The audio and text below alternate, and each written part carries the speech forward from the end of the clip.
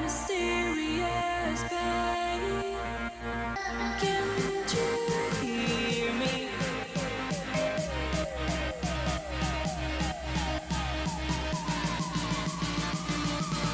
Like that mysterious pain.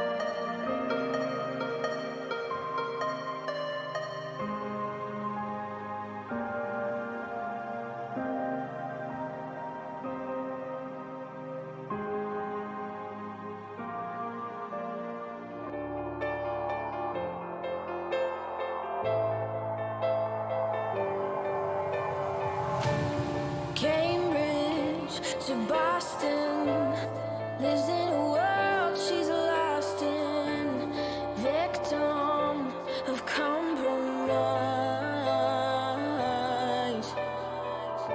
He's staring at her Aberdeen heart, London eyes, Glasgow bones. She's whistling the catacombs, a paradox. He's in love with the statue in a marble block. He's in love with the girl that time forgot. She just shakes her ears. She's falling too far with salt in her scars. Won't let it taste her tears. She's falling too far. The girl that time forgot.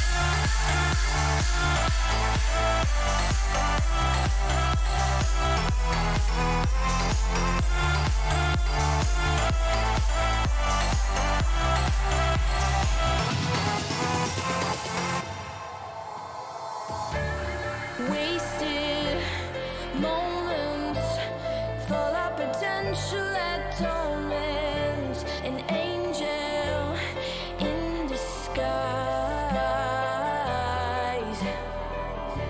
but he can see her Aberdeen heart, London eyes, Glasgow bones. She's a whistle in the catacombs, a paradox. Oh, he's in love with the statue in a marble block. He's in love with the girl that time forgot. She just shuts her ears. She's falling too far with salt in her scars. Won't let it taste her tears. She's falling too far. The girl that time forgot.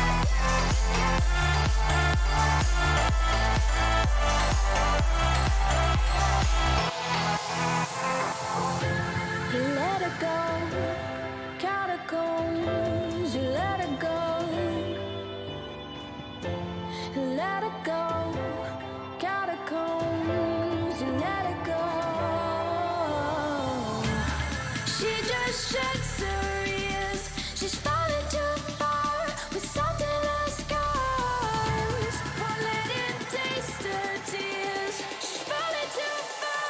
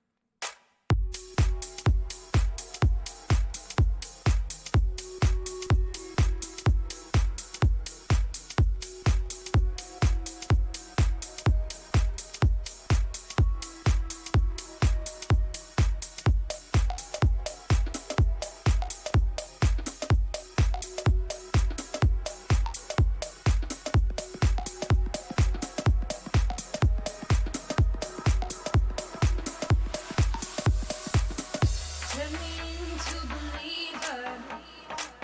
Set my heart on fire. Never knew it could happen so fast. I swear I never saw it coming.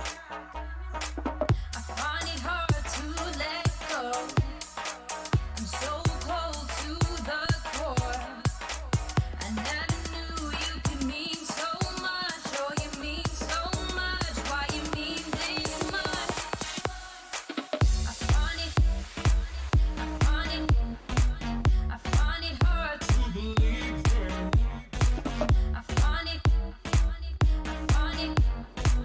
I find it hard to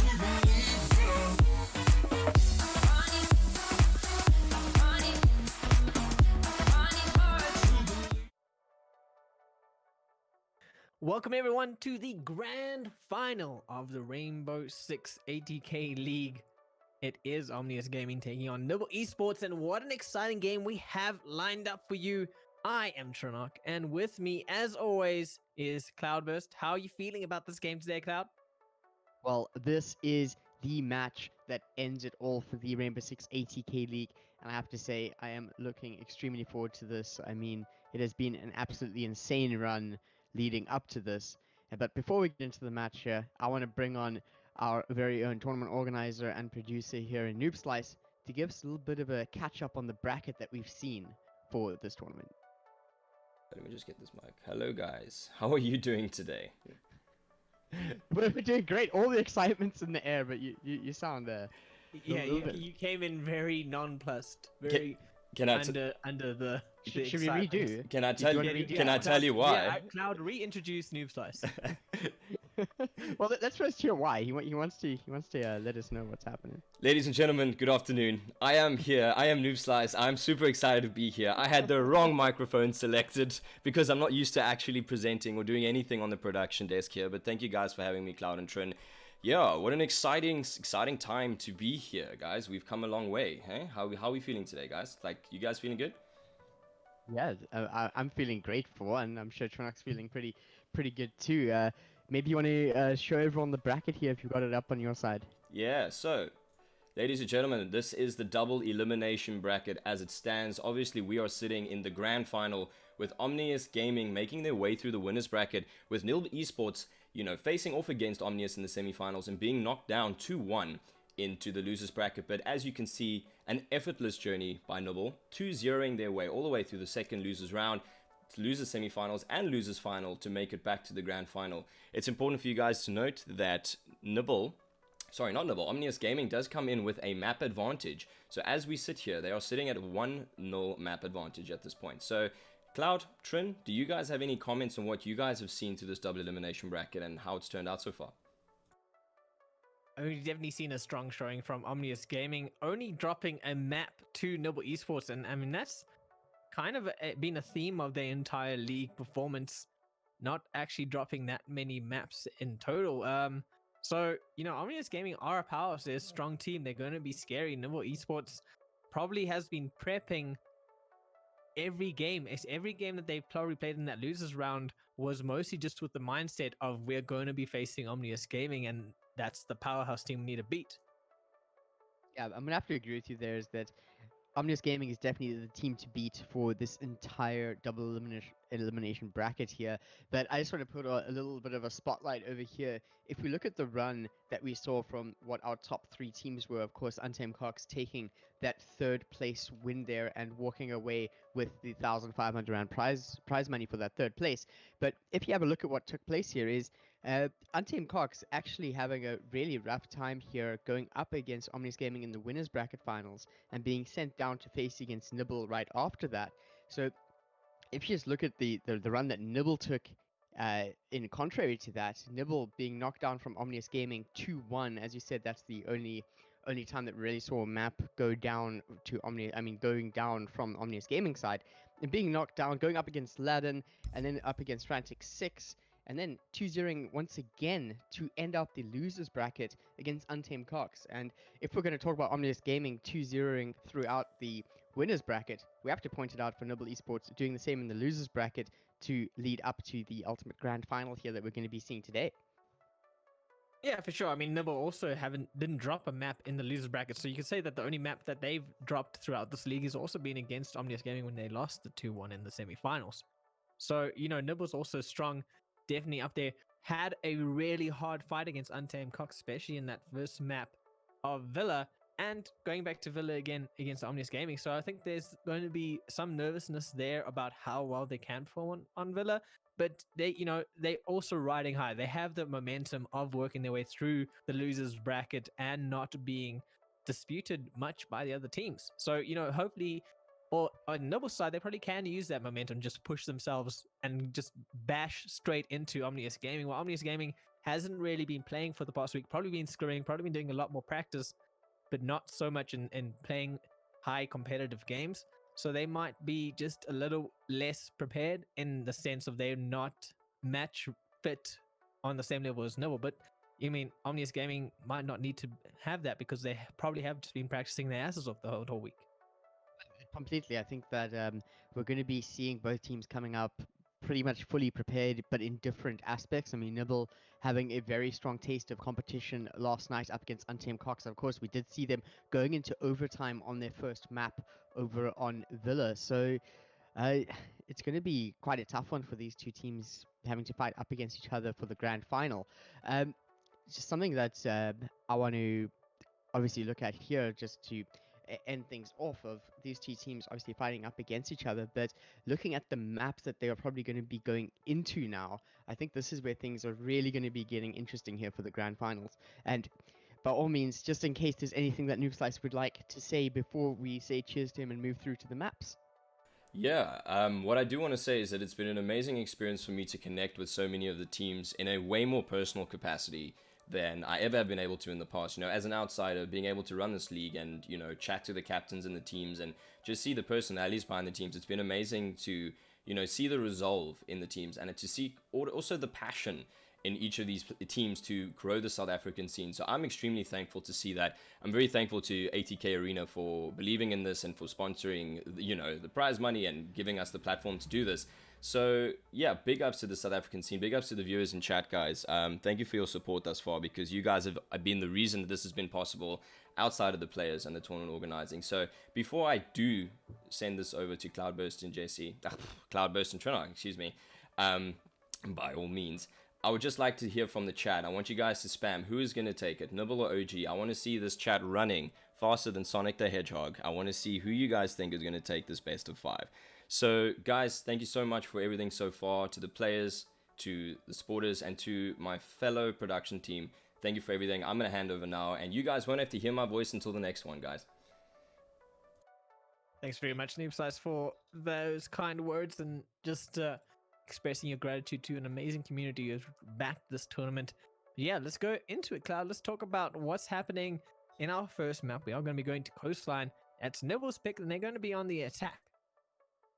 Yeah, well, we've seen some really great stuff from Nibble on Coastline, but we've also seen some falters from them over on Coastline as well, having to deal with a very aggressive Untamed Cox previously. So we're going to have to really see what's going to be coming out here. Of course, Nibble picking Coastline, though, I find this quite interesting because I'm not too sure what OG's going to do on the clapback to deal with that pick. I don't think I've seen really too much OG play over on Coastline. We usually see them more on the other matches. We've seen them on or the other maps, so to speak. We've seen them on Cafe a lot. We've seen them on Villa quite a bit and Clubhouse. So now, obviously, going to Coastline is going to be something that's quite new for me, and I hope that they're able to really deal with whatever strategies Nibble wants to employ over onto Coastline here.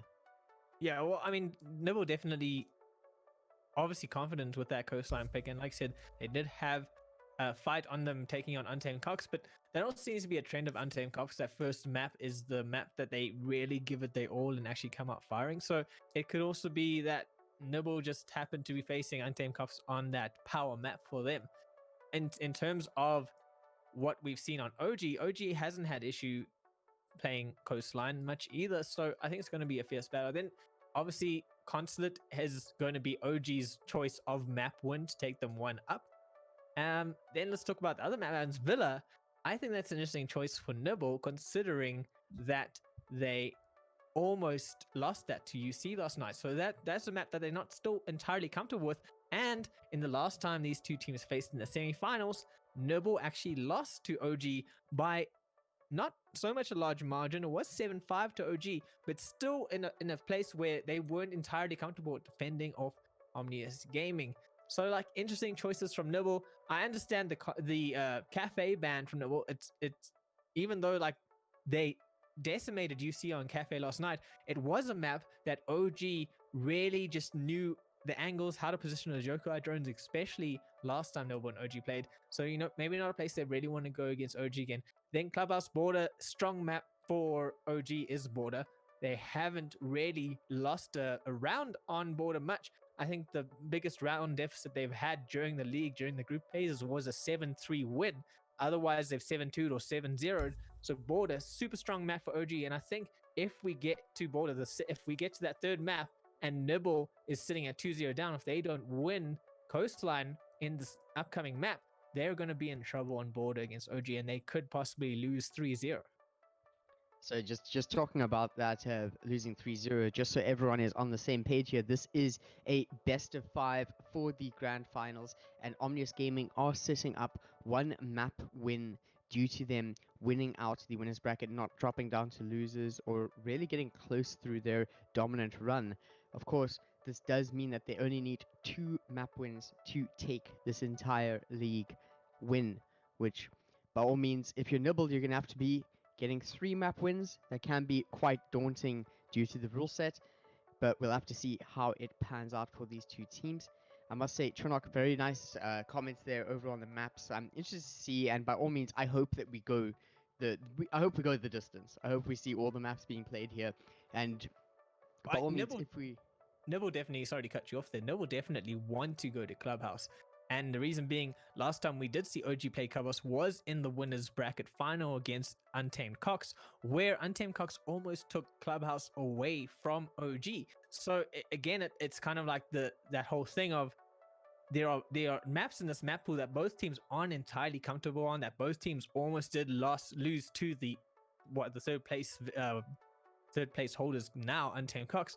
So they know that there are maps in this where they could probably take advantage, take a gap. So Nibble will definitely want to be taking that to Clubhouse at the end there. So they need to solidify Coastline. They have to clean up their game on Villa, and then maybe just give away that Border, because that is a really strong OG map. We haven't really seen Nibble play on Border, so I don't know what their strength is there, but it's also one of those maps that has been around for so long that the 2 top teams in the country are definitely going to know exactly how to play on that map, attack on that map, defend on that map.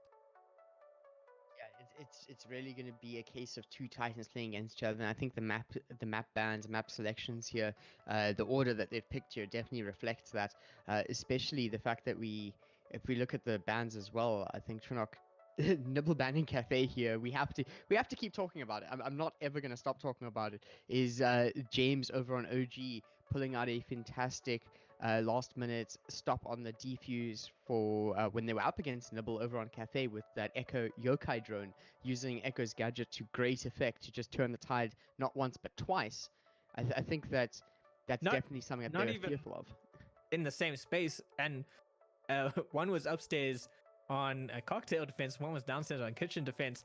So yeah, Nibble don't want to really go there. Don't want to deal with that yokai, especially because James on the Echo seems to know exactly where to position those yokais on.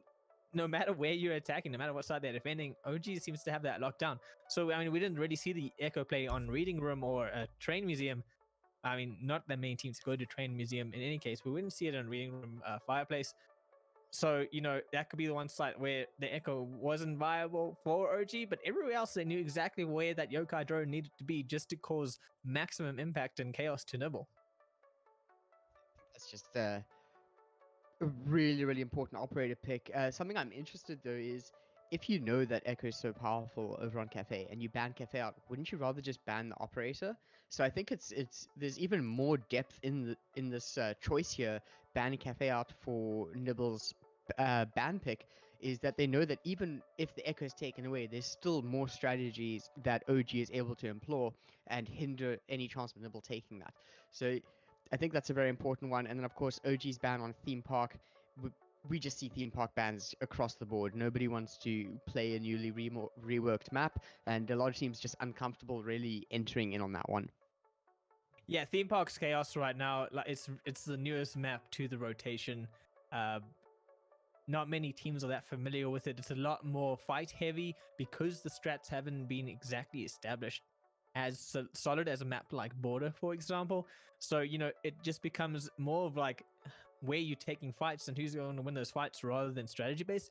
And teams like OG and Nibble are a lot more strat heavy teams. Whereas, like, maybe a team like UC who do love taking the fights when they actually have that aggression, that theme park could be a more viable choice. So just from the get-go, most teams are going to auto ban theme parks. So it makes sense that theme park's not there. It makes sense that one of these teams did ban it out. Yeah, completely there, Charnock.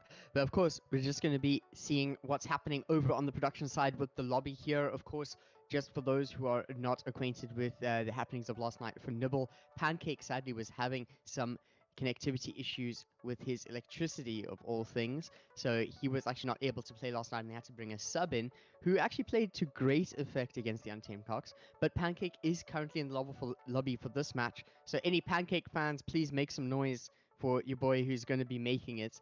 But we're going to have to see just from production as to how far we are from when we're going to be starting off our match over on Coastline. Yeah, Pancake's actually playing on a generator right now due to the issues he was having with his electricity. He did just drop out of lobby, but as soon as he's back, maybe just had to top up the generator, put some more fuel in, and now he's back and ready to rock and roll. So we are going to have the spicy pancake-ness. Hopefully he's filled with cinnamon and sugar and not mince like some of those weird savory pancakes we would eat. And he's ready to bring the sweetness. I thought I heard you say mince. Like Yeah, have you never had a mince? no, Mince pancake? not mince, mint. Oh, okay, no. And Well, I was like, maybe like if you're going for no. like a mint cinnamon vibe, I don't know, man. I'm not keen on that one. No, thank you, Truck. You can keep your weird pancakes to yourself. But of course, we are going to be moving into Coastline. Things are going to be kicking off. And here we have our 80k Rainbow Six League Grand Finals. Our first map here on Coastline. And oh my boy, Chunuk, my hands are shaking. My hands are shaking. Just hold on to your hands there, Cloud, as we go into this ban phase. Omnius Gaming going to be banning first, as they are on the defense first. And on this attack ban, they could do a focus ban on the Buck. They have done that before. We have seen that ban quite a few times, but instead going for the Thatcher, which is also another common ban that we have seen both OG and Nibble be a fan of. So Buck still in play. Nibble now, who's the Thatcher ban is usually Nibble's ban. Who are they going to ban here, Cloud? I'm not actually sure, because if it's usually Nibble's ban, they're not going to ban the Buck out themselves. On Coastline, maybe someone a little bit more aggressive. And there we go, taking the Capital. Do not want that space denial coming from the gadgets of our man. I'm actually not sure what region he comes from. He's South American. South American, there we go.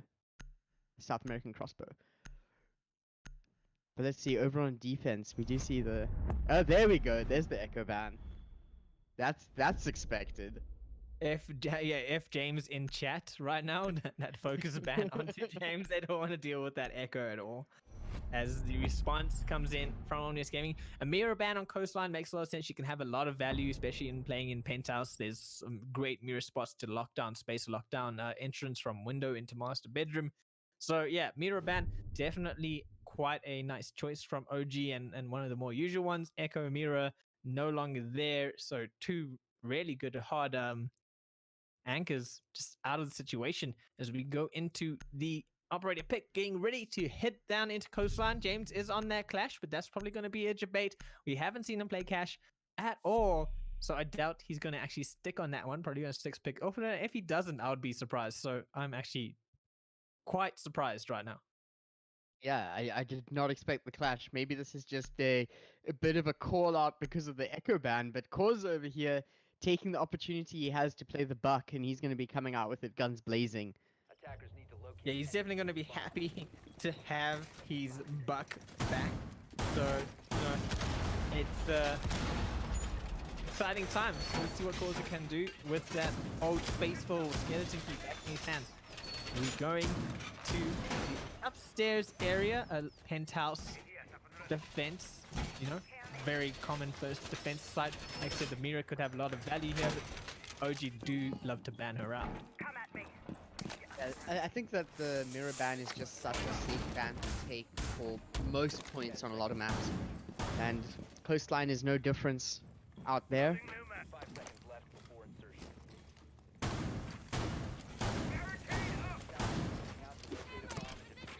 Just getting your Valkyrie camp set up, Sticks just making sure no one is gonna be able to approach from that balcony promenade. I don't know what you want to call it.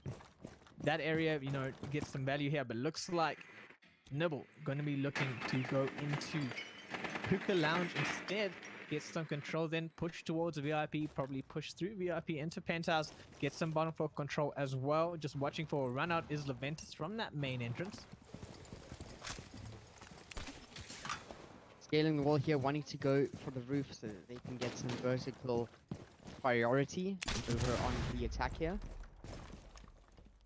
And Corza already in hookah with that buck, and you don't want the buck over your points because he's going to absolutely destroy the flooring and get some very nice angles from above.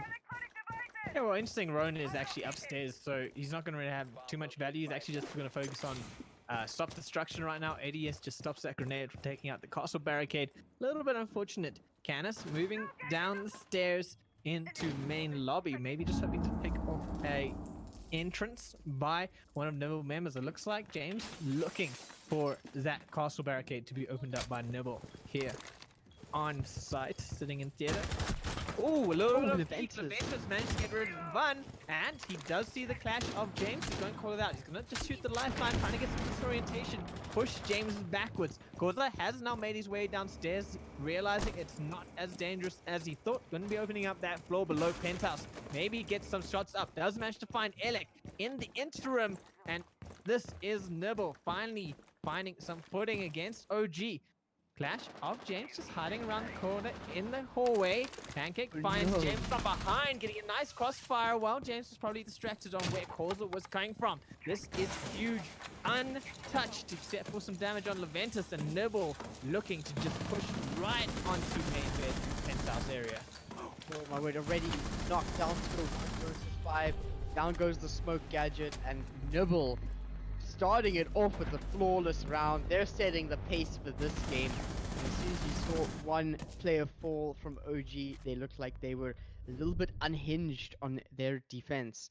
So moving over to round 2 now, we're going to have to see if that clash still sits, or over on Hookah, if that really was just a call out.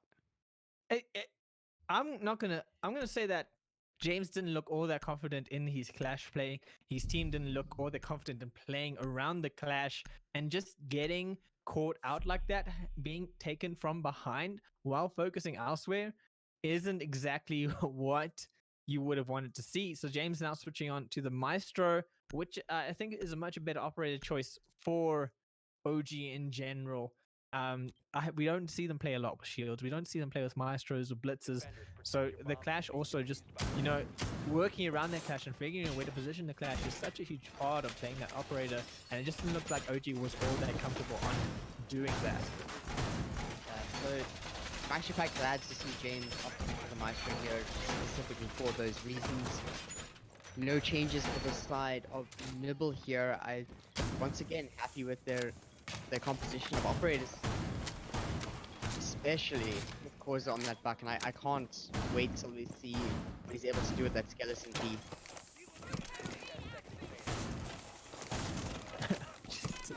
Misplaces that camera, misplaces it again. I think he was trying to get it under the chair.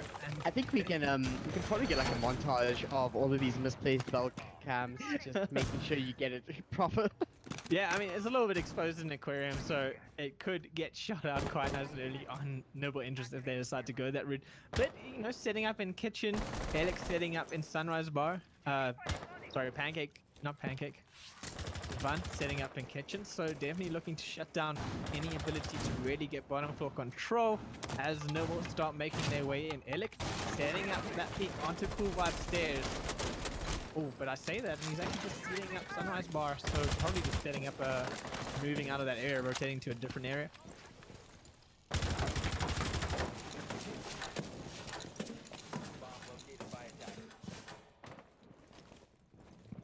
Ventus just taking in the ground floor here.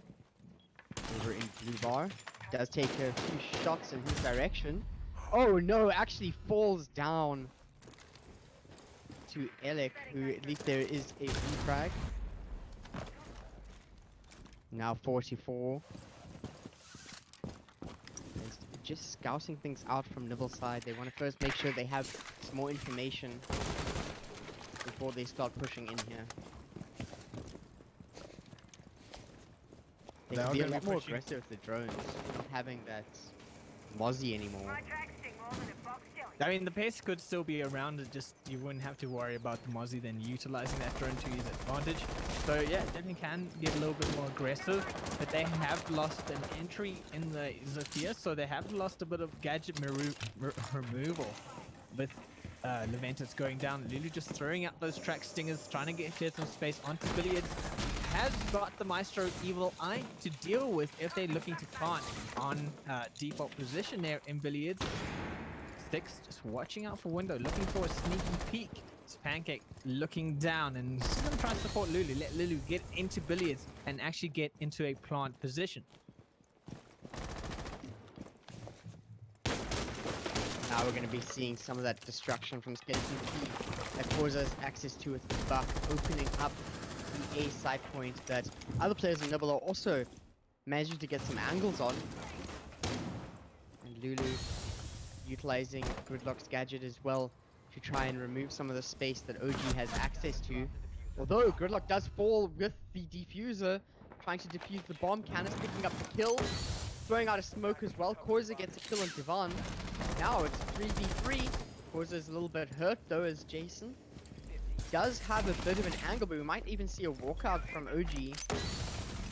Canis smoking once again. Korza having trouble getting there. Canis actually finds another kill with the smoke, no less. Korza comes with a double kill, but OG managing to close it out off the back of Styx's final pistol kill. Canis showing himself to be that amazing smoke player that he is, just using that angle nicely, putting the smoke out the last second.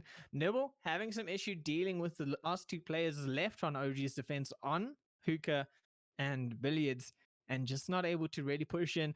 Pancake was holding the angle to let Lulu plant, but just not able to defend him well enough, and in the end it was just chaos to try re-secure that diffuser and get them back, get that diffuser down, get them back in the game. It just became a little bit too chaotic on Nibble's end, and Canis was just happy to sit there, peek, throw smokes out whenever it was needed. Yeah, I must say, I do think Omnius Gaming played that quite nicely there to get the round win. I do, however, like the way that Korza is opting to go onto the ground floor, blow out the flooring so that the Gridlock and Lulu is able to plant and still have some angles, but just not quite able to deal with the angles that OG has access to.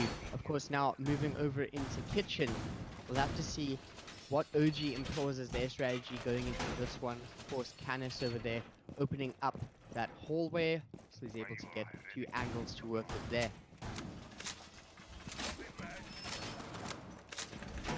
So back to Penthouse they go, though. This wasn't a very strong defense on our side, but they did have the clash, and they are opting for that Maestro again, who didn't cause that much issue because Canis was there instead to just fill the role. If the Maestro was needed, I'm sure James would have stepped up.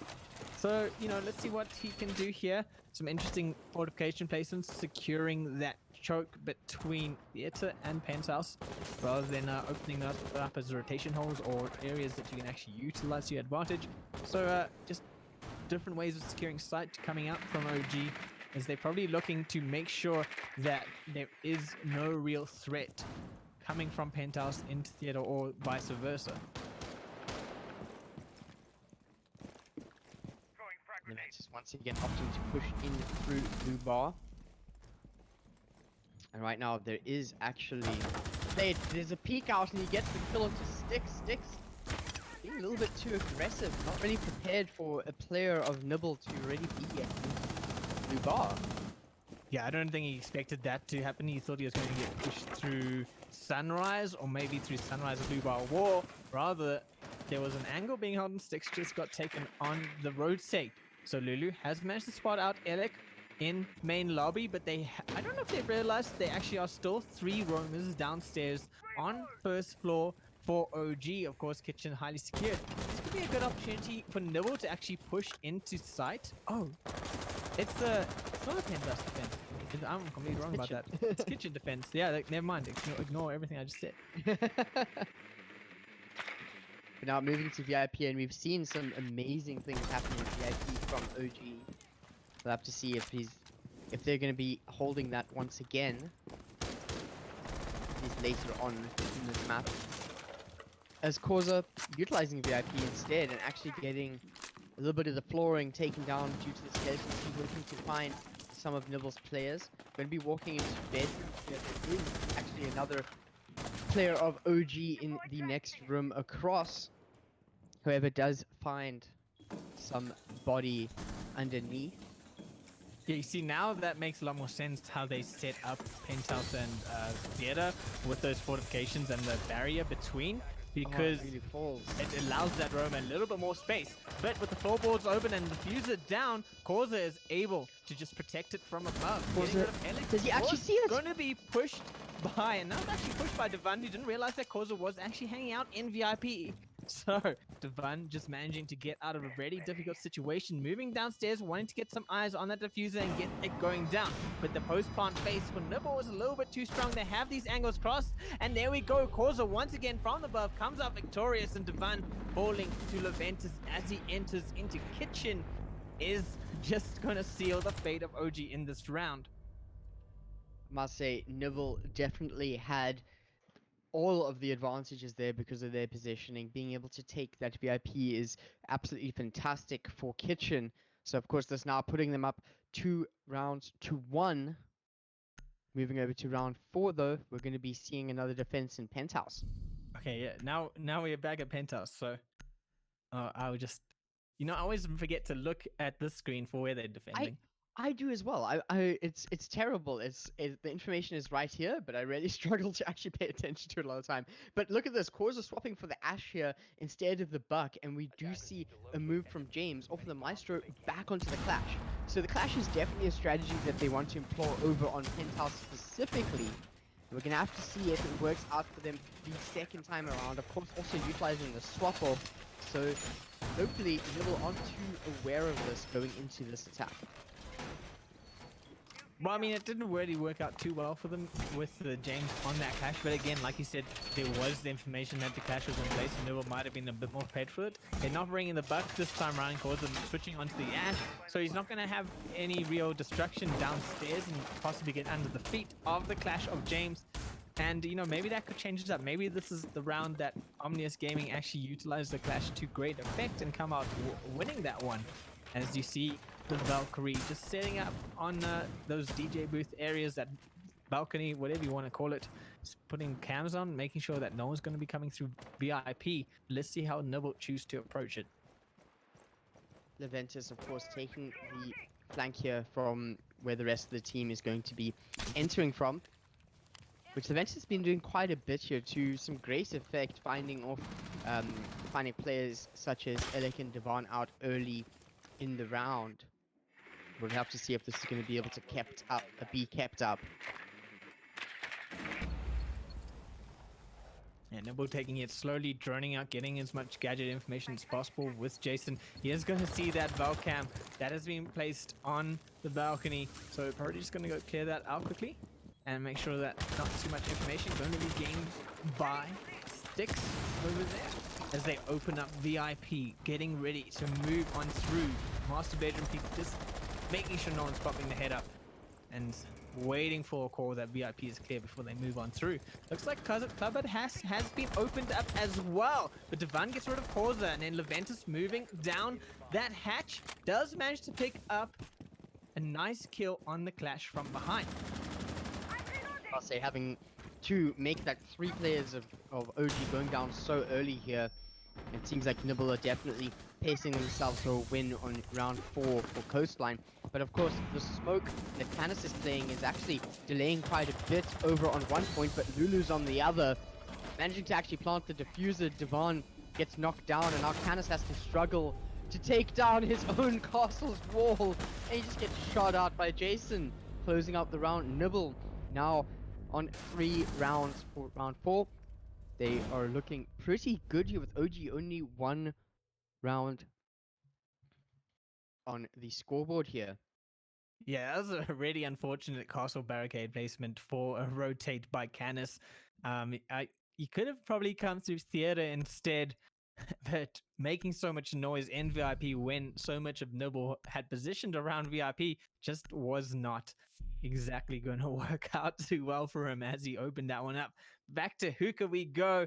Nibble looking quite happy right now. They're not going to be too upset with how this map is going so far.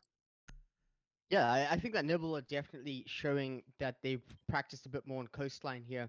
They are doing really well with their rotations, selecting exactly what angles they would like to attack from, finding out a lot of OG's players quite early in the round. I feel like maybe that's something that they need to work on from OG side, is not losing players so early, maybe taking more defensive locations, not really trying to get the peaks off on Nibble.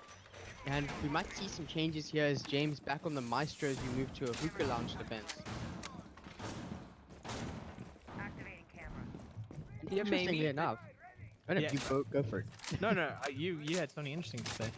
Well, interesting to me is that we haven't seen a blue bar defense just yet for the side of OG's defense at the moment. So just rotating between the other 3 defense locations, we might have something planned here.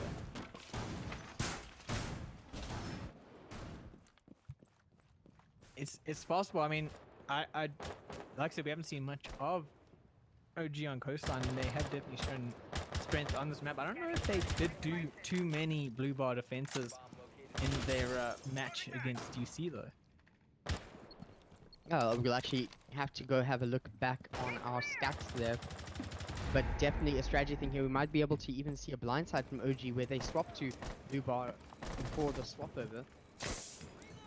But now Causa on the rooftop does find a wealth cam, as just wanting to remove as much information gathering as possible for OG.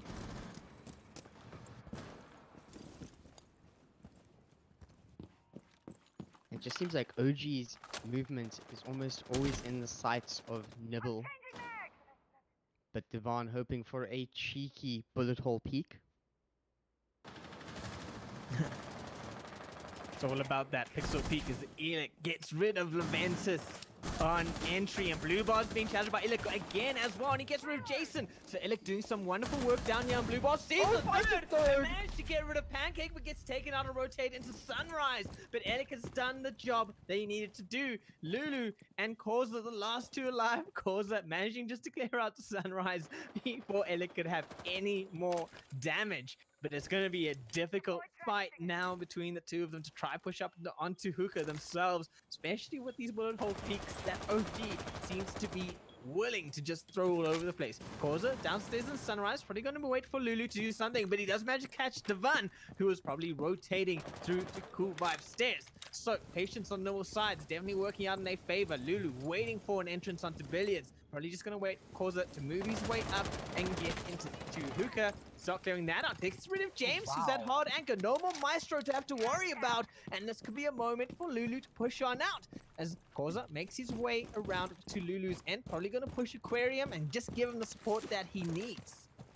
It's safe to say I was not expecting for Nibble to come back and even things out 2 versus 2. Around 5 here.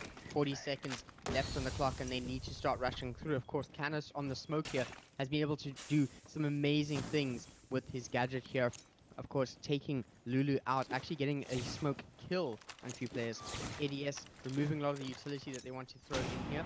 Smoke does come out, and I think Canis is going to be affected by that. But Styx holding pretty calm behind the bar.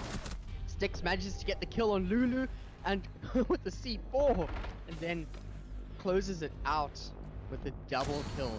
OG now on their second round win here. Nibble still 1 round ahead with 3. We're going to be seeing, moving to round 6, the last round before we're going to be seeing the swap over. Yeah, looks like Hookah is the place to go if you're OG and you want to defense. And how are you just speaking about Sunrise Bar or Blue Bar earlier, Cloud, are going to go down to Blue Bar for their last defense. What was really great in that last round was how Nibble knew that Canos was probably going to be hiding in Hookah. He's a spot he has used to peek out and stop diffusers before.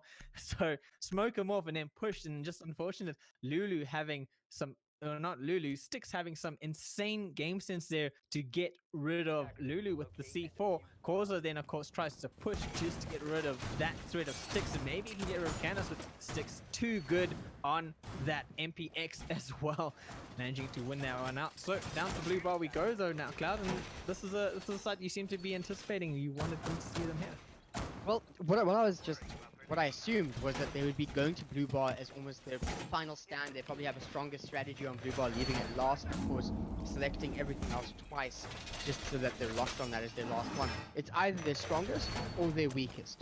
So we're going to have to see, of course, something to be fearful of, however, is Causa once again on that buck. He swapped out the Ash for the buck, so he can use the scarcity, and he's probably going to be taking Hookah just so that he's going to be able to apply pressure down onto Blue Bar and Sunrise. So we'll have to see what OG does as a defense here, as once again, Nibble are probably going to have some very interesting angles that they're going to be taking for the attack here. As Causa right away moving on his own from the east side of Coastline.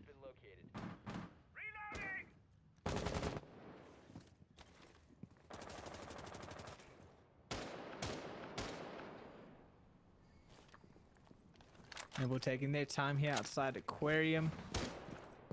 Obviously wanting to clear out the top floor. You do have Styx gets taken by Leventus in Billiards. I was just going to talk about Styx's positioning in Billiards, and Leventus instead finds him, comes out on top. He does have one more player of OG to deal with, still hanging around that, playing some pool, just hanging out, you know, eating some pancakes maybe. Oh, Instead, gets taken out. yeah, Leventus Elec. can't get the peek onto Alec, but Alec managing to get Jason down to almost 0 health as well. So Alex just showing himself to be such a strong threat on the roam. Manages to take out the diffuser on Hookah balcony. Alec is on fire. Jason going down and Alec still unchanged. They managed to get rid of him, and that's a threat that they really needed to take out. But James quickly on the refrag puts us in a bad situation. Jason dying and Pancake off on his own adventures. Okay, adventures of Pancake and Jason are going to be happening here as we have our last round over on Omnius Gaming's defense. They're currently 3-2 in the lead, and Jason is just a tiny shot away from falling down. And then we're going to have to leave it all to the Pancake himself, as right now, still on Hookah. Pancake does have Hookah control, but doesn't seem like they really have much to break the flooring to get any advantageous angles over on OG's defense now on Blue Bar.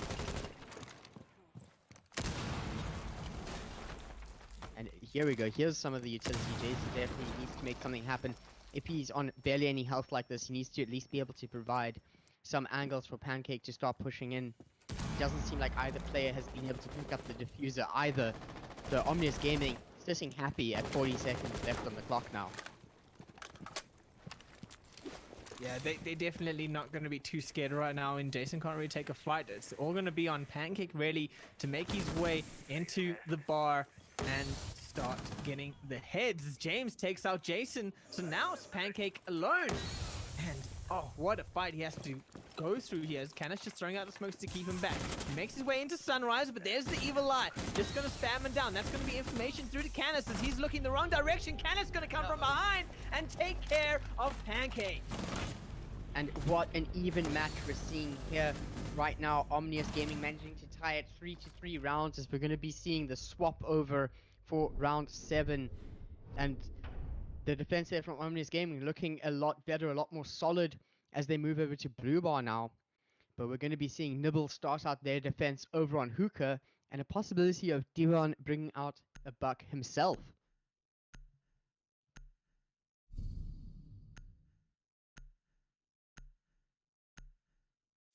Of course, on the defense here, pretty standard from what we've seen from Nibble here. Lulu absolutely loves playing the Legion, very skilled with the weapon options from that operator.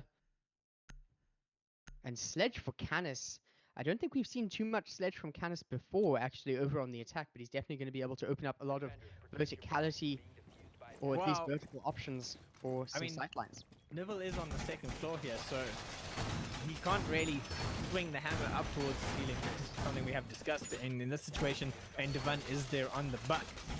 Probably just going to be looking for more soft destruction, easy entrance through, maybe getting into VIP, getting that, maybe giving some issue to any roamers that could be down in first floor. Good. Nice place for a belt cam over there.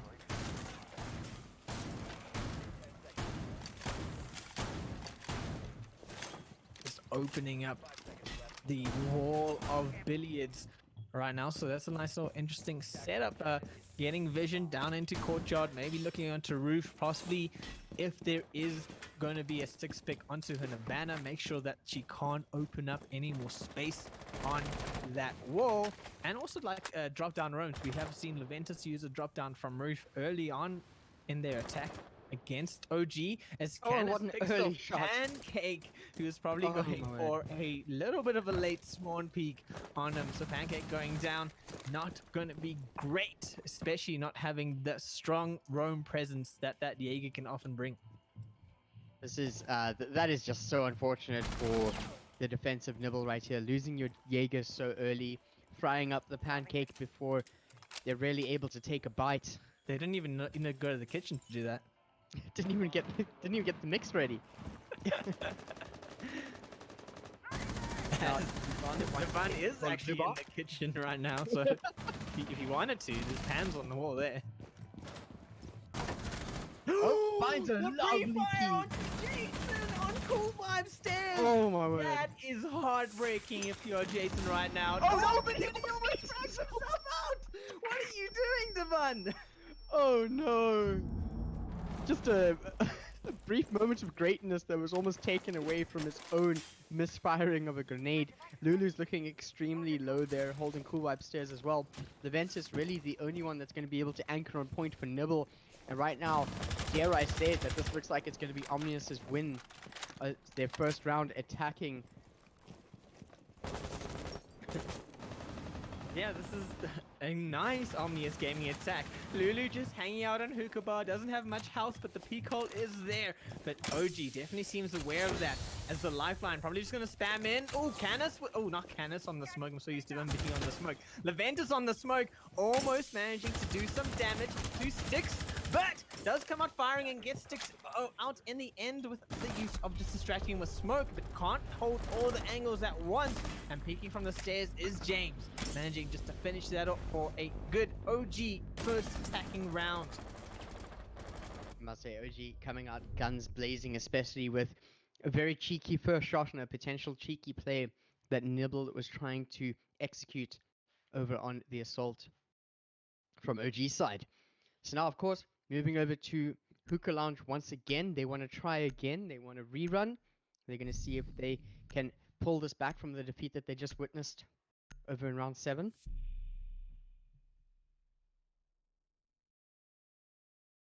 it's interesting that they are going back to Hookah Lounge. Maybe they're hoping that Pancake this time doesn't get caught out so early on and can be a bit of a more of a I don't actually know what I'm trying to say.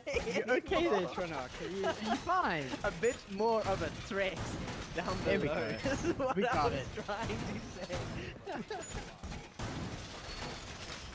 Yeah, but pretty much the same defense that we saw before. I'm sure that they're going to be making sure that Pancake doesn't get knocked out first. As he said there, Tronock going to probably be playing a little bit safer, not going to be taking those aggressive, risky plays. I wonder if they're going to set up that same similar rotational. It didn't seem to actually do much for them last time, but I think also losing Pancakes early just mitigated any sort of proper defense strategies that they had. Yeah, they had a very rough time. They're losing Pancake, especially. I mean, Pancake is a very proficient player. We've seen some amazing frags from him before, and you need your Jaeger roaming about to really have an effective all-rounder strategy. And losing that early is just not what you want to see.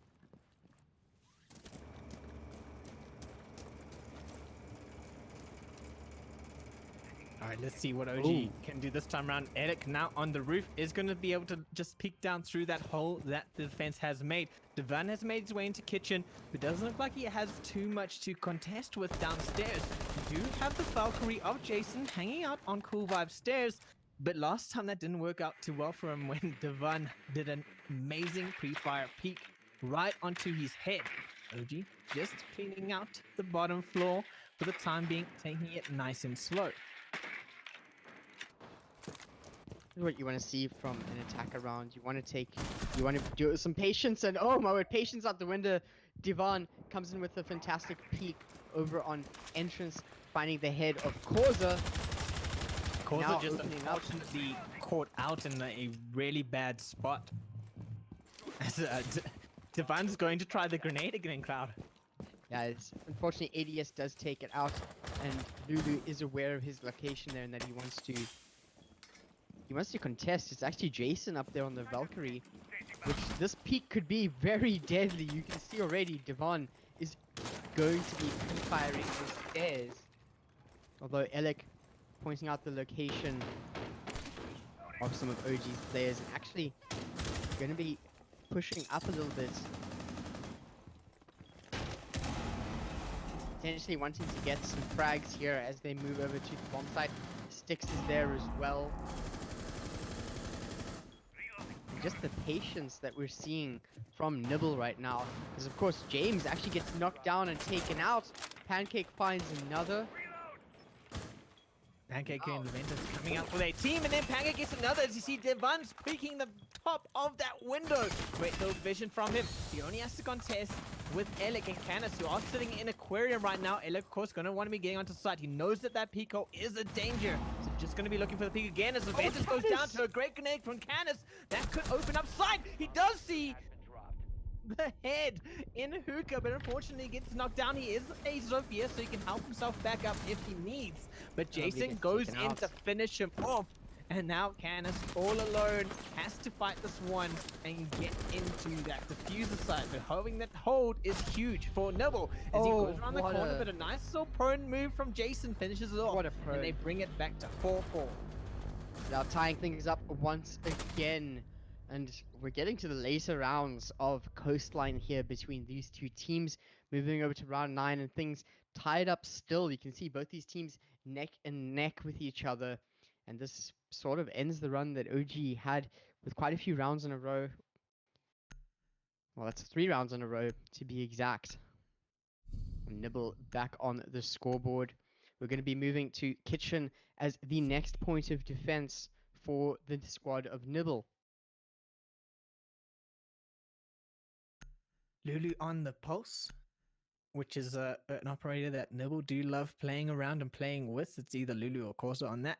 So that's definitely going to give them some sort of, they must have a plan. They must know exactly where they're going to put that pulse. Usually, an interesting one there is the fact that we usually see Corsa over on the pulse, but actually opting for the mute here. So we often see Corsa on the mute as well, and Lulu and Causa seem to be quite interchangeable between switching, playing on that pulse or playing on something else. In Causa's case, usually the mute or the pulse himself. Ooh, we're going to be seeing C4 from Causa, potentially going to be finding a very spicy kill there. I'll have you know. I love the replays of the sequel. No, Yeah. that wasn't perfect enough. Yeah, well, it wasn't good enough. We're going to make sure it worked. I must say though, C4 in Siege, just as a heads up for everyone, they don't actually use real explosives. It's actually just spices. So we're going to see some hot and spicy kills potentially from Causa. Hey man, if you got exploded by a spice bomb, I think you would also just want to not be alive anymore. Pancake finds James early on his defensive rounds. The worm working out for Pancake this time, as that's not good. Losing your fierce lead on IQ, that's going to just hamper their ability to get rid of a lot of the defense gadgetry hanging around. Those Velt cams are going to be a lot more potent without the IQ pointing them out. I think that losing an IQ this early is really unfortunate for your attack phase. And by all means, James and Pancake have been in each other's necks the entire match so far. And here we have OG finding their first kill for the round. Alec takes out Pancake, avenging his downed teammate. As, oh my word, Causa goes with the run-up, still gets the headshot with what is one of the most inaccurate guns in the game. It's only Walking inaccurate if you don't know how to downstairs. use it, Cloud. Ooh. Alec looking for the Potentially peek into bathroom from main lobby. Doesn't manage to get damaged, but gets damaged in return by Leventus. And now upstairs, Causa still being a huge threat, haunting the likes of OG as they're making their way through into VIP. Causa's still waiting there. He has the shotgun out, not yet seeing any shape or form, but here's the movement of Alec and manages to get the shotgun off. One-man army upstairs is Causa, now just looking for the last as Styx goes down to the SMG in 11. Nibble looking quite proficient when it comes to the kitchen defense here. Causa racking up quite a few kills there, as OG probably need to rethink a little bit of their approach onto that point, especially making sure that they manage to keep James alive a little bit longer. As we said, losing that IQ early was just an absolute detriment to the attack that they wanted to put forward. So now it's a blue bar, which that's your favorite place to go on Coastline, Cloud? But not necessarily. I'm happy with all of them. It's just more in the context of OG's defense. So we'll have to see if the greatness that OG displayed on Blue Bar is going to be recreated from Nibble here, as it is their first time for this map that they're going to be going there as their choice of defense area. Bringing out the Goyo this time around, so you're going to be making use of those Vulcan shields a little bit, shut down a lot more space. As Jason moves upstairs, so he's probably going to be trying to hamper some movement of OG into penthouse with those shields and set up some nice areas there. Actually was just stealing the hatch off in hookah. Yeah, it seems like he still wants to place the Vulcans down here. Hopefully we won't see some awkward tango between players this time as they struggle to decide where to place the Vulcan from what we saw last night. But this is a grand finals. These players know what they're doing. Yeah, running into each other with shields happens from time to time. There he's just setting up pantry access into kitchen, making sure that he's got those angles nice and covered for his team as they get ready to start defending. OG going to be making their way towards kitchen, and hopefully Nibble can make some pancakes. Yeah, hopefully they can make some pancakes happen here. There's Devon. Over on OG is going to be droning out the top floor. Making sure Hookah's clear, getting that drop down onto Hookah could be huge if they get control of Hatch. They don't have a hard breacher, however, so it might be meaningless, but they can get some vertical destruction going and open that up. Causa looking for another sneaky C4 kill. He has yet to find one. We're just waiting for the footsteps. He hears them, goes for the C4, and finds Canis running across. Oh my! That is huge. Great game sense from Causa. I did not expect for that to actually land, but Causa showing me up, showing that he knows exactly what he's doing. Divando on OG, still playing from above, and from VIP, there's actually nobody holding that angle from the side of Nibble, so he's actually just wasting resources here. Seems like right now OG a little bit frantic to find where they need to approach from. Air jab from Sticks over on Cool Vibe stairs though does stop a potentially important rotate that Nibble might need to take. Although still 5 players up, no damage taken for the squad. Things are looking pretty good as we move to 1 minute 20 seconds for this round.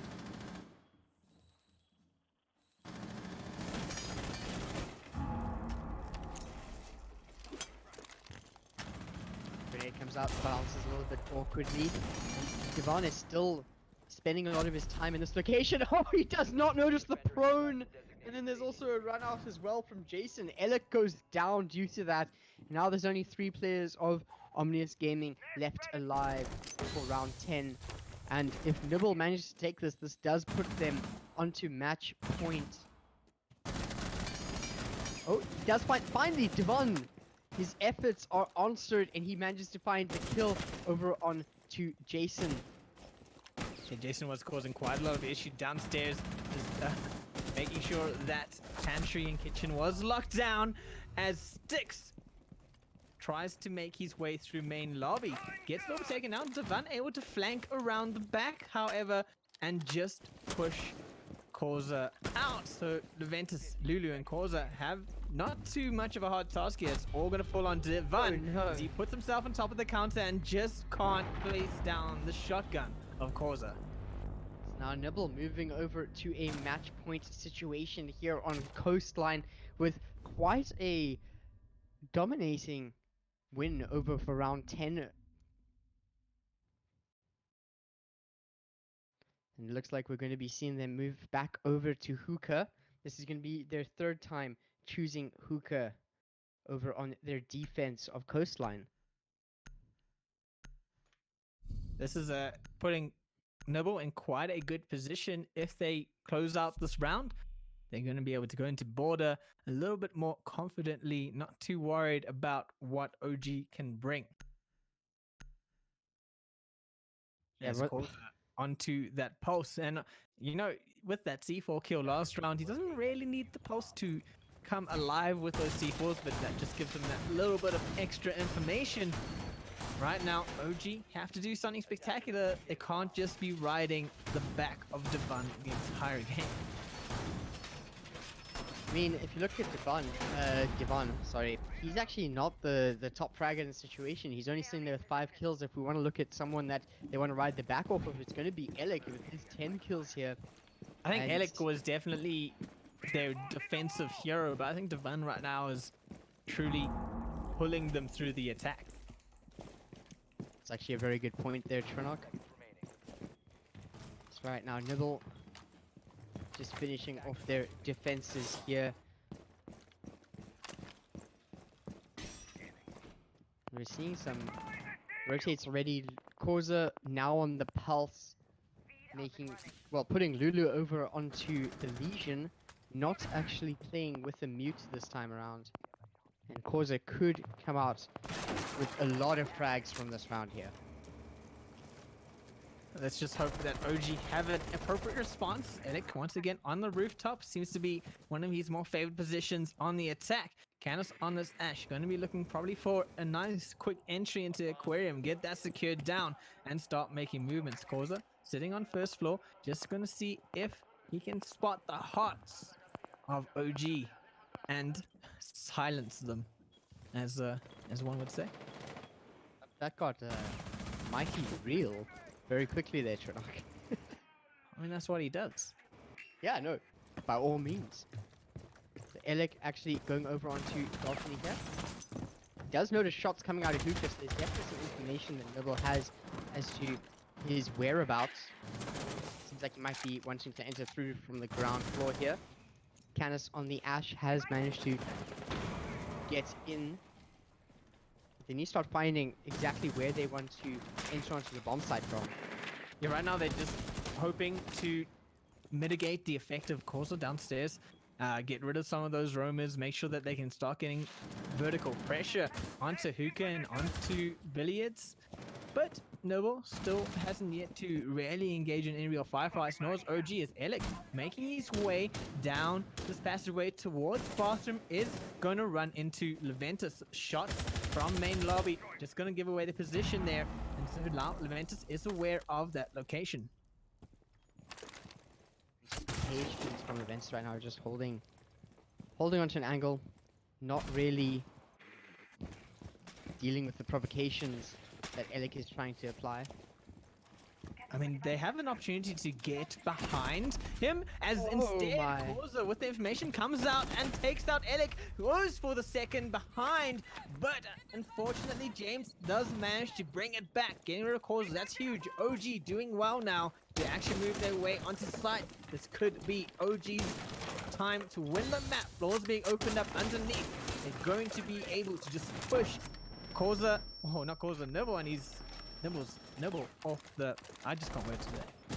Anyway, potentially going to be able to push Nibble off of the bomb site here, as we do see Sticks goes for a plant, but the smoke is a little bit too much, and he actually drops the diffuser, not able to get the timing, and now it's 3-3. Sticks is on the ground, Canis goes down, it's all up to Divan, who manages to get a double kill. He's going to be entering in through the window here. He is against Jason, but the time is just not on Omnius Gaming's side, as Nibble take Coastline as the first map, and now they have evened it out 1-1 in this best of 5 because of the winner's advantage.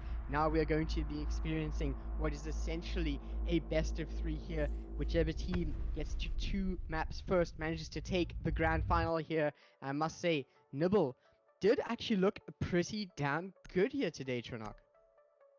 I thought, especially in the first round, that Nibble definitely looked good, but then OG started to bring it back slowly but surely, especially on their defense. And I thought OG were going to actually possibly come out of this on top, especially OG's first attack onto Hookah. They won that round, and they were in the lead there. They were looking good. They were looking strong. And I was like, this is OG's map to win, and it's going to be a hard fight for Nibble on border. But OG just unfortunately couldn't really find their way back onto site after that first attacking round, and Nibble just really able to utilize the map a bit more, utilize the space that was available a bit more. And even on that last round, despite the trades going off left and right and OG actually doing a really good job, they just weren't able to actually get onto the map. Just a little bit of misplacement from Divan, who in the end was forced to try clutch it out once again for his team, and the clock was not on his side.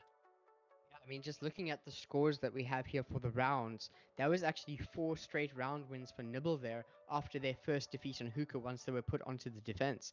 So definitely a lot of preparation from Nibble's side over on the defense, and Omnius Gaming not able to really break through that. They looked great the first time on Hookah, but as soon as that happened, it seemed like Nibble was almost testing them. They seemed to realize, okay, we know what their plan is. We're going to make sure we counter it, and we're going to come back harder and stronger, and that's exactly what they did. Yeah, 100%. That was Nibble just pulling themselves towards themselves in that defensive round and making sure that OG couldn't find any space anymore. So we are going to have a little bit of 5-minute break before we head off to border. It is, of course, 1-1 in this grand final, and we'll see you guys in a couple of minutes. But he can see our Aberdeen heart, London eyes, Glasgow bones. She's a whistle in the catacombs, a paradox. Oh, he's in love with the statue in a marble block. He's in love with the girl that time forgot. She just sheds her ears. She's falling too far with salt in her scars. Won't let it taste her tears. She's falling too far. The girl that time forgot.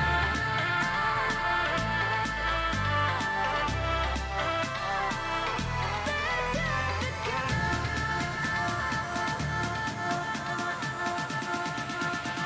The girl that time forgot.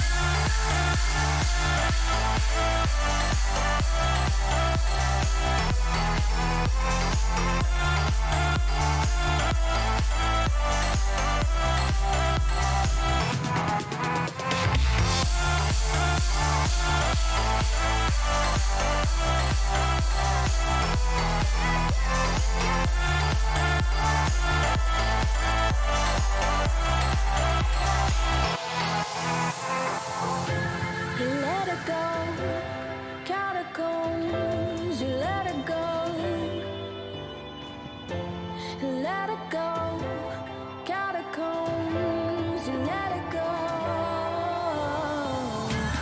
She just shakes her ears. She's falling too far with salt in her scars. Won't let it taste her tears. She's falling too far.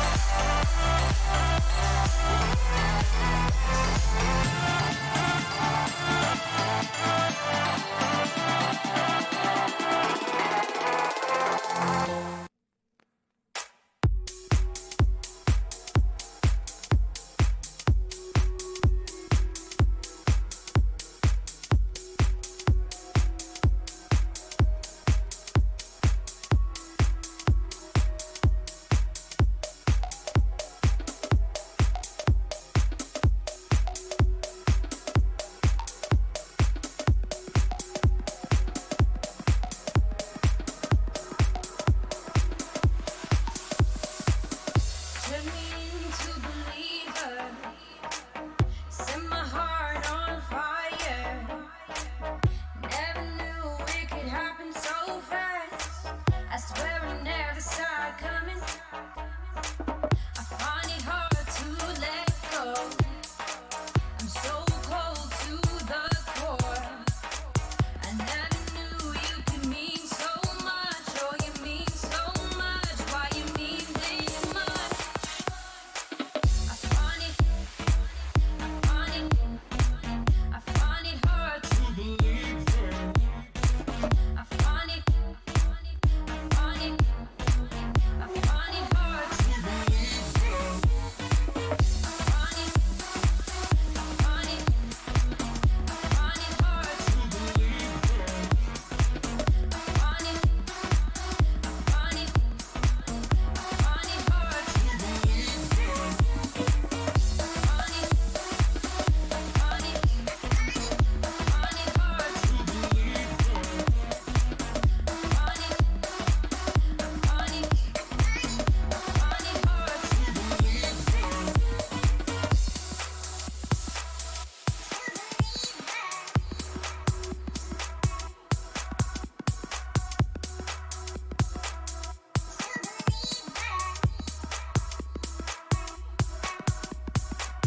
Can't understand how we got here.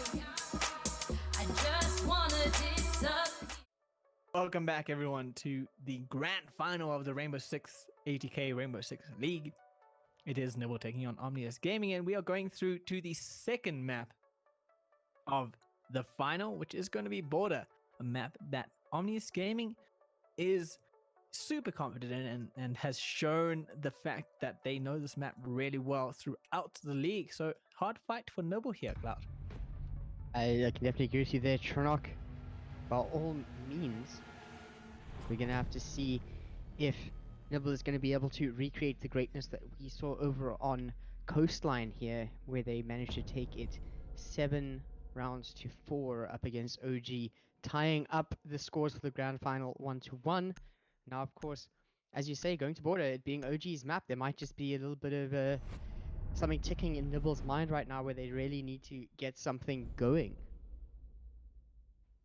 Yeah, they're probably a little bit scared of what Omnius Gaming has in store for them. OG definitely going to be confident and probably really excited to be playing this map as the Buck ban comes out. And now that's not necessarily a focus ban on causes, simply because there is a lot of verticality, a lot of soft destruction on Border. So that might just be a more of a map ban than anything. That could be a standard OG ban.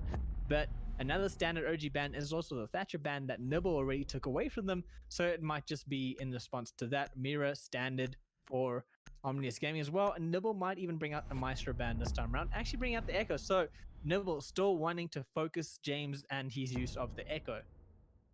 These bans are just so focused on both teams going into each other.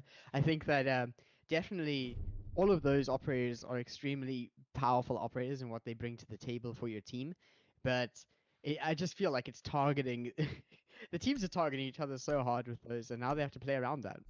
They're playing that mental game. They're trying to get into each other's heads, and I mean that's been evident in certain chat interactions that they've had during the previous map, and even with the bans, with the way that they're playing. So it's definitely more to this than what you're seeing on face value. As Devan switches off the sledge, goes for the Ash, and we move on to the first round of Border. Yeah, we're going to be seeing the defense for Nibble first here, and they're going to be defending Armory to start it all off.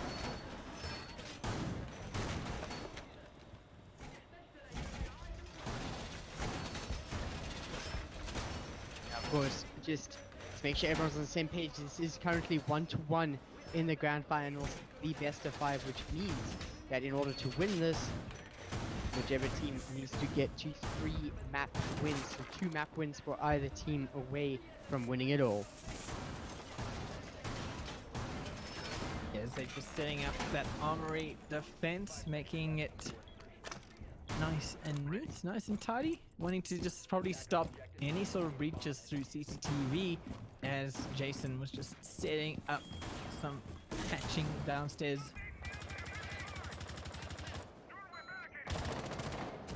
Do hope for the side of Omnius Gaming now that James doesn't go down too early on that IQ as we have seen before. Especially in your first round, you want to get some information as to how your opposition is going to be playing this defense.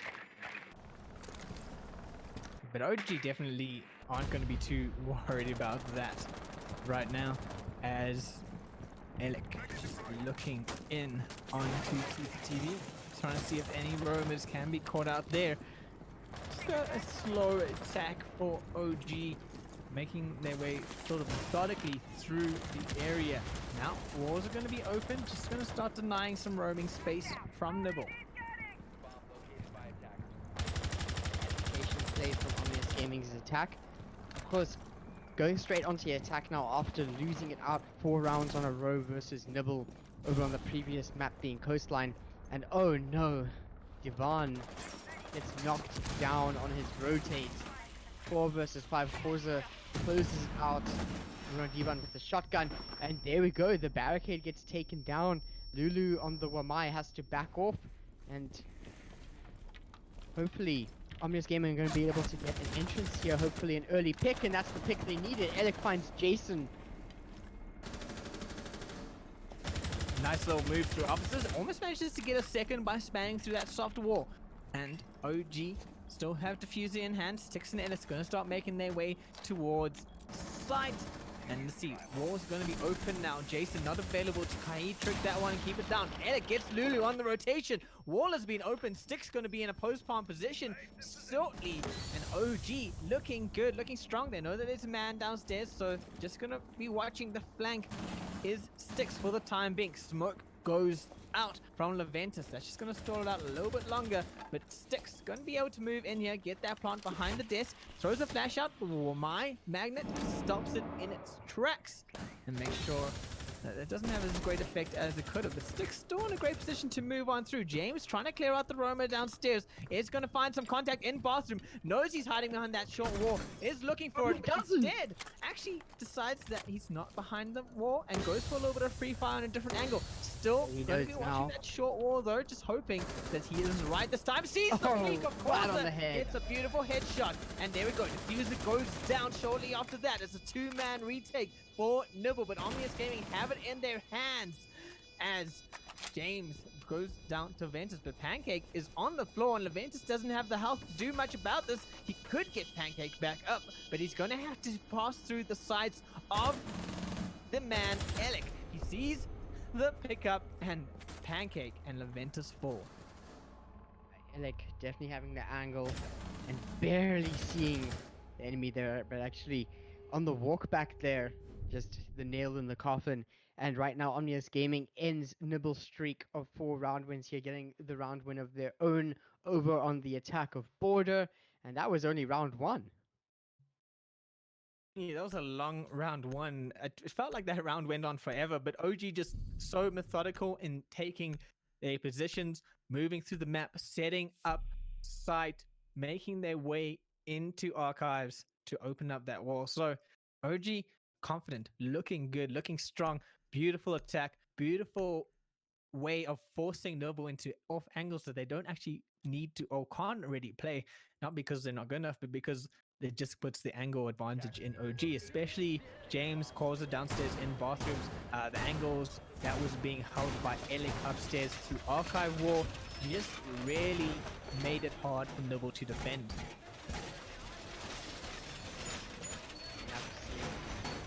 If Nibble changes anything up now, going over into round 2, but it seems like their defense is going to be pretty much the same. I don't know if we're going to be seeing as aggressive of a play coming in from their captain, Korza, who in the previous round on the mute there actually managed to chase down Divan's Ash, but he wasn't able to recollect with his team before he went down himself in time.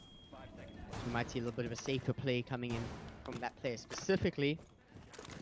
But I mean, if you aren't dealing with Divan, you're going to be dealing with quite a few early frags from Omnius Gaming's fragger, entry fragger.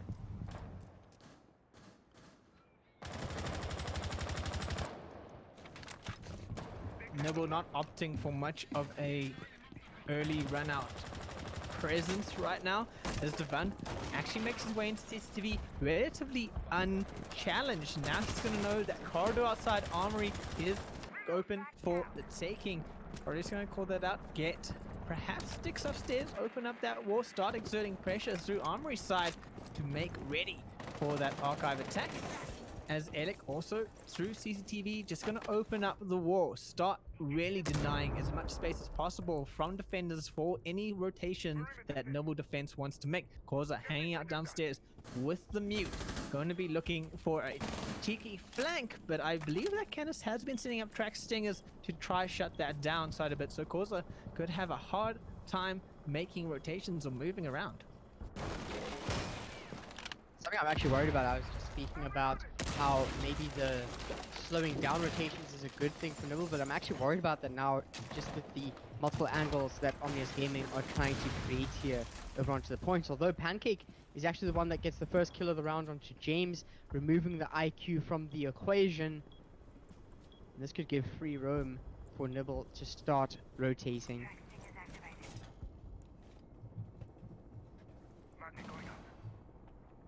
Van's now wise to the roamer downstairs, so just going to start trying to angle him out to see if he gets caught out. The James clear downstairs just not going to have the power as it did last round. Omnius Gaming looking strong still in some great positions around the map, but have yet to really do anything with it because it looks like they're really worried about Korza downstairs. Oh, a nice early pre-fire by Divan. Almost manages to catch Korza, and now just holding that angle. Alec going in on him. They know he's there. Alec managed to get rid of Korza. That's the roamer downstairs deleted, and now OG can make their way upstairs and actually move onto site to maybe make their way through into archives. Right now, what OG just accomplished there was more than just a single kill. This opens up so much space for them to be able to move on to points, and I think this is where we could potentially see OG at least starting to take this round here.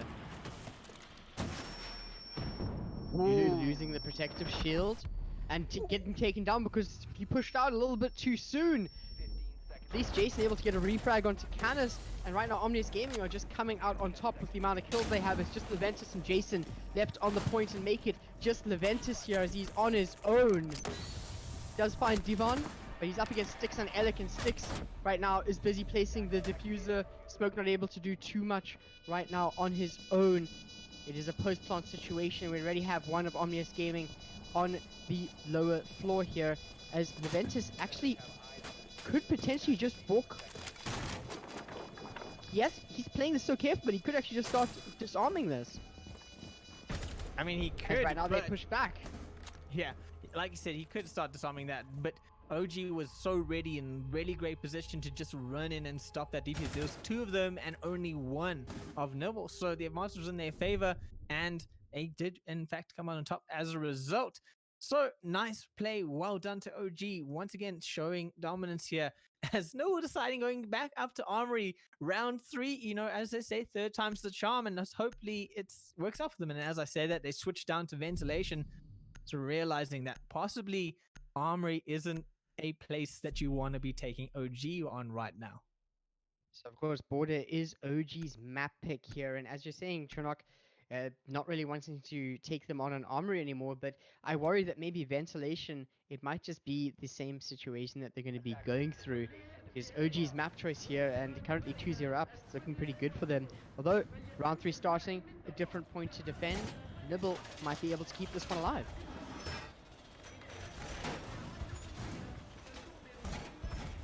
You don't want to see them going 7-0 in a grand final map. But, OG looking really powerful, really strong, and really just showing up when they need to. And it also comes back to what I was saying about Nibble definitely weren't in a position where they could lose coastline because OG was going to show up on border. And that, typical defense here, just securing armory, making sure that the vertical angles down into workshop isn't going to be an easy time for OG to get a hold of. Also opening up holes so they can utilize it themselves. We'll have to see exactly how they're going to be taking this, but is that what I think it is that Lulu's playing here? Lulu on the Maverick? No. That's not a Maverick there, Chernok. Oh, it's not a Maverick. The Warden. Lulu on the Warden. There we go, we got it there. I'm surprised to see a Warden come out here. I don't think I would have expected that anytime soon in a competitive match like this. Warden often underlooked as an operator because of his rather specific use of gadgets. Or they possibly are expecting the smokes to come out from cannons, so using that Warden just to see through it. There's no real flash potential that's happening for OG. I mean, most of it's being burnt through by the ADS, as OG needing a secure of armory.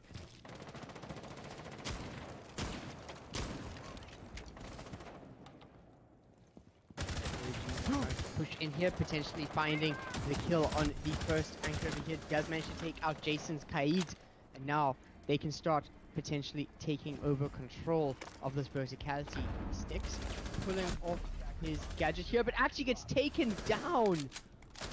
The Ventus finding the kill on Sticks here, walking up behind. He's going to be going down the stairs here, and if that isn't an aggressive smoke play, I don't know what is. 4 versus 3. OG does manage to get a kill on Forza, but Pancake evens it out with a kill on Elik. And there we go, Warden finding the kill from James. Or from Lulu. Though 2v2, James did get the refrag in this situation. And this is looking more like a death match than an objective-based game right now. Yeah, trade after trade after trade as these teams are going at it.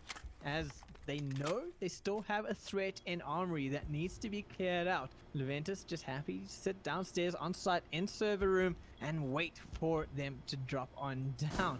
But still having Lulu in armory is a threat that OG can't ignore, as they're just making their way around. There's the drone. The Warden has been spotted out. The call's going to go out to James as he moves around. He goes for the kill, misses the first shot, but manages to seal the deal with some good body shots onto Lulu. And now armory open, Patches in their control. They're going to start making their way down to site. They only have 14 seconds though, so they have to move now and they have to move fast. James can't really take a fight as they're moving their way into ventilation. There we go. Track stingers out by Candace. Just trying to seal out as much space, as much rotating potential from Nibble, but they have to move in. The sneaky angle almost gets rid of Candace. But he gets the defuse down, stops the stall, and James moves around to flank onto the last Ventus. second! That was the last second that Omnius Gaming could place that diffuser. And the wraparound from James, who had 1 HP, managed to take that. Trinok, what are we watching?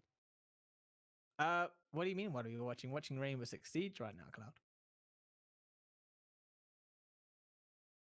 You've you've killed my thunder. This is a game where people have to put a diffuser down on a bomb site, and while they're doing that, they are being shot at and have to shoot at other people. That is the best description of Rainbow Six Siege I've ever heard. Please put that as your Steam review. I yeah, okay. I'll do it just for you, Cloud. Yeah, no, that was insane. That was a very sneaky angle that Canis was trying to hold there between that closet, just trying to get the shots onto Canis as he jumps to that window. Canis having the house full of the thick girl Gridlock, just able to tank that a little bit and managed to get the diffuser down. And unfortunately for Canis, he gave away his position using that sneaky angle, so Ventus was able to rotate on him, and Canis just wouldn't have been able to respond, because even if he was in position to get rid of Levent, what? Oh wait, Levent is getting rid of Canis. yeah, sorry, I had the smokes. They both say smoke. I had them swapped around, but yeah, even if Leventus wasn't in a situation to get rid of James, who was really low in health, he still then had to deal with Canis, who was then at that point would have been a post-plant phase. The thing that I find surprising is James managing to clutch that out with barely any HP left. Still managed to find the kill there. Very nice play there, swapping the diffuser off as well over onto Canis. But of course, that was round 3, and now we're on round 4. Omnius Gaming 3 rounds up to Nibble 0. Omnius Gaming's map choice here on Border, and we can see why they chose this map. Yeah, this is definitely their home ground, their place to shine. It's interesting though, Devan, every round makes use of CCTV to rotate through, to get through to Armory, to get through the corridor outside Armory. If Nibble really want to start throwing a spanner in work, they'll start placing one of their defenders in CCTV and just surprise Devan and stop him from moving through there, get that early kill on. But instead, they're opting for very similar defense each time that OG is really well versed to taking on and working their way through it. A small hole in the defense, but Omnius Gaming is making sure that they utilize that hole in defense. And Sticks right now just pushed up against the wall that Kaid is currently blocking him from facing anything. Ivan going to be taking an entrance to the ground floor here on the Ash. Yeah, Devan just moving around. At the moment, he's mostly just using the speed of the Ash to cause issues, make the rollers second guess what's going on, where they are, and he's creating a nice little bunch of space for his team as the wall on Armory has been opened up. Jason unable to stop that thermite charge from going down, but there is Leventus with those smokes just trying to stop. James managed to get rid of Jason, and this could be a chance for Elec now to move on. He sees the angle as one of the defenders is rotating through. James just outside the window in Armory manages to come up, pop up, onto Leventus and Causa. That's going to open up Armory beautifully for OG, and this is going to put them in a nice post-spawn situation. Sticks with the diffuser going down. Luda gets rid of Elec, but he's going to be on his own. He has to stop that diffuser from finishing its job as OG finally put every effort into that beautiful Armory attack and have all the control in the world. Now 4 rounds in a row from Omnius Gaming as we saw a fantastic window triple kill over there from James, and things are looking pretty shaky for Nibble here. They still have another 2 rounds that they have to brunt it out on defense for, but now moving over onto Bathroom, which we haven't seen them defend just yet, as that was the 3rd instance of Armory we've seen with the ventilation in between. Let's see if this defense point might work out a little bit differently for Nibble's squad.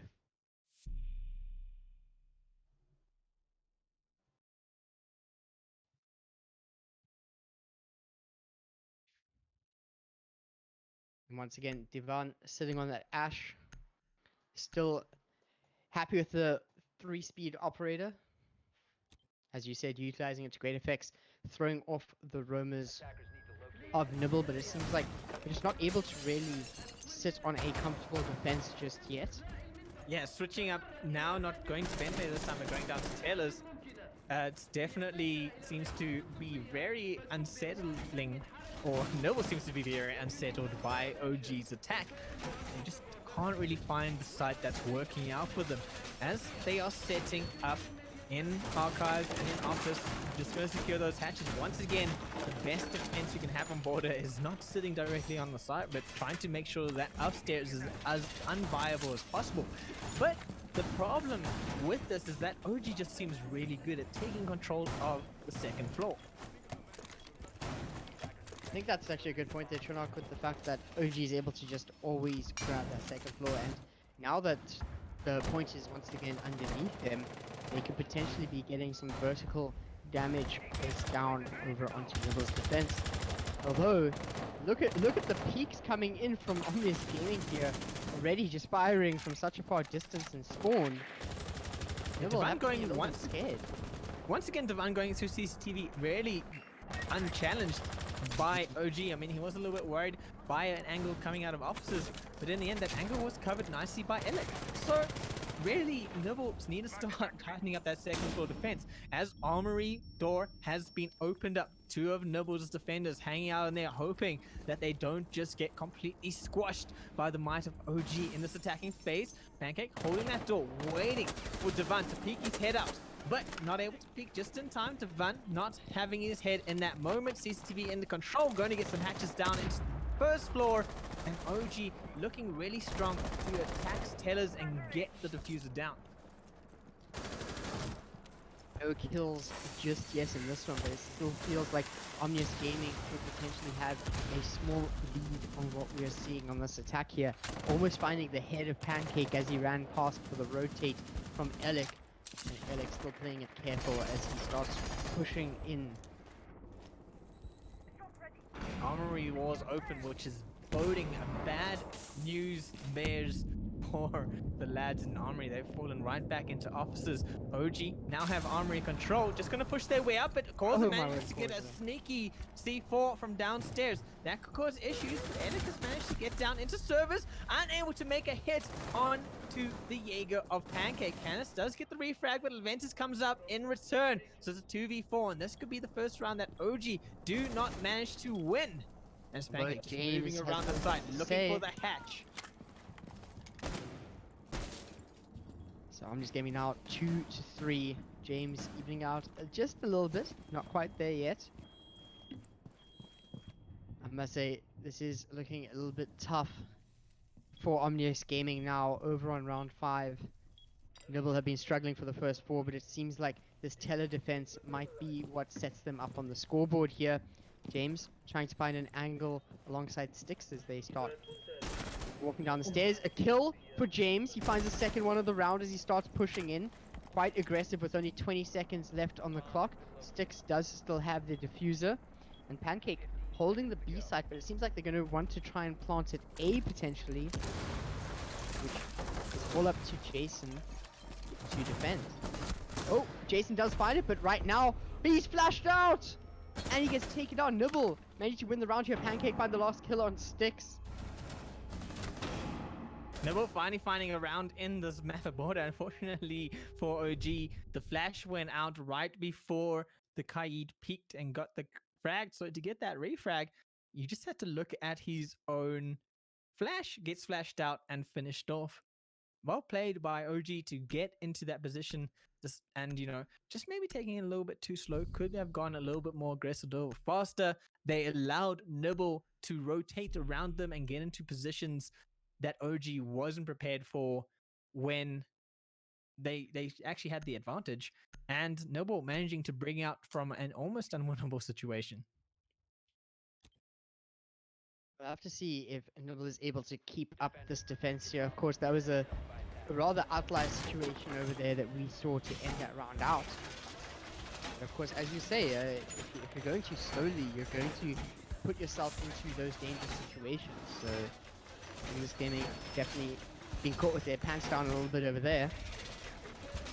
Although, of course, 4-1, still in Omnius Gaming's favor quite greatly, to say the least. And this is going to be the last round we see before we are going to have players move over or swap sides. But it is Armory again, Cloud, and we haven't seen the greatest Armory action Nibble having, and especially they're leaving that soft wall onto Archives this time around, and Archives is probably a favorite spot for OG to attack and get the plant down. Having that soft wall then is probably going to make OG's job just a little bit easier. I'm actually surprised they're going Armory again. This is now going to be the 4th Armory we see them defending for border here. And right away, look at the approach that Alec is trying to take. Devon alongside him, they're all on the same floor, and they want to make it work. Divan once again through CCTV, favored route, gonna just be getting control of Armory Wall. Let his Thermite come in and start getting into a nice post-defuse stop space. Just gonna be flashing himself out as well. Not exactly what you want, but no real risk of retaliation from Nibble just yet. As Alec looking for a flank through into CCTV. Cores are still hanging out downstairs, probably hoping to get a sneaky C4 off once again. As Lulu and Jason hanging out upstairs, almost seeing one of OG's players pop up, but right now OG just content to hold on to CCTV. Causa managed to find James downstairs, and that's going to be a threat, a risk. Divan, as you can see, rotating now through to server room, hoping to catch Causa on the rotate, but still focusing on Armory Wall is OG as they making their way slowly but surely onto site. Deployable barrier is gone. Alec must know there's at least one man hiding on the left. If he can get rid of that man, they can open up the wall. He's pushing in slowly, looking to go in, gets electrocuted, almost gets shot, but Oh, he instead does. gets fragged out by Leventus, who's just holding the angle nice and tightly.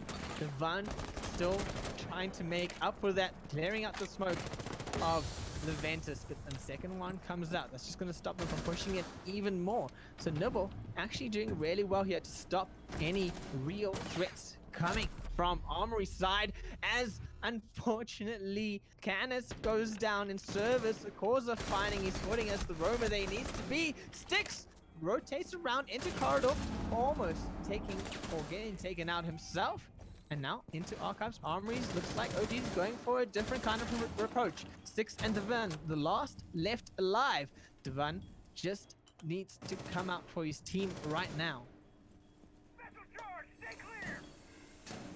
Not the third time lucky on Armory, maybe fourth time for Nibble, as right now 20 seconds left on the clock here as another player of Omnis Gaming goes down. It's all up to Divan. He's not able to do it. Nibble now 2 rounds to their name for border, and things are looking a little bit shakier for Omnius Gaming, but lucky for them, we are going to be seeing the sides swapping now as Omnius Gaming move over to the defense and Nibble on the attack. We're going to have to see if Omnius Gaming are going to have to keep it up on border of their map choice, or if we're going to potentially see quite a round run from Nibble here as they start attacking border. Well, let's see what they can do, and this nice time for OG to take a breather, just refocus themselves and actually get back into the top shape we saw them in the first 4 rounds of this map. As James switching on to the Kaid for an Armory defense, and Causa obviously doesn't have that buck available, so is going to be running the Ash, and I'm interested to see how OG actually defend this and the differences that we see between OG's defense and Noah's defense, given that this is definitely OG's home ground. I mean, just looking at what we have in our stats for how they've been playing through border up till now, and how far ahead they have been in the round, definitely a good contest from Nibble so far, and I can only imagine them getting some more rounds off of this, unless we see some perfect play from OG on the defense. And right away, we're just seeing a little bit of a difference over in where they're going to be placing the reinforcements over on Armory compared to what Nibble did.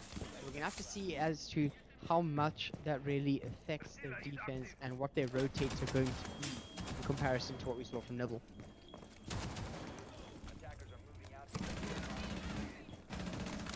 Yes, I agree with, it's a very good assessment that you made. But Nibble now on the attack. We didn't actually see them play much Valkyrie in their defense, and OG bringing out a Valkyrie on their side. I don't think we saw any Valkyrie for Nibble's defense, and Sticks comfortably picking up on that.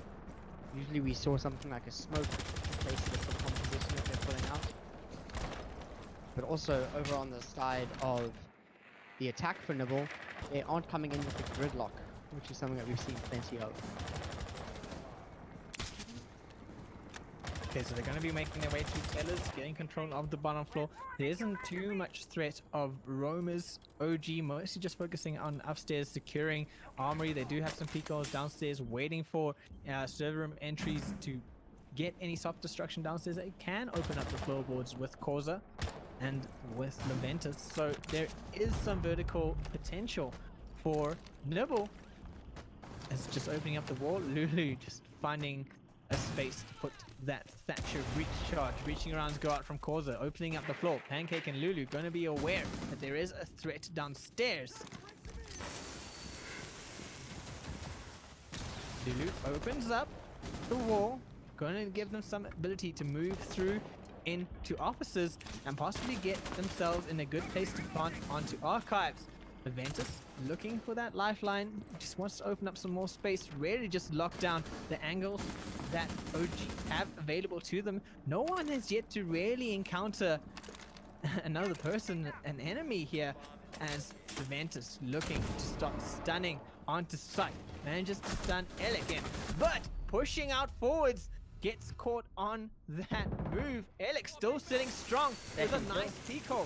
He is being opened up, but the impact remains too much, and Elec pushes out, looking for the kill on the third one of Lulu. Manages to take him down. The fun gets Corza from below, and it's all gone wrong for Nibble. Still in response, getting rid of James, the hard anchor onto sight. Still has a hard task, a 4v1. That was just an absolutely stellar play from Alec. It seems like Lulu was just not able to answer that whatsoever. And now Omnius Gaming setting back. They're looking for a comeback here. And as we do see Jason start moving in here on the IQ, it's just going to be taken out from Divan, who finds his head in absolutely no time. And now Omnius Gaming currently 5 rounds up to Nibble's 2, as we're going to be seeing the second round of Omnius Gaming's defense coming up now.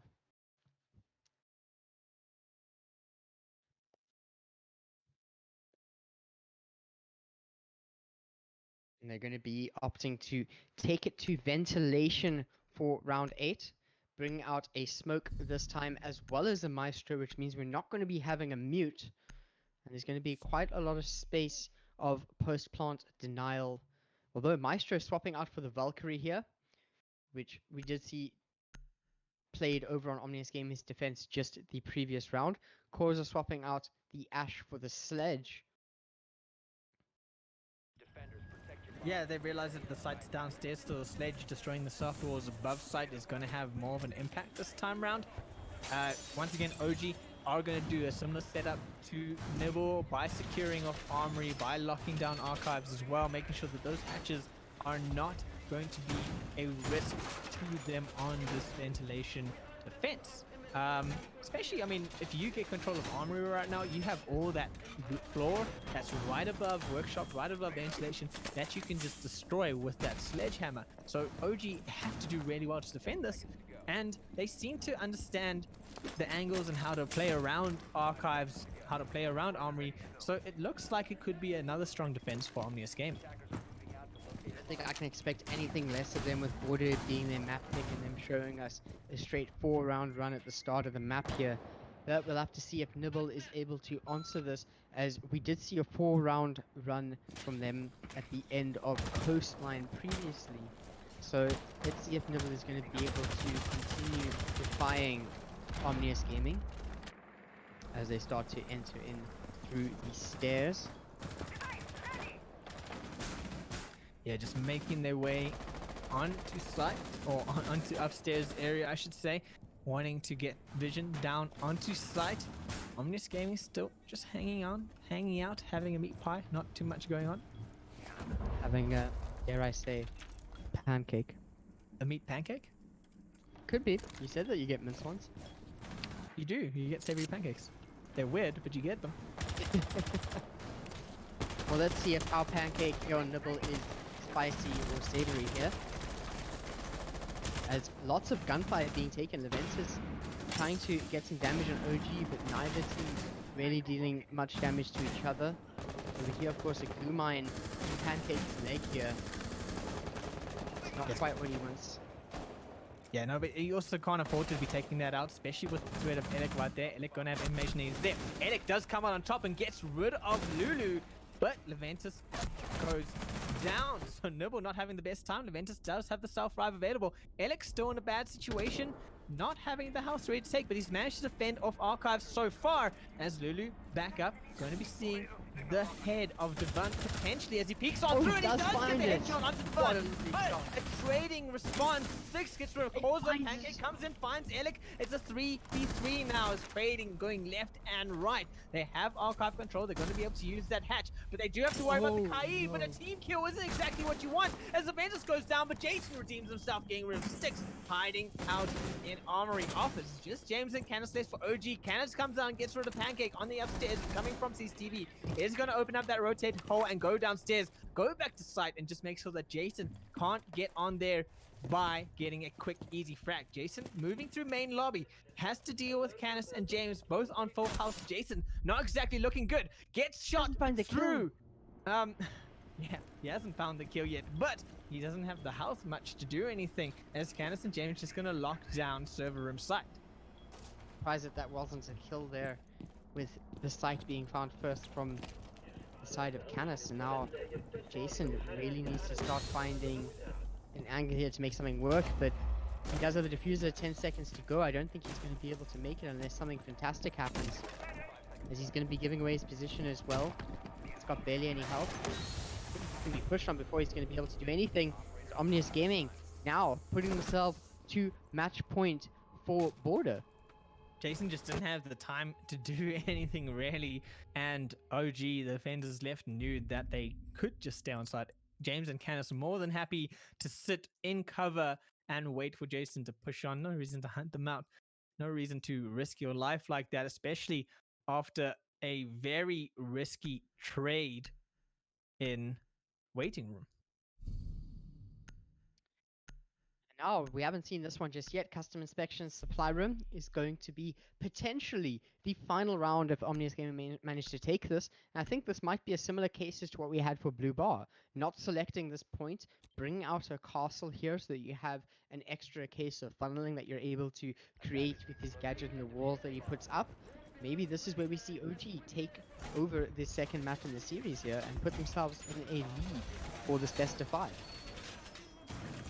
Interesting pick of the castle, especially because James probably going to be playing upstairs, so maybe just using those castle barricades to funnel Nibble in the direction that they want, instead of just locking down CCTV, which is a deadly hatch just right over customs. So a nice hatch they can move down into, so probably hoping to funnel them away from CCTV, maybe into Armory a bit more, where they are on OG's home ground, OG's footing, OG's game.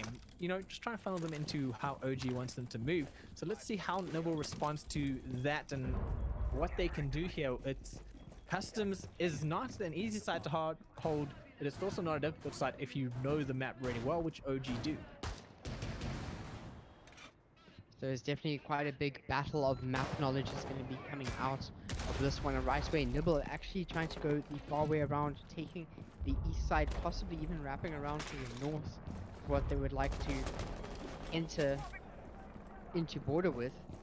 But right now, still from the side of Omnius Gaming, they're playing on the first floor here. Canis not afraid of any rushes here, playing quite aggressive, creating some more holes in the walls so that players can rotate and possibly find some more angles to work with. And Pancake now potentially going to want to move into Armory. Yeah, they're actually opening up CCTV, moving that castle barricade with a breaching charge.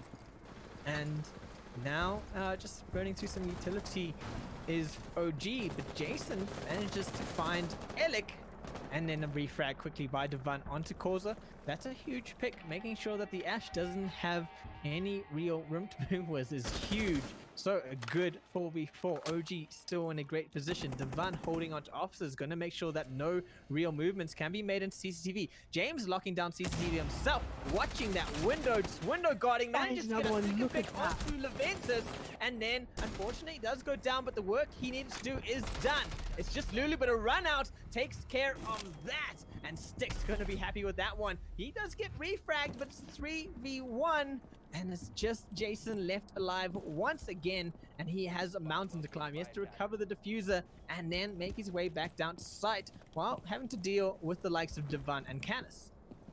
I say, if there's anyone that's going to be doing it today, Jason has shown such good prowess. He finds his first kill. He just has 2 more to go as he needs to get to that diffuser upstairs. However, he might just be able to peek in on a walk-in here.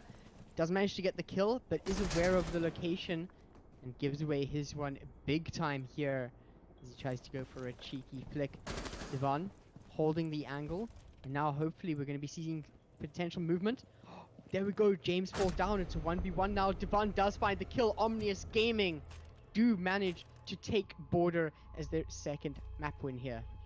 Yeah, absolutely great play by Devon. Actually, in some way, using James as bait, just that little bit of distraction, and especially making there'd be a question of, was James held back up? He did have the time to probably help him back up, but instead opted to just get a quick kill on to Jason. So OG, strong performance, 7-2 victory, which has been a trend of theirs throughout the league, not really losing Border by much. So if you're going to face OG, make sure you don't face them on Border. That's all I have to say.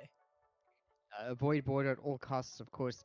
That was OG's pick there after the bans over on Theme Park and Nibble choosing to ban out Cafe because of some terrifying happenings that we had previously. I would rather over on take them on Cafe than I was Border. about to say that. I honestly think that it would have been better if Nibble banned out the Border instead of the Cafe, and I think that's maybe just a little bit more insight or a little bit more research over on how OG has been doing throughout the rest of the tournament, just checking their previous results and seeing exactly what went down. However, still a good effort from Nibble. I don't think the scoreline really shows how they definitely did fight tooth and nail. A lot of those matches were down to 1v1s, 2v1s, and in some cases 3v2s.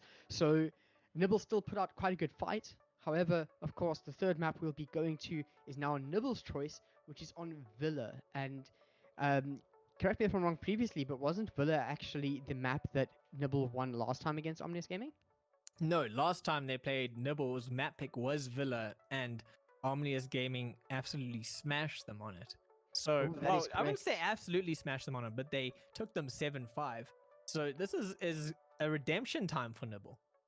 Ah, well, here we go. Nibble, if they want to win this, this is going to be the map where they don't just win the map. This is going to be when they break the spirit of OG and start bringing it back. Of course, with the best of 5 format here, Omnius Gaming getting the win over on Border does mean they only need to get one more map win to take it all, and that's not just the grand finals. That's not just the 3 grand prize pool for coming first. That's the entire 80k Rainbow Six League. And we'll have to see if It's Nibble... all the marbles, Cloud. all the marbles, every single one of them, the whole sack of marbles. But Nibble is definitely going to be putting up a huge fight here. They want to be prepared. They want to be ready. They're going to try their best to take down Villa, come back from the 7-5 defeat that they had to deal with in this, the winners bracket semifinals, come back. They've run through the entire losers bracket here, and this is now the decider to see if Nibble is going to be able to push this to a 5th map in the series. But of course, you've heard me talking enough now. We're going to be taking a short break as the teams just get together and make sure that our boy Pancake is able to keep his generator filled, make sure he's able to keep going, and then we'll be right back for Border as our 3rd map of the day.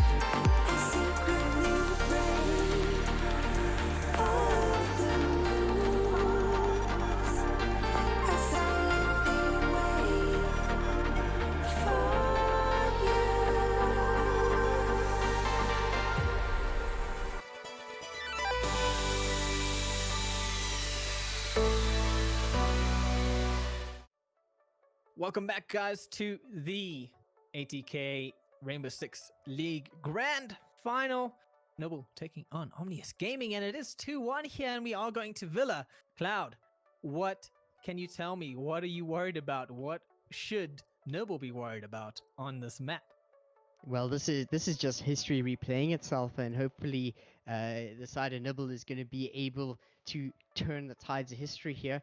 As previously, Omnius Gaming did actually beat Nibble 7-5 on Villa over in the winners' semi-finals. So now coming back to this in the grand finals, and also Omnius Gaming being on match point if they take Villa as their map, Nibble needs to make sure that they're able to rewrite things and turn it all around. We're just going to have to see what they're able to do. Unfortunately for Nibble, as soon as I say that, as soon as we're about to go in, we do have a disconnect from Pancake, and we do know that he is struggling with electricity right now. He is running off of a generator. The absolute sheer dedication of this man to keep playing here. We might just have to see what the team says here and possibly extend the waiting period for them to just get this player back here, Tronok. Yeah, a little bit unfortunate for Pancake running off of a generator. So not really in a good place if you're trying to play a grand final. So, hopefully that Pancakes can come back, maybe just put a little more fuel, siphon some cars, get some fuel in that generator to keep it going. I don't know what you do right now to get himself back in the fight. And then, or Nibble in this case might have to get a sub in, which might, it worked against UC, and not that UC's not a strong team, but they're not on the same strat knowledge level as Omnius Gaming. Well, UC is really mechanically good, really aggressively good, and just overall a strong team in that sense. The way that they play the maps is not going to be the same way that Omnius Gaming is going to utilize strats, utilize angles, utilize space. And that could be a huge problem for Nibble if they have to now play with a sub that's not all too familiar with them. I can remember last night when we had the brief interview with Corza once again as he won the loser bracket finals there up against Untamed Cox. Of course, they did bring in Ping Abuse as the sub for them, and he did say that Ping Abuse is a very flexible player who can definitely mold himself into what he needs to be. He's a very smart player. He knows how to play individually and fill the role that he needs to fill. But I think that in this type of setting, grand finals against a team of the caliber of Omnius Gaming, this is, as you say, this is potentially a very difficult point for the side of Nibble. It's not having a player that you are practicing with all the time can definitely affect your gameplay as a team. I mean, that's almost a no-brainer. So I just have to see if we're going to wait this one out. We'll have to see. Let's just quickly dial into our producer here and see what he would like to happen. Well, it's also like, I mean, it looks like Pancake could coming back, but now with Pancake disconnecting, and lucky disconnect between rounds, so he's probably just maybe restarting the generator. But there's also like a constant fear that perhaps you lose Pancake mid game, which is also not like a comfortable position to be in. I'm gonna have to say that's a lot worse than not starting off with your player and having to play 4v5 going forward from that. That's the worst case scenario you could possibly be in when in this situation. So, not too sure what Nibble's decision is going to be. I do know that Omnius Gaming are happy to give them some extended time here as well. Yeah, I'm not. Well, it looks like Pancake has rejoined, so we are going to go back. I was just going to say, I'm not too familiar on what the ruling is with regards to how much time you can wait until you are forced A to get a sub in, or B to play with 4 men. I know that if you only have one rehost per map, so if you lose a player and you can then get a rehost, if you lose that player again, you have to continue playing with 4 man. So, hopefully we don't see that. Hopefully we don't see Nibble having to play 4 man after having to call a second, or needing to call a second rehost, and obviously they wouldn't be allowed to. But Pancake is back. We are going to go straight into Villa, a map that, and then Devon leaves, so we might have to actually get a rehost on OG's side. Yeah, this is gonna have to be a rehost. I'm not sure what happened to Devon here. Or actually, James has said now that he's going to be able to rejoin. So let's just see exactly what takes place there. But of course, everybody, without further ado, let's start getting some hype in this as we move over to Villa. Omnius Gaming are sitting ready to go for this one. This is their match point. If they take this map, they take it all. Yeah, this is a comeback story for Nibble. This is if they can win on here, they can redeem themselves from the winners bracket semi-final. But it could be a hard fight. OG definitely know this map, and I'm sure OG probably put practice into this map. I mean, out of the 7 maps you can play, you're probably going to be playing 5 of them. So if you're banning theme park, you kind of just only need to play practice 6 of them. I mean, it's a lot of maps, but at the same time, it's a lot more easy to practice the maps if you know exactly what could be there than in a situation where 5 of the maps are being banned or 6 of the maps are being banned. I'll have to agree with you there. Number of maps is always a point of contention for pretty much all titles in esports, and Rainbow Six Siege happens to have some of the most complex maps in esports, in my opinion, at least, as to the amount of entrances you're able to do and the plethora of strategies you're able to take at each moment as that timer is ticking down. But talking about time is ticking down, end of the ban phase here, and we have Buck and Echo both freely unleashed to these teams. So we'll have to see how that goes down. Of course, bans being Thatcher, Ash, Maestro, and Mira. What do you think of these, Tranok? Well, if that's your mirror ban, that's just a staple of Omnius Gaming. They don't want to play against those operators. Maestro is a hated operator of Nibble, so this time around they decided that maybe they would give James the option to play Echo. James is actually going to be playing the Echo on their first defensive Aviator, but he didn't have much of an impact when Nibble did play against OG on Villa last time, so maybe they're hoping that his impact is mitigated again. Well, we're going to have to see how it all pans out. Omnius Gaming defending first in this one, akin to what they did over on Coastline. So they're going to be able to not repeat the defeat that they had to deal with over on Coastline and win Villa once again for the ages. Of course, whoever wins this grand final is going to be the first winner, the first team crowned from 80K's Rainbow Six League. And I think that's quite a title here, Tranok. It is quite a title, but not only are you crowned the winner of the 80K League, you get to have the bragging rights of saying you're the best in the country right now, because these are the top 2 teams in the country. And the debate in the Rainbow Six community is who is the tippity top.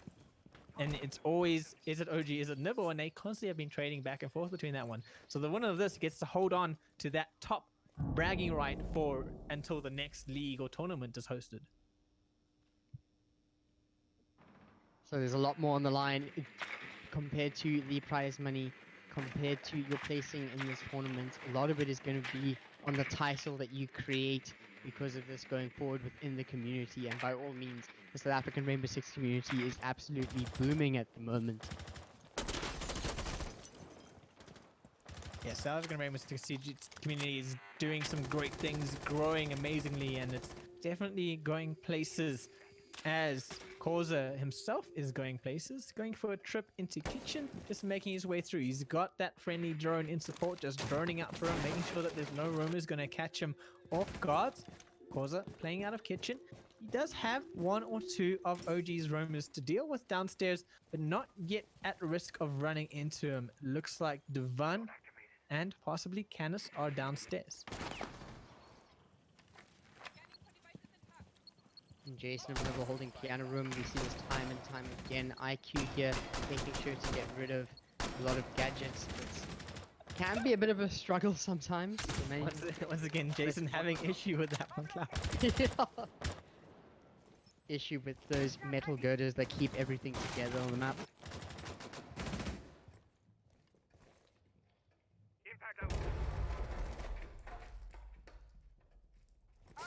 Still got those roamers to deal with, Alec and Devan downstairs, but Devan takes a little bit of fire, manages to go chrome, stay alive. Causa gets the goo mined and then immediately peeked by Alec. Beautifully done, but he's going to get flanked on by the Zofia of Leventus. Manages to stay alive, Leventus gets back into cover, but then comes out from behind. A little bit of nice crossfire set up by OG to get rid of Alec. And Devan can't get the revag onto Leventus, putting it back to a 3v3. As Nibble still have to make their way upstairs. Jason still trying to get rid of the gadgetry on site. No longer have to worry about the roamers as they were taken care of during that trade-off operation. Sticks, Canis, and James going to be holding down site. But James does have those show guys available. He's using them to strong effect. Jason spamming up through the floor, hoping to catch. Looked like sticks off guards from below as they're making their way towards study entrance. Going to open up that door and possibly move on into Aviator. Just pre-firing here, not exactly sure where Canis is holding. And no, Canis misses the first shot, but he finds the second. And Omnius Gaming take the first round on Villa.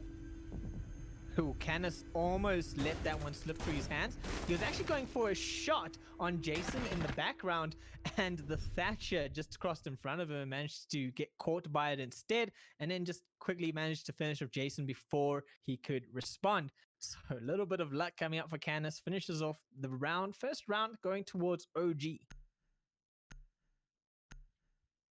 Nibble gonna have to definitely look at some corners a little bit more drawn out when they actually want to start moving in. I understand how there was barely any way for them to fully expect someone in that position waiting there for so long, but you have to be aware of your corners in that situation. Both of them just lined it up for Canis. A little bit of a lineup there as Trophy Room is the next spot. Canis gonna have some great opportunity to make use of those smokes if Nibble go for that default plant on statue. And it looks like Alec going to be downstairs once again roaming and just causing havoc for Nibble's attack. And talking about causing havoc, I don't think there's anyone more so, at least today specifically, on the side of Omnius Gaming other than Alec. He has been absolutely fragging out of his mind here. And the only one that's really been contesting him, in my opinion, would be Jason over on Nibble's side. But it just seems like Alec is on another level for today. A lot of preparation probably coming into this.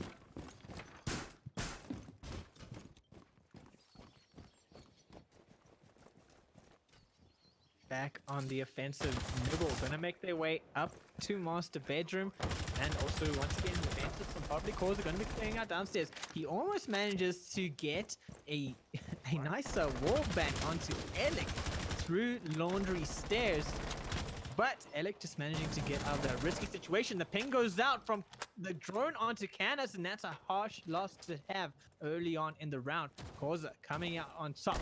Just Alec to worry about now, but Jason takes care of him, and it's going to be free roam on the bottom floor for Nibble as they work their way towards Trophy Room. These picks right now that Nibble have been able to find onto Omnius Gaming spell doom for the defense going forward. Sticks, James, and Devon need to ensure that something good can happen, but Causa's buck is going to be finding of what seems to be a lonely Sticks, although Causa is knocked down, having to back off in this situation.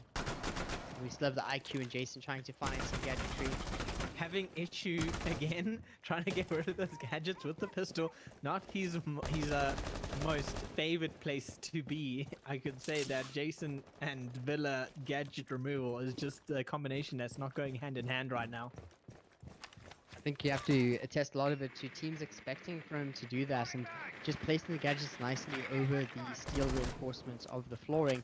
And Jason with a window kill to make sure he has a double in this round. And now it is a 5 versus 1 thanks to Pancake picking up the kill onto James. Sticks is on his own, and Pancake clears it out with a smooth double kill in this round, tying it up 1-1.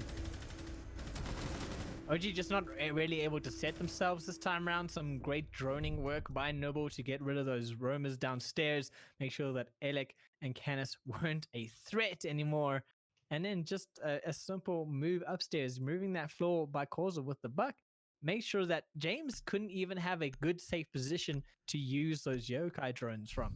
So OG just struggling a little bit on this second round defense to actually find some way of locking down the site. Let's see, they are going to go again. They are going to go back to Trophy again. Same operator lineup.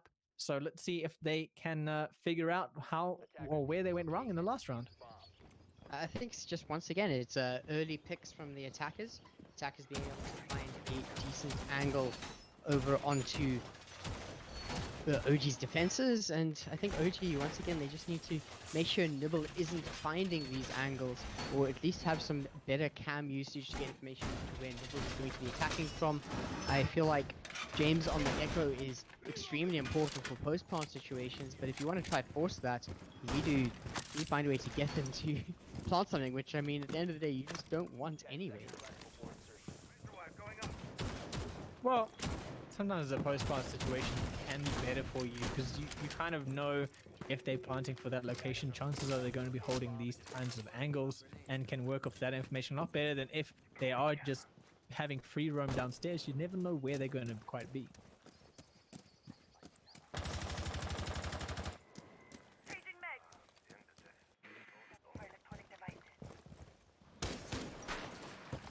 Once again, Leventus going to be opening up laundry and just looking into there. Still has Alec and Canis downstairs that he might have to deal with. As Devan all the way down in our studio looking for a sneaky run out, but the breakage of that barricade just gives away his position. He's unable to really act. He saw one look like Lulu in his sights, but just couldn't get the shot off before taking too much damage and having to back out.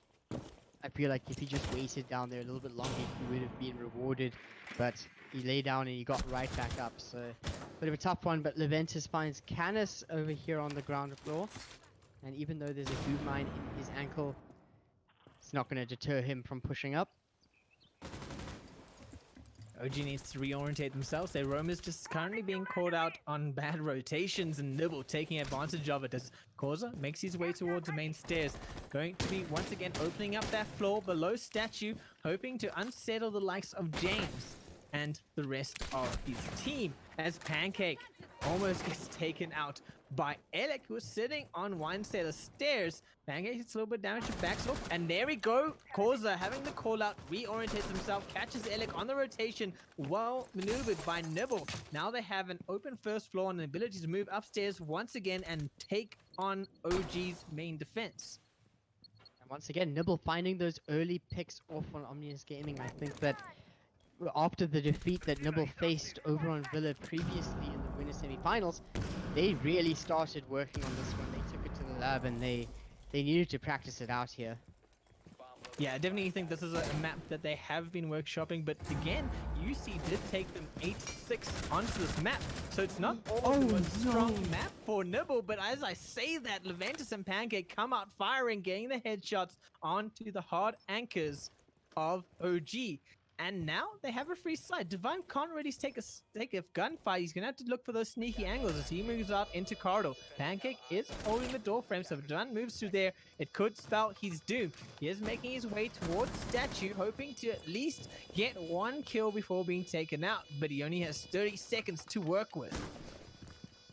This is going to be probably one of the most epic takebacks if Divine is able to get the quad kill here, but the chances are so low for this to happen. He's just holding this angle here, and it seems like he actually wants to start moving forward patiently though, which is a good thing. But 12 seconds left here, and I think we're going to be seeing Nibble taking the lead on Villa. I think this is a similar occasion for what we talked about before, Tronok, where this is a time for Omnius Gaming to just hang back, chat a bit about their strategy. This is now the second time on Trophy that they lost the round. And they're probably just using that time there. Instead of Duvan running in and dying, or just trying to get some hero kills, they just want to chat about their strategy here. They want to make sure that they're able to bring it back over here in round 4. Yeah, just taking a chance to breathe, restructure, refocus, and back to Aviator, which they have defended well in the first round. So if they can defend this round again, bring it back to 2-2, that could put them back in a good positive mindset to go back to trophy room, or they might in fact go downstairs to kitchen dining, just because trophy seems to not be in their favor right now. Well, back to Aviator Games, and I mean, OG has looked good in it before. And not swapping out that Echo, even though I think the Echo is actually a bit of detriment there, as we saw Pancake run up on James as he was busy droning. Yeah, but it also comes down to where you decide to start using that drone. If you're in a 3v5 situation or a 4v3 in that case, if James has managed to get a kill, you know you need to be a bit more aware that maybe your flanks are exposed, maybe accident to statue isn't quite as secure as you thought it was. So James just choosing possibly a bad location to go into that drone. Whereas, you know, if he had hunkered down a little bit more, maybe gone prone in trophy, he could have actually been able to do more with those Yokai drones, not be taken by an easy flank on Nibble's side. A lot of what ifs there, Trinok, and from my side, I think that we need to see some more action from the teams here and start applying these changes to make sure that they're able to come out on top. Well, Aviator is a strong side for OG, so hopefully we see those changes again. Hopefully that their roamers don't get caught out by Nibble downstairs. It's Nibble moving their way towards a master bedroom closet and just going to probably make their way from a astronomy as the drones go out into bathroom. They're just seeing that there's no one here that they have to worry about before making their moves. Divan and Edlic are hanging out together this time around, hoping for the refrags rather than being fragged out all alone and sad, lonely, and dead. Sad, lonely, and just dying on their own. But I Yeah. think that by all means that this is a good adaptation. This is exactly what we're talking about, where we need to see these early picks not really happening as much for Omnius Gaming. Jason already getting rid of some flooring here in Astronomy though, and by all means, Omnius Gaming I think definitely a good adaptation, but we'll have to see how it pans out further into the round. It looks like they have decided not to actually do much first floor roaming, as Causa's not really finding anyone. Only one of OG downstairs right now could run into Causa, or Causa could run into them, and then it'll just be a matter of who can shoot faster. Pancake has vision, could possibly come up on Canis, who's holding quite the tight angle on that doorway. Okay, Causa, Jason, both of them on the kill. BTS, Sticks, and LX going down. We do have a Gumine though, but once again, OG just bleeding players early into the round. Canis holding the doorway with his shotgun, and James just around the corner as well on the Echo. Okay, there's a kill for James. There's another play. He could potentially get a second frag, but he's actually just backing off. Divan standing on Billiards, backing off from this one. Nibble re-picks up the diffuser, but slowly but surely, Omnius Gaming might be able to whittle down the attack. Although, Nibble still has a chance. There we go. Now, Omnius Gaming in the lead. 3 versus 2 players. There's some clutch plays from James, and Canis just opens up the defense once again. Causa and Leventis in no real position to do much fighting, but they only have to defeat 3 of the players, and there are 2 of them. So working together, they could come out on top. But as I say that, the buck of Causa gets taken out by James. He's really coming to life with the Echo. Now it's just Leventis last alive and has to make a move for his team. Canis, James, Divan just holding onto that diffuser, making sure that there is no access available for Leventis to move on. 10 seconds to go, and Leventis probably just gonna wait this one out. This is now the second wait that we're seeing. It's teams just, oh nope, he actually goes for a peek here but gets taken out from Divan. And Omnius Gaming now tying it up. It is 2-2 over on Villa here, Tronok. Yeah, Omnius Gaming finding their way back into actually able to defend around. It was a hairy at first. Once again, the roamers of Omnius Gaming and Elik getting taken out by Causa on the roam clear. So, you know, maybe you got to start tightening up your roaming game a little bit, because that is clearly a weak point. If it wasn't for James getting a beautiful peek onto the thermite of Lulu, who was just waiting for the go-ahead to put that thermite charge down, it could have been a different game for Nibble, and it could have been a different game for Omnius Gaming, and we could be looking at a 3-1 up. Well, there you have it, Tronok. Analyzing this quite perfectly. They're going to have to work on their counter roam strategies. Well, they are the roams. They're going to have to work on their counter roam strategy. Counter roams, that's even more exciting. But They back just on got to not trophy. be caught out in those positions. And I was talking about how Causa was working downstairs, and he could run into the roam of Elik, who was sitting on main stairs. And instead of holding an angle, Elik decided to rotate towards where Causa was. And that's basically how their roamers have been taking up this entire game, is just rotating in a bad position, rotating with lacking information, and being taken out from windows, or being taken out by, for example, Causa just making his way through the map.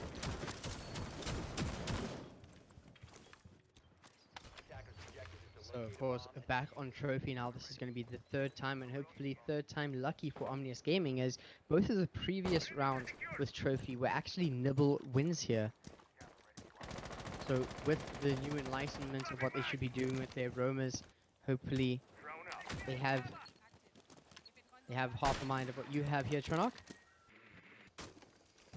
They're able to make those adjustments over on the defense for trophy. Well, let's hope so. They do once again have Devan all the way down in wine cellar, so they do have that roamer available. Looks like Alec has backed off a bit, so that could be a change. Maybe swapping out who is your hard roamer and who's more just your soft flex roamer. And Alec actually finally comes out on top on to Causa, so that's good news for him because that's been the bane of his entire game for the past 3 rounds. So Causa out is going to give Alec just a little bit more space to work off of, as Devan's still going to be hanging out in wine cellar. You're just going to have to see some diligence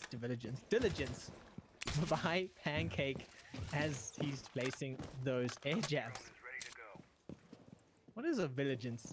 It's like vigilance and diligence. I don't know what I was going for there, Cloud.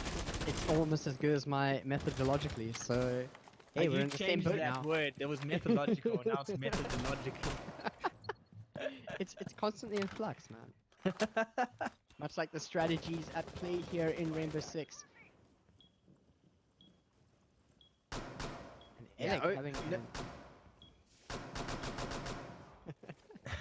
Nibble haven't really panicked losing Causa so much. They're still taking it slow. They're still trying to play the game at their pace. Now we're just going to try open up statue door, get Lulu in there, just send some of those concussion rounds through. And there we go. Thermite charge is going down, but a nice impact from OG stops that in its tracks. Ventus comes out on top into Astronomy, getting rid of James. That's going to remove the threat of the Yokai drone and allow for Astronomy to breach. Stop moving through there. Canis is waiting on that angle for an Astronomy breach, however, with the thermite charge going down once again on statue wall. And now a C4 instead stops in his track. No more thermite charges for Lulu, and they're going to have to move through Astronomy, else they're not going to be going anywhere. Canis holding this angle, waiting, but might get droned out in a matter of seconds as he pushes through, goes for the C4 throw, not going to be able to find anyone. Now they know Canis is there, but Six comes out on top, and it goes down shortly after and is found on the floor. But moving on to side is Pancake, not going to win against the duck of Sticks, and Canis finds the shotgun. Yeah, as I was saying, third time lucky there for Omnius Gaming, taking trophy. Quite a few clean shots from Nibble, but not enough to deal with Omnius Gaming denying the gadget usage that Nibble was trying to utilize over on the attack there. So we'll have to see if OG is able to keep this up, as now 2 rounds in a row up, both on Aviator and over on Trophy. We're going to be moving over to Kitchen now. Are they going to be able to do the same on this new point? I mean, this is the first time they are going to Kitchen, and historically they have done well downstairs on Kitchen. So maybe one can only hope that they repeat that. And if I look at the last game between Nibble and OG, my mind went blank for a second. They have been very strong on winning every Kitchen defense. Well, in that regard, if they're good at winning the Kitchen defenses, historically, OG must be quite happy about this one. Especially, once again, we have it where seemingly their strongest defense point over on a map is going to be the last one that they use. They tend to save that for round 6. It's actually interesting. Their strongest is Aviator for sure, and their weakest is Trophy. They've lost more rounds on Trophy to Nibble than any of the other defenses. That's quite an interesting statistic. We'll have to see if that's just due to the amount of times they pick Trophy. They do seem to go to Trophy more often than they go down to Kitchen, which to me, I would say if Trophy is the one not working out for you, try going to Kitchen first and seeing what that happens then. I'm gonna have to agree with you, Trinok. Just sit with what works instead of trying to fix it. However, of course, on Kitchen now, we do know that they do have some good results here, and we'll have to see if they're able to keep it going on their last round of defense here for the first half of Villa. And the Ventus wanting to go to the top floor here.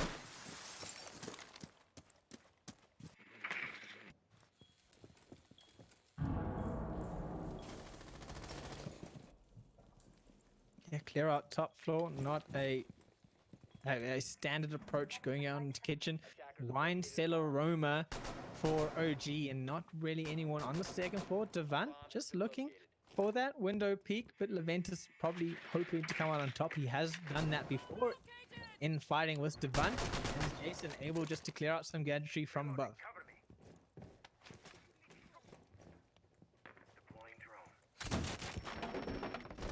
Nibble able to break the wall here, hoping to potentially find some peak kills, but it seems like not much of Omnius Gaming actually want to play on this floor.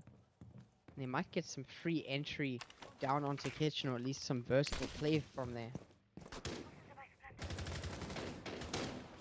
Especially with Corza over on the buck, he's going to be able to break the flooring quite easily.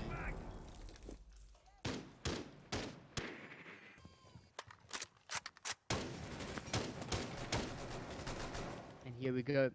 Corza starting it off, looking for something. He does manage to take out the Vulcan shield from Goyo. And that might even have to cause OG to start moving about a little bit more.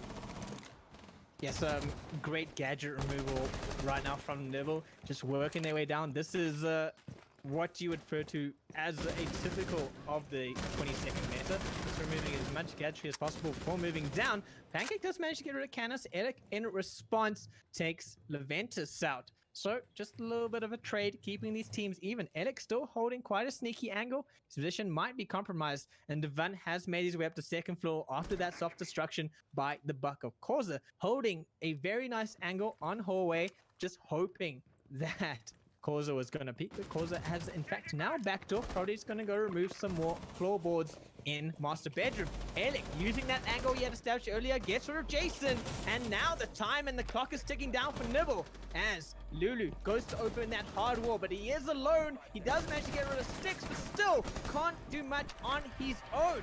Not a lot of health. Whoops out the pistol, goes for the kill onto the bandit of Alec, but Alec unmoved says this is not your day. Not Nibble's day at all from this round alone. We'll have to see what's going to happen, as now Omnius Gaming 3 round wins in a row here. And need I say it again, this is the match point. This is the map that if Omnius Gaming wins, they win it all. That's 2 round points in a row. It was 2-2-2 or 2-1-2. No, it was 1-2-1-2. Did I do my scores wrong? Oh no. Yeah, it was No, I'm pretty sure it was Aviator, Trophy, Kitchen, and Omnius Gaming won all 3. I think I've got my scores wrong. I think you're right. So, anyways, Omnius Gaming, if my scores are correct, please chat. You guys can tell us who's correct in this regard.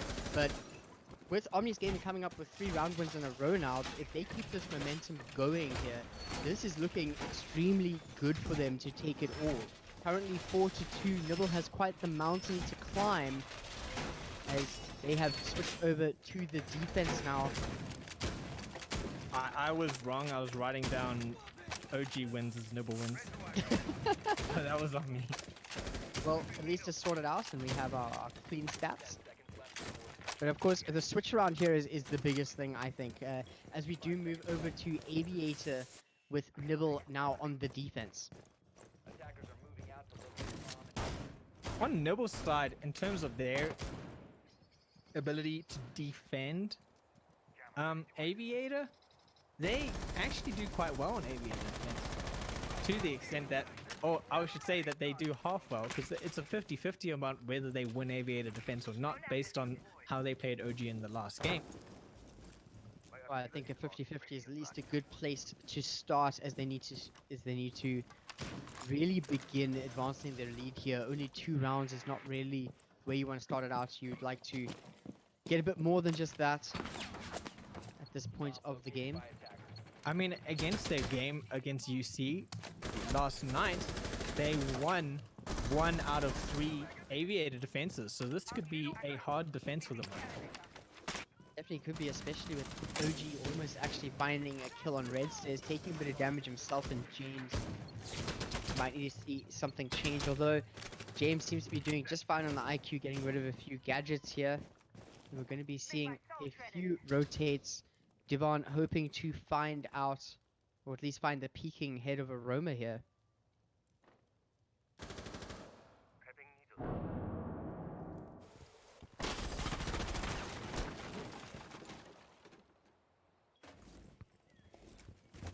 As OG have made their way into study, we've seen Alec play some really phenomenal gridlock plays from study area, but Causa finds sticks from below with a C4. The fuser has been recovered by Lulu, or Alec I should say, but that's gonna force them to change their angle of approach. Divine gets rid of Pancake with a nice grenade, and now is going to make him his way upstairs through astronomy. Not going to have too much competition there just yet. Most of Nibble's defense is focused around sight as Alec makes his way into hallway. The gridlock track stingers are down and the velodrome is going to be peaked, but Jason holding a nice tight angle underneath the pool table is going to get that TCSG kill off. And then eventually comes with the refag. Devon takes Causa on a rotation down to first floor. The fuser is down and they have to recover this house. They're not going to be moving anywhere, but Jason holding onto that angle with the shotgun he loves is going to be a hard task. The buck goes down to a C4 from Lulu, and it's a 3v2. Canis and James have to pull this one out of the magic that is OG as Canis finds Jason. Bar is being held. Leventus peeks up, lets his position get known, goes for the impact. Canis runs in, gets spammed down, and shortly after, James follows. Like that was just a little bit too much too quickly in that situation. I know they were running out of time, but not quite able to find any shots onto either the players that seemingly they knew the location of, and with one player running in front of the other, it was quite tough for the player behind to find any shots behind the bar in fear of shooting a teammate. It's quite an unfortunate one for Omnius Gaming there, but for Nibble, this is absolutely fantastic. This is where they can start pushing towards Omnius Gaming's lead. A little bit unfortunate. I think a little bit of miscommunication there. Like you said, maybe the running in front of each other wasn't exactly beneficial to that assault on Bar, especially when you had Canis holding the angle quite nicely and James kind of just ran in front of him there. So, you know, something to tighten up for OG is now they bring out the Ying, hoping to get some of those Candela spammed off and really take away the vision of Nibble on their defense in trophy. I think I'm not too sure about this one taking Ying to trophy. I could imagine that working in Aviator really well. But I mean, trophy is quite a lot more open compared to what you have on Aviator. And once again, I could be very wrong in this one, but just from my side, I find that like a little bit of a strange pick, not just because Ying has fallen out of favor, but I don't know if the gadget's going to be particularly as useful in this occasion, unless they find themselves fighting over the same position where they really do need to make some work of a room. They possibly are going to employ Canis in the entry onto Master Bedroom, maybe taking Master Bathroom, get through Astronomy. That seems to be a route that OG does love to take, going through Astronomy and then onto Trophy Site and getting the plant down there. But let's see what they can do with this. Is you just have some lockdown here. Jason just holding onto Statue. Causa once again roaming downstairs. Might cause issue for his team. Does have ADS and mute jammers just to defend him out there, but Alec is searching for him and could even run into a wild Pancake.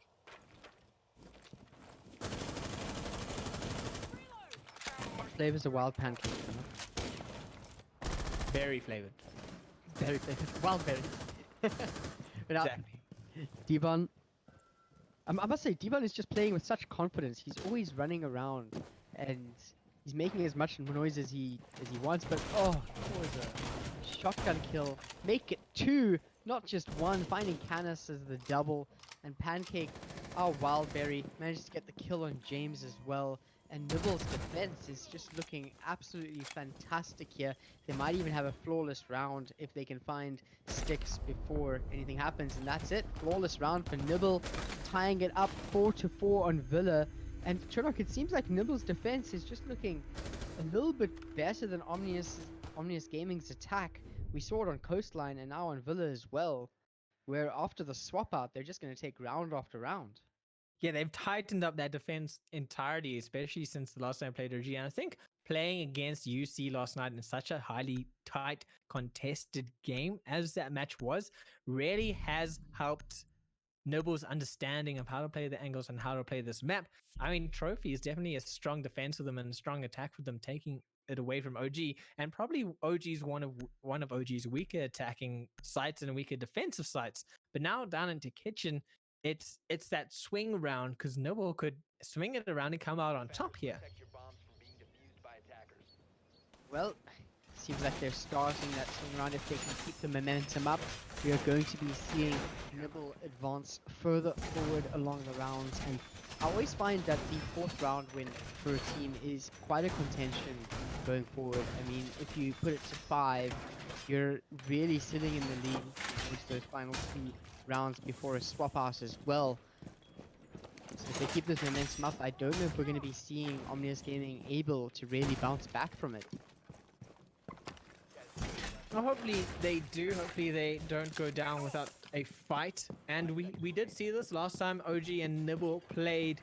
They lost their momentum a little bit going on to the attacking round against Nibble and then brought it back in the final 2 rounds. So hopefully that is what they replicate here to keep their or get them into the first place spot after this map rather than going to a final map. But on Nibble's side, they definitely need to keep this momentum up because they are playing really well and they are locking it down so nicely. And Causa just showing us how you should be roaming on this map. Of course, having Lulu over on the pulse now, and as you said, Causa and Lulu often swapping out on their defensive characters here, or defensive operators for that matter, where Lulu on the pulse is actually, it seems to be more of an information gatherer compared to Causa going around as a fragger on the pulse. And Lulu standing quite close to the side of where Omnius Gaming's players would like to enter from. And already we see a Vulcan going down to Canis's lifeline.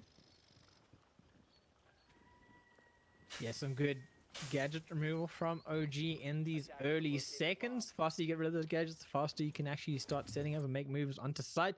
As just being supported by Styx Alec, gonna be making his way on to second floor. Maybe start getting some opening up, using that shorty, super shorty to open up. Devon almost goes down from a sneaky peek on the stairs, man. Just stay alive as he gets rid of that ADS and reorientates himself to better hold the angles. The Roma upstairs could be quite an issue for James as he makes his way to main stairs. He hasn't yet noticed that there could be a Roma there, but backs out of the situation before he can get fragged out. And now just going to be doing his job, removing those gadgetry. But Devon taking out Alec with the skeleton key is so unfortunate for OG's attack. Well, hey, it's not a siege match without some team kills, and we saw Nibble getting team kills on border before, but now we have the team kill being applied over to Omnius Gaming's attack, and Top teams in South Africa, Cloud.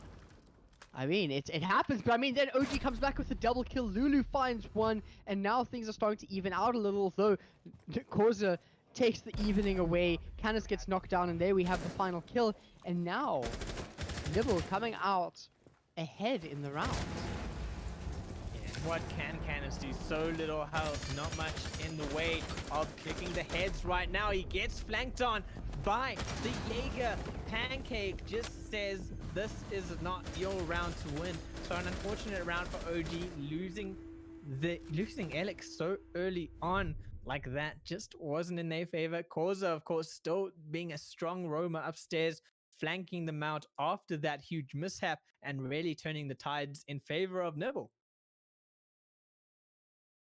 Of course, this is, as we've said, this is Nibble's map to win. They have to break the curse that they had previously against Omnius Gaming, where Omnius Gaming won 7-5, and either we see that again with Nibble on 5 round wins now, or we see this go push to overtime, where we really see these teams duke it out over in Villa, or alternatively, Nibble take this and they keep the run alive as we get to the final map of the day.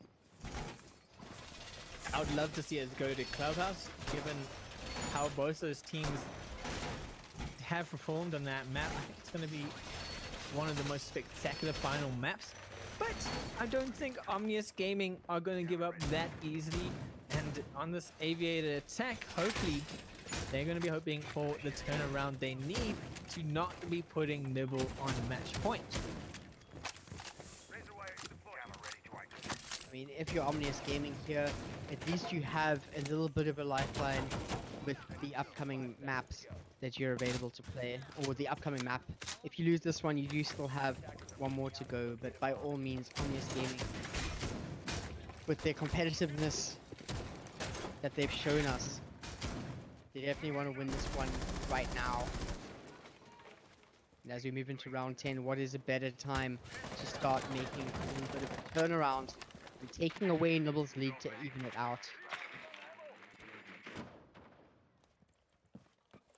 So once again, making their way downstairs. Causa is there, the ever-present threat. Just going to be making them question themselves. Some opening up of downstairs. James just going to clear out that, but he hasn't yet dealt with the roamers, and he's going to start removing gadgetry, and that could be bad for him. Causa sitting on main stairs could get a sneaky peek onto James to just make sure he's not getting flanked upon, and James now works his way back to start removing those gadgets. Causa sneaking up from behind. Could catch James off guard, but now he has the spot of the back. But Causa finds Devan running into the corridors after he's caught out, reloading that skeleton key.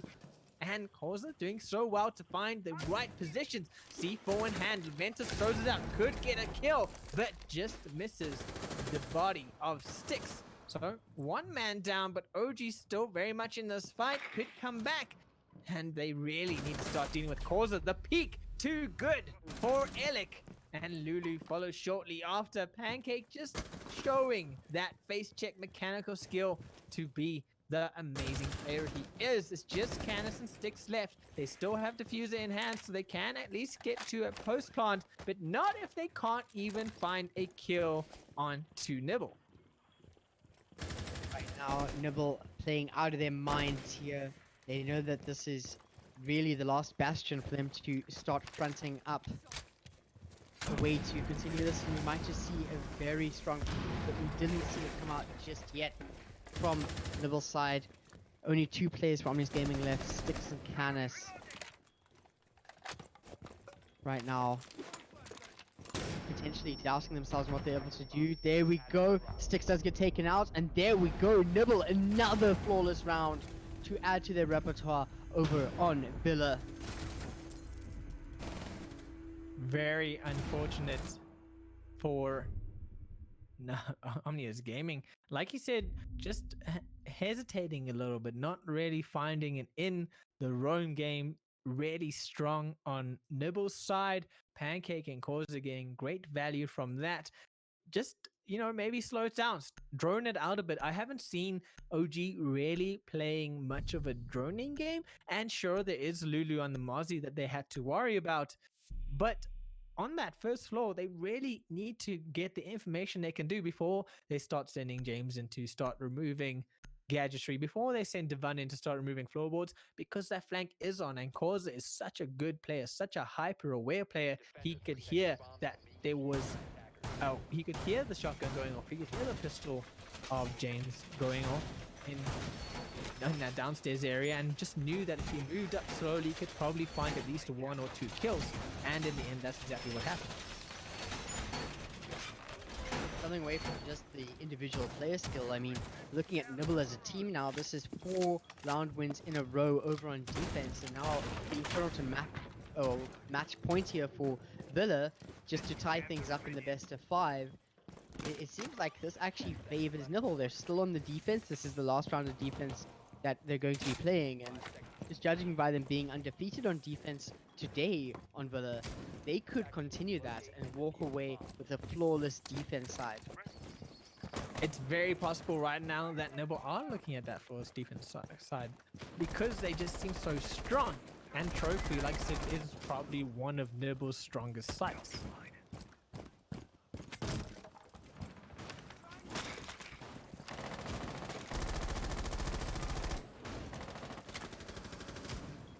I think it just really comes down to how well OG is dealing with Nibble's roam game right now. Because at the moment they're not. They're not dealing with it. And it was the Forza same. could do so much from here as well.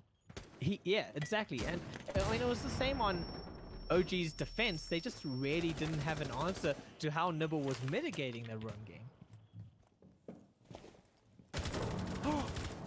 But Okay, well, that's there's a good start. pick by Canis.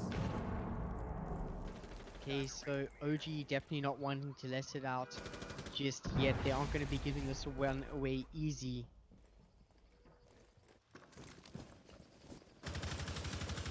I have to see if Corza still has a strong position here downstairs to deal with Alec and James.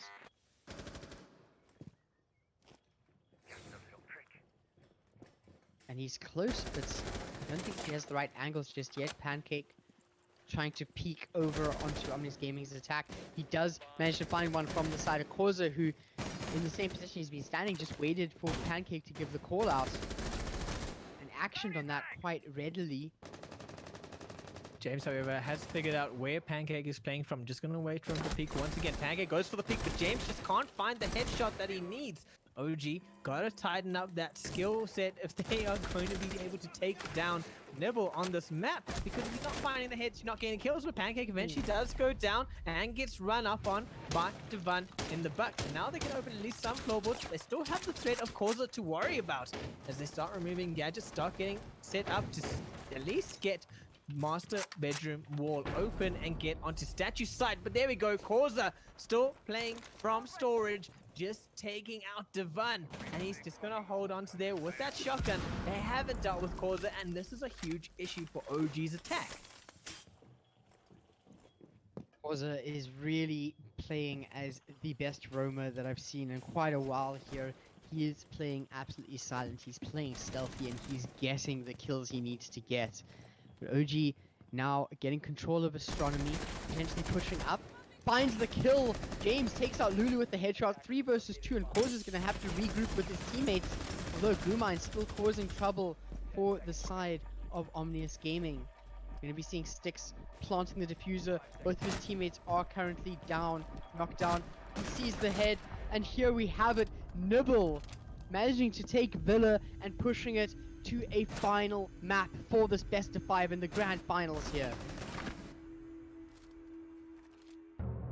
OG really not taking the threat of Corza seriously at all.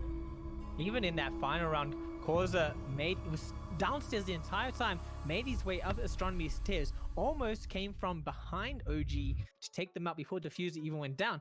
Unfortunately, OG just, the trades too heavy for them to actually be able to proceed willingly. Getting 2 members down, the Zofia not able to get herself up, just being in a bad position to try get themselves up, and Corza seeing the feats. But the moment Corza shot the Zofia, that was when there should have been a reaction by the side of OG, because he was still stuck in defuse planting when Corza made his way back into trophy. Whereas if he cancelled that earlier, he might have been able to get a bit of anger onto Corza. So, you know, OG maybe just a little bit slow, a little bit not communicating, not droning out where they should, or dealing with the threats as they should be dealing with them, and it cost them the entire attacking round. And by all means, costing them the entire attacking round. Nibble walked away with a flawless defense over on Villa, finishing at 7-4. And just in regards to 7-4, that's quite special because that is the same scoreline that they won Coastline with almost a flawless defense as well. However, losing their first round over defending Hooker on Coastline. So really, it seems like Nibble need to work on their attack, but their defense is absolutely solid for the maps that we have seen so far, and Omnius Gaming really need to start working on their attack. They need to find out what Nibble's strategy is and find a way to break down into that. And Churlock, I'm not sure if they're going to be able to do that over on their map choice of Clubhouse. What is Omnius Gaming's map choice? Like you said, and they haven't. I mean, when they played UC on Clubhouse, that was probably the tightest round that they had against UC in that game. So Clubhouse for OG might not be as strong as they needed to be, as they wanted to be. They went into overtime against UC, taking that 8-6. So it was a bit of a risk risky map for them. And of course, I mean, that was UC's choice at the time. So this could be really the map that Nibble actually can take OG on in its entirety. Whereas, a map like Border, not so much. Villa, Nibble definitely has been putting work into Villa to have that map on lockdown.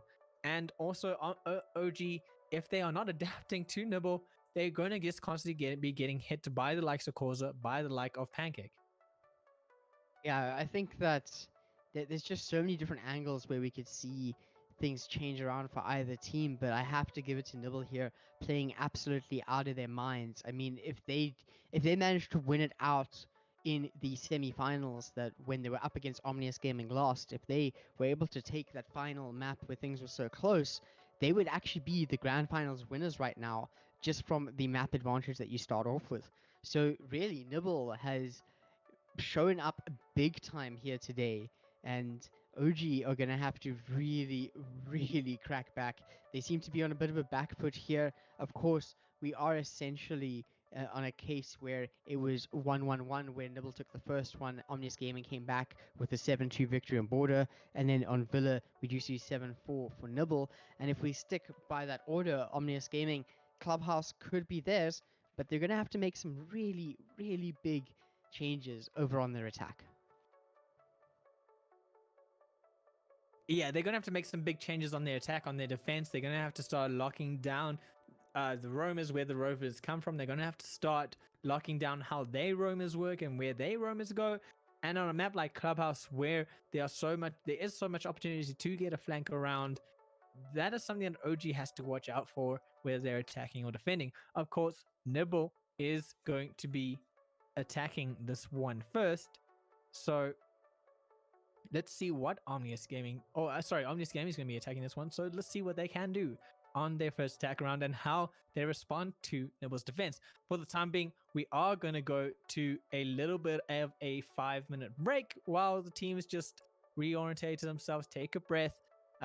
We need to get Pancake back in the lobby because once again, he's not there.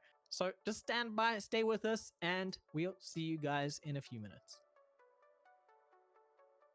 Do you hear what I hear? Do you care if I care?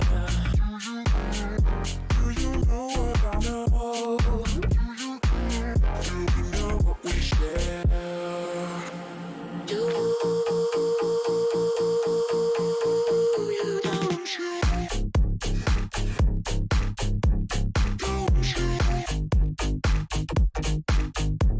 Don't you?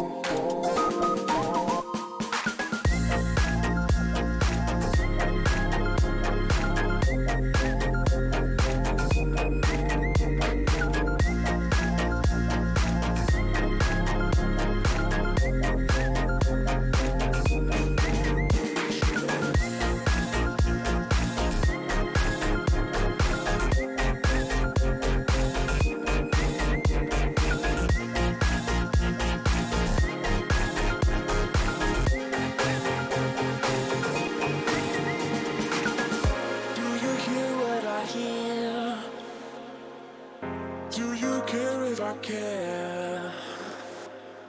Do you know what I know? Do we know what we share? You don't you? Don't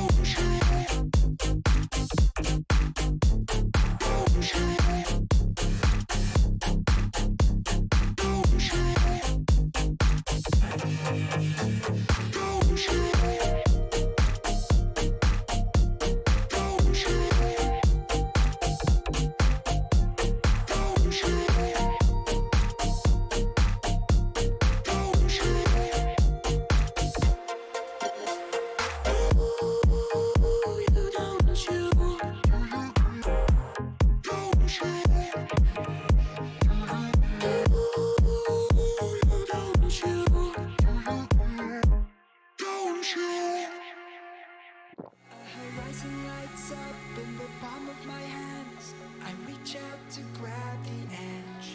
Was it a reaction to the rainfall that made the lights reflect overhead?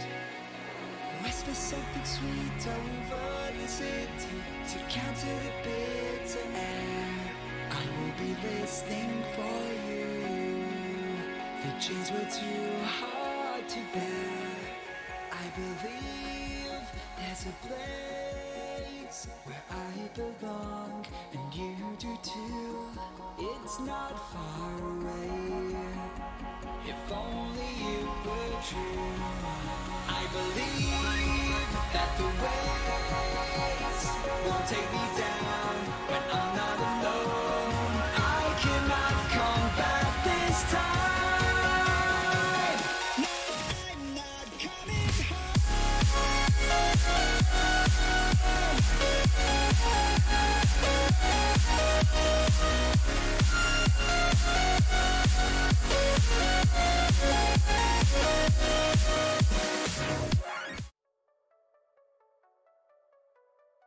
Welcome back, guys. It is the grand final. It is the most intense grand final you're going to see here in South African Rainbow Six Siege right now. It is 2-2. Nibble and Omnius Gaming going toe-to-toe, hammering at each other, just trying to poke each other down and be the victor as we head through the clubhouse. And my word, this is going to be a banger of a map, Cloud. Oh, an absolute banger.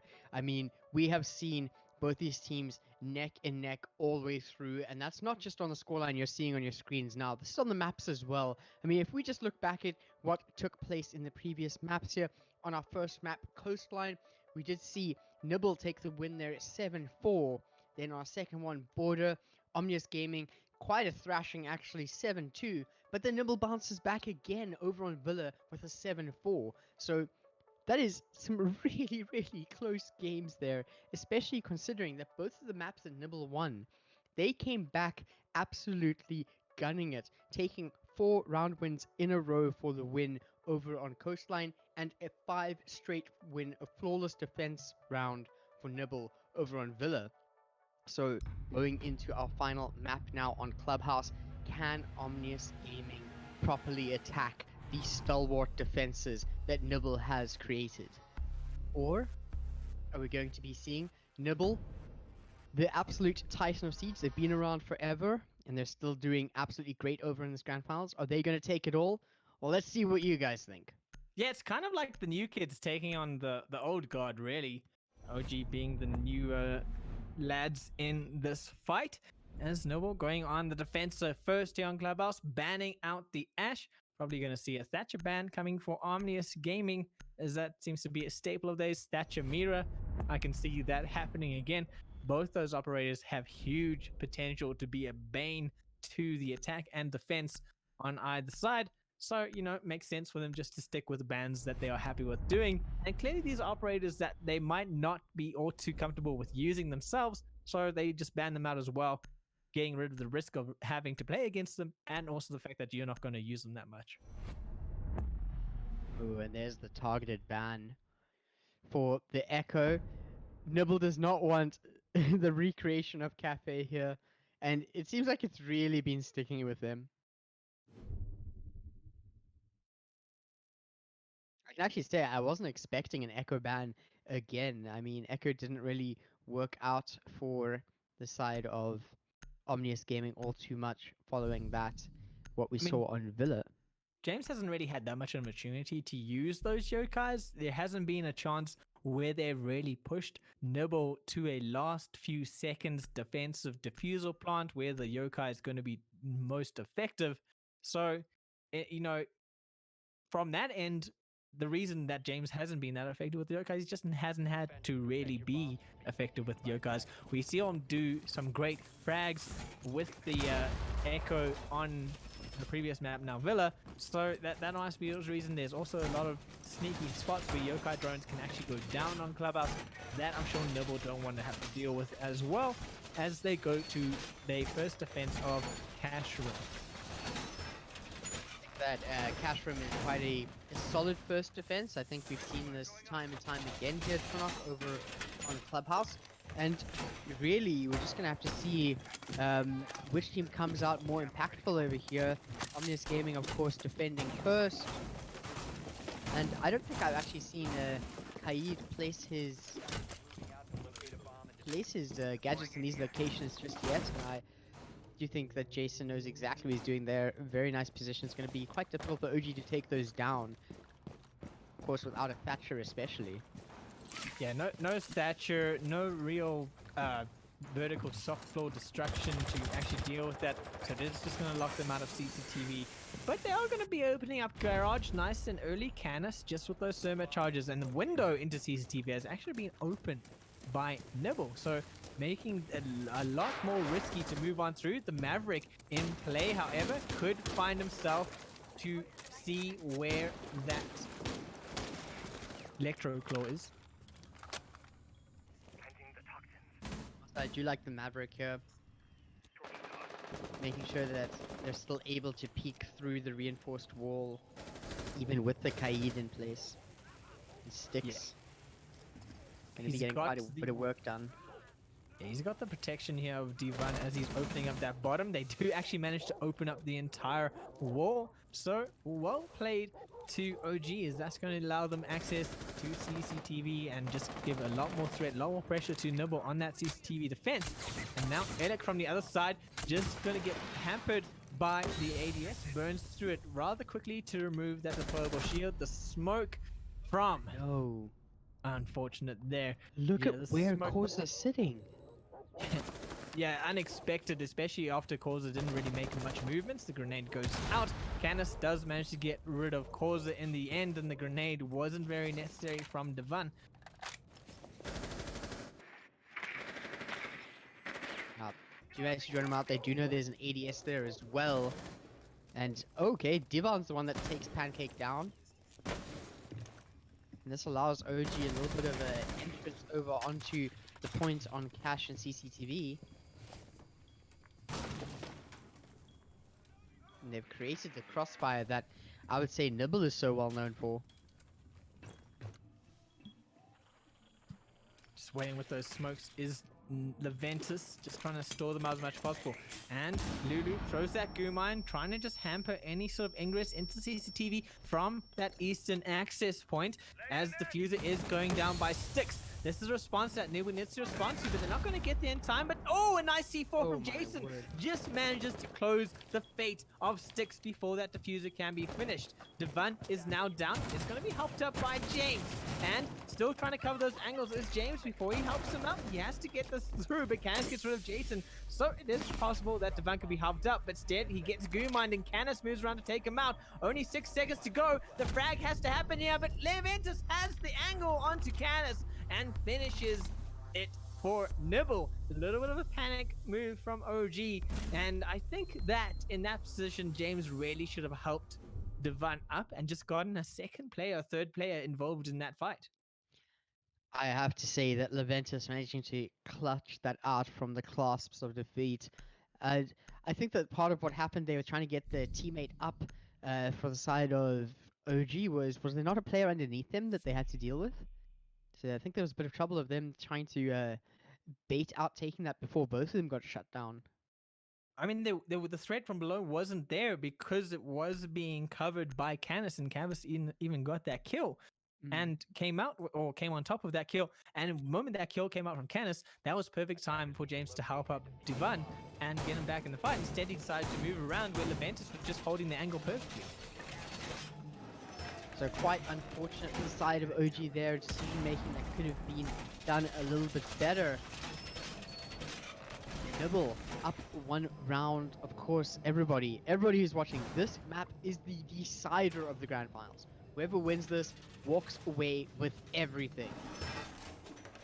And of course, we are going to go to church, and OG is going to be praying that they can win this one and not suffer a very heartbreaking defeat on this final map. 5 seconds left before insertion. As Dirt's just going to be interestingly reinforced. 2 reinforcements with an Electro Claw just to keep it locked down. No Maverick for OG this time. Oh, actually there is Sticks on that Maverick. Could potentially open up Dirt himself, and obviously there's not going to be any player really playing in Dirt that could be of threat to the Maverick. Why is it they put so many resources into Dirt though in the first place? I don't think OG's even going to think of going there. But, Yeah, I mean, Dirt- I could be wrong. Well, Dirt is a hard place to enter simply because it's such a hectic choke point. So you really do need to have vertical control and possibly control of either blue corridor or main stair hallway, just so that there's pressure on all sides before players or your team actually can move down Dirt without having to risk being immediately focused down by the defensive side. So as you can see here, that's exactly what OG is doing. They gain control of second floor, they're going to get control of bar, they're going to put some vertical pressure down into church, and possibly even into Arsenal from kitchen. Maybe get control of those hatch, open them up a little bit. Of course, Causa is currently playing in club and could cause issues, but he gets droned out, and that's going to be a good sign for OG that they have to deal with Causa. As Eric moves on over to club, just wants to peek the angle. Canis has taken some damage, however, in the interim, and might not truly be able to deal with this. James just working around. Causa has backed out of the area after being droned out, so Causa is still a real threat, and OG have to worry about him as he goes for the peek. And Causa actually gets taken out by James after a nice little use of that stun round by his Zofia and Alex. So some good teamwork, and finally Causa is out, and that's good news for OG in their attack. We've criticized OG so many times about how they're unable to deal with Causa, and now this is exactly what they're doing going into round 2 over on Clubhouse. This is exactly what they need to do to start cementing an advantage here. But a lot of them stacking up over on the stairs here. Actually 4 players. Make it all 5 of them pushing from the same angle. Yeah, getting control of central stair hallway, this could be a possibility for them to use not only the hatches that they have available, but maybe send someone down Dirt, but I doubt that they're going to rotate to Dirt so late in the round, as James gets Lulu from above and is now going to work his way into central stairs hallway as well. Helic now holding the angles on main hallway, just wanting to get a sneaky peek. They're probably going to make their way through storage onto church and just get a kill like that, but a sneaky prone kill comes out from Jason onto Alec. He does love that TCSG. They have made their way onto site, and this is a good plant potential for Canis. As James takes down Jason, Leventus gets a nice C4 onto Devon. They have to start the diffuser, and there we go. Sticks is busy planting it. Leventus just trying to refrag and stop it from going down. Sticks finds Pancake, seals the deal on that one, and now it's just Leventus left, but he has a very injured Sticks and a very injured Canis to deal with, and this could be a bad situation with him if Leventus comes out performing extremely well. Leventus just spamming, pre-firing, hoping to get something down. Is almost taken out, but manages to get Canis instead. Now only Sticks to deal with Sticks peeking at the perfect time to make sure Leventus can't clutch it out for his team. There were just too many corners for Leventus to look at in that moment, and I have to say Leventus really put up an insanely good fight there, but not quite enough after Sticks finding the head of Did you cut out? Did you stop talking or did you cut out? I think I cut out. Yeah, I think so too. Okay, I didn't say much more after that though, but I think I did cut out for a second. But more words to say though is, of course, that being Church now. It seems OG coming out on top of Church, but then losing over on Cash. We're moving back down to Church now, Nibble on the defense. And hopefully Omnis Gaming are able to recreate what we saw in the previous round. Yeah, but I think one of the key factors of that attack was this time they took the threat of Causa really seriously, which is not what they were doing on Villa. And as a result, they were able to drone out Causa, make sure that he wasn't going to be that flanking threat. Time and time again, you've been saying that, Janot, that if you want to take out Nibble, you need to get rid of the Roamer and Causa. And now we've seen it work. So let's see if it works again, or if they actually decide to do that again, or if they still want to play their own game. I mean, you got to play your own game. You can't be playing someone else's game. If you're playing someone else's game, chances are they're dictating where you should be, how you should be there, and it's just not going to end well for you. Well, let's see if they've adapted their game to then involve killing Causa. I would hope so. I would hope that their main focus right now is just getting rid of the droners as we lose Causa. So, speaking of the man himself, we are going to have to get a repost after this round. So, an unfortunate situation to be in if you are Nibble, because that is a... You're not going to have that man for this round. Yeah, this is really unfortunate for the side of Nibble. They're going to have to give away their defense plan over here, and Omnis Gaming's attack, I think maybe they're just going to play a little bit more aggressive, just trying to get some target practice in here, as of course there's going to be the rehost. Well, Levant is certainly taking no real worries there as he goes hyper aggressive on to who was Alec at the time, but James eventually managed to get rid of him. Causa has returned, but unfortunately is not going to be participating in the rest of this round. So still unfortunate for Nibble, but it does mean we don't have to deal with a rehost, which is good. Okay, so no rehost because we do have the rejoin from Causa, so we're going to be keeping things going. Nibble just going to have to play, well, 2v4 now after losing one player. Omnius Gaming probably a little bit sour in the mouth with taking a round, well, a potential round win off of this one, but still, if you're going to get an advantage, you should take it with open hands. But talking about having an advantage, it's only one player advantage at this point now.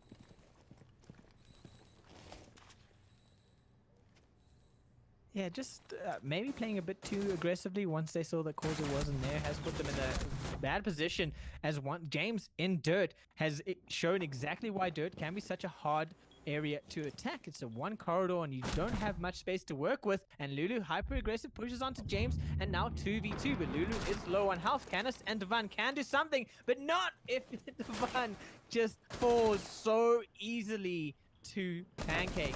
Lulu and Pancake now just have to defend against the man Canis, but Lulu is rather injured and Pancake was seen on the rotate, so Canis knows exactly where they're playing from. He doesn't have diffuser control, and this is really bad for OG. They had the opportunity to have basically a free round, and now it is all but slipping. He sees the head of Pancake and is unable to get the kill, and Pancake comes out carrying his team through what could have been a difficult defense. To say here that Nibble must be feeling absolutely fantastic winning this one 4v5 versus the side of Omnius Gaming. But Omnius Gaming probably feeling quite sour about that loss, not able to really close that one out there, even though they had the advantage. So Nibble up 2 rounds to Omnius Gaming's 1. We need to see Omnius Gaming once again, maybe. Well, actually, I think what happened there maybe was they were looking for Causa. They spent resources for that, and then when Causa wasn't able to make it into the game and disconnected, they kind of just lost all of that. I don't think that's the case, because if you look at that first exchange between the Valkyrie and the Zofia of Leventus and Jason, or sorry, they're on the same team, of Alec and Jason, they kind of ran into each other, you know? And instead of coming out on top in that exchange, OG just started being really aggressive, made stupid mistakes, and the Valkyrie was able to actually come out on top on Leventus, and then they had to now refocus onto the Valkyrie. So I think the moment they saw that Corza was in the game, they may have gotten overconfident, a little bit too aggressive, not really playing as they should have, and ended up losing the round. I must say that is absolutely unfortunate. You can't really be in that sort of situation when you're in a grand finals. Corza holding extremely aggressively on the ground floor once again. Hopefully OG are going to be able to find out where he is, burn him out, but if not, we're going to potentially see some very early kills for Nibble here.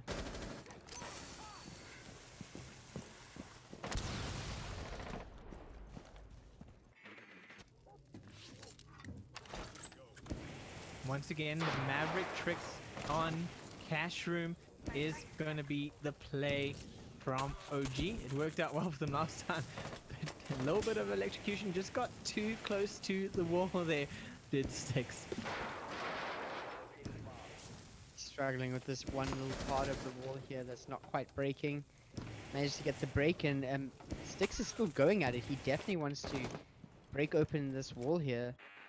And hopefully, we're going to be able to see Alec get some value walking down here as well. Potentially seeing Pancake peek, and he flicks it to the head. Takes out the camera as well. Yeah, nice little flick, just getting rid of Pancake in Garage. It's going to give them some confidence, going to give some confidence to move on in. As they open up Cash Room, you can see Sticks just waiting to do it. Corza looking for a sneaky run out, but no one's really in the area, so not going to be able to get much value out of that rotate, besides moving in potentially behind Elik at the moment. Sticks also right behind Alec in the situation. If Corza does manage to pull that rotate off, we could potentially see a double kill for Nibble coming out.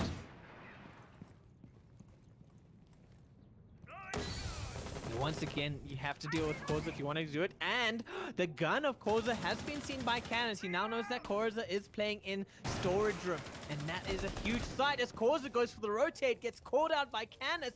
The Cash Room has been opened up. And now it's an opportunity that OG need to take hold of. Smoke from Leventus. Just gonna force Alec out of that area else.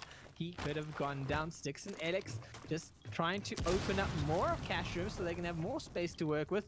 But Leventus isn't going to be one to just sit on his laurels and try to keep them from getting in as he's been spotted out. They know what drone hole, what hole he is using to keep them. Sticks going for the defuse spot. A little bit of a run out from Lulu, who managed to get rid of Sticks. The diffuser is down. OG only have 7 seconds. They have to recover and get defuse planting again. Alec hasn't managed to do so and is now planting. In cover is Jason, who has run out and is going for the kill onto Alec, but he isn't going to make it because Leventus gets it instead. And Nibble just looking insanely strong right now. Have to give it to Nibble there. The speed that Lulu is able to adjust and adapt to a diffuser being planted is really something else. But we do know that Nibble is extremely strong on defense. I think this is just something that we've seen throughout this entire series here, and we haven't really gotten to the stage where we're going to be seeing a swap out just yet. But by all means, Nibble looking so good on the last map of the series here. 3-1 already as we move over to round 5. Defenders, protect your bombs from being defended by attackers. As we head on to gym in round 5. Gonna get our workouts going on here, Cloud. Don't forget to exercise during lockdown. Keep their muscles moving. Never That forget cardio leg up. day. Never forget leg. That is worth to live by. And there is a Maestro in play by Lulu. She's going to be setting up those Evil Eyes in positions where they can possibly just slow down the attack of OG and get the information they need. So if they move through Cash Room, if they try and pose to plant breach charges or breaching rounds or whatever on that side, that Evil Eye is going to be quite a hamper and what is the word I'm looking for, Cloud? Hindrance. That's the word. A hamper. you. That's like winning a hamper. No, but like to hamper someone, that's a word. I don't think so. I mean, maybe. I have my doubts. Uh, I'm googling it. Okay. okay. But whilst you Google that, we get to watch Divan try and approach in. Yeah, He's trying hamper, to- hinder or impede the movement or progress of. Okay, well, there we go. You could have used it. Well done. Well, I mean, I could have used it if I had used proper sentence structure with it. So hindrance is the word I was looking for, as they are opening up cash room with the thermite charge.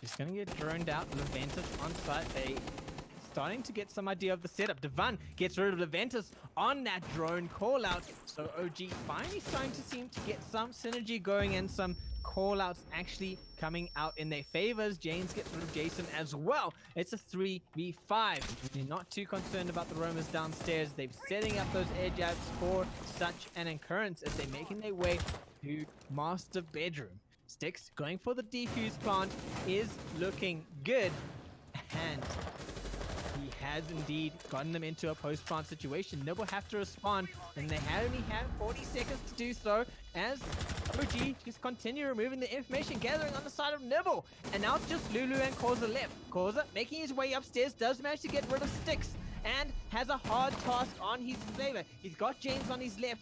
Could be in a crossfire right now, but James does manage to get rid of Lulu. Could come up behind Causa. Causa is going to go wrap around on James and does get the kill, but it's a 3v1. He misses the head of the thermite, and in the end, Canis comes out on top against Causa, and they finally win their second attacking round. You could see Causa even swapping over to the pistol because he knew that he wasn't going to have many bullets left, but just not able to do it in time.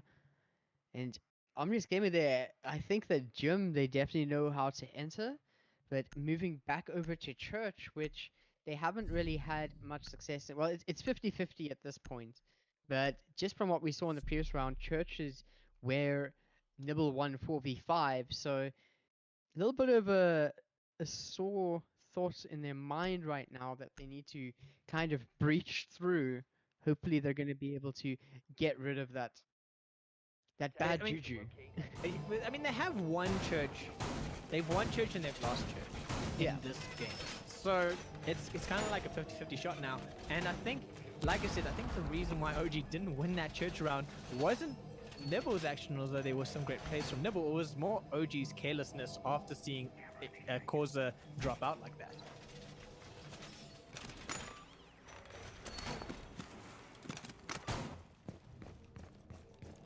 Hopefully Causa doesn't drop out again on this defense, as Leventus just shooting out that jukebox that no one knows why that's there. Just people shoot it out. Like, just Ubi, please remove it. Just get rid of it. Just make it silent. Attackers must locate and defuse the bomb. Setting up the bubble cams though. Just wanted to get some information if they do push into bar, which is probably where OG is going to go. They're going to know exactly what their movements are and be able to act on that. They have players on second floor, so 2 roamers that OG are going to have to worry about and clear out before they can even make any movement into bar and move downstairs. Canis has made his way into front porch and opened it up, so just hoping to catch at least one of those roamers on the rotates, but they perfectly happy to hang out outside on the upstairs.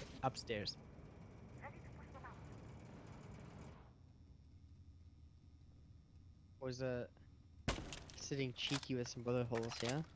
Attackers have located a bomb. But Omnius Gaming, yeah, taking this quite patiently, holding multiple angles, trying to find exactly how they want to breach into church this time around. Moving into master bedroom now.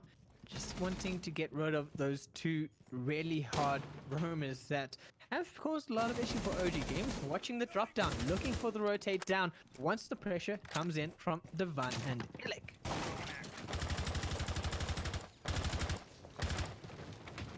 CCTV window open now, and you can see roamers have dropped down. Causa has dropped into garage. after the pressure has been exerted on them. This is good moves from OG. They just need to start getting better, get on those drones and find out where these roamers are. Else they're not going to have much space to work with. 1 minute and 20 seconds to go, and they still haven't gotten second floor control. But they do know that Causa is now playing in garage. He goes for the C4 and does manage to get the kill on to James, but gets down in the interim. So a little bit of a refrag, but Devan's going to be a little bit scared that perhaps Causa isn't still in play. He takes him out with a grenade instead. And OG now able to have some control of the second floor, possibly get control into utility. They've droned out the second roamer. They know exactly what's going on, and the time to strike is now. Jason sees the Maverick head through the floorboards, almost taking out Styx, who manages to survive by the skin of his teeth. As Elec going to open up these floorboards, get some vertical pressure into Church so that they can make use of utility to their best extent. Devan now playing utility, going to open up the top there, get some frags and start pushing Nibble off of Church so a defuse can go down. Elec finding the kill now, making sure that there is an advantage. We might just see a head here, which we do actually see here. Devon finding that. Jaeger's knocked down in Pancake, and Leventus even finds a C4 kill onto Styx, but it's not enough because Elec finds another Valkyrie, looking pretty good for Leventus right now as he finds another double kill. It's up to just Canis, and Leventus is just, he's too good at this game. I don't understand what Devan was doing though.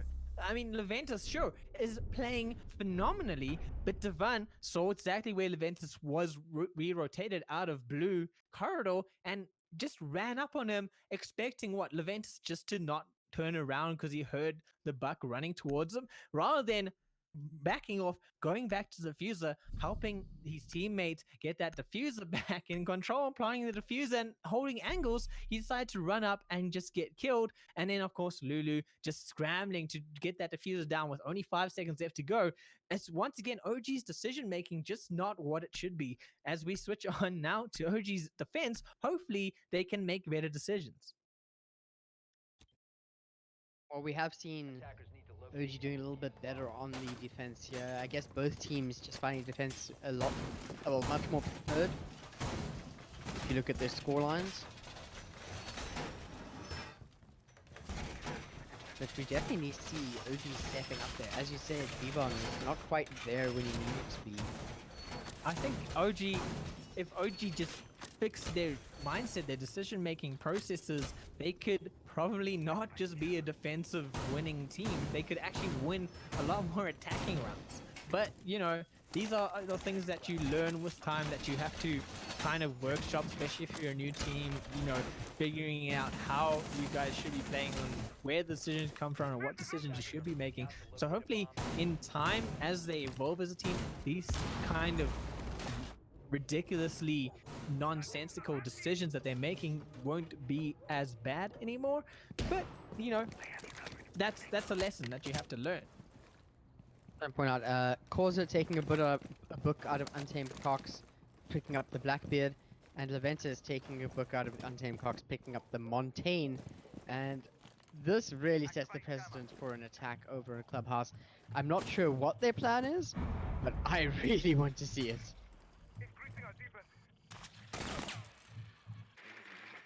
Yeah, we haven't really seen Nibble make use of the Montaigne too badly, and he's just going to be droned on into garage.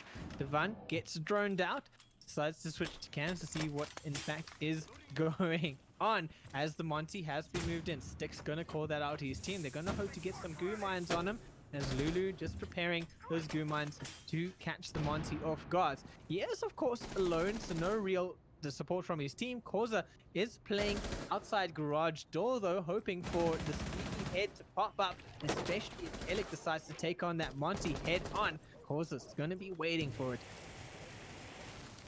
Seems like what Monty's trying to do is actually just push the players back, but they are unwavering. OG are happy to just play the waiting game in this situation.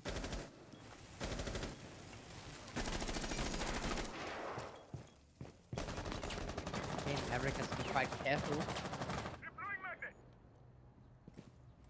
Elec has to be really careful. Causa has seen the head and in fact goes down. Elec managing to actually frag on that one, not taking too much damage.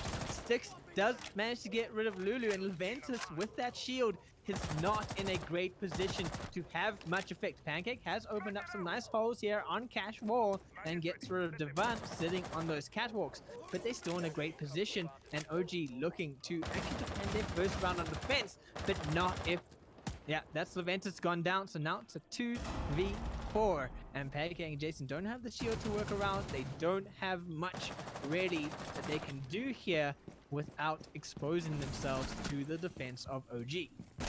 Canis wrapping right around, but doesn't even need to, as Six and James clean out Pancake and Leventus to set precedent of a round win for Omnius Gaming. Yeah, a little bit much better on OG's side. Being patient, being calm, waiting for the angles to come to him. Alec could have been in a really bad situation, but comes out on top, fortunately for his side, unfortunately for Causa.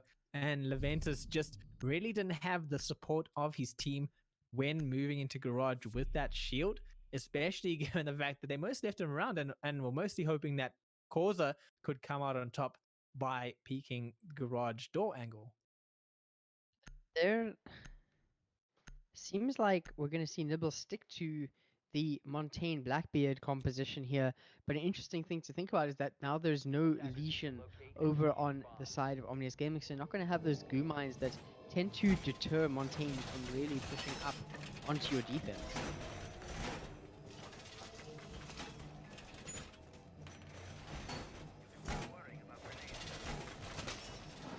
Well, let's see what OG can do down in church as a motorbike goes past someone's microphone. That would be mine. And let's see here, Nibble have to attack to have the Montaigne in hand. See how they utilize it. This could be an opportunity where maybe they actually go down dirt with that shield and play around him on the in the dirt choke cloud. That's actually a very good point there, that we could see that happen.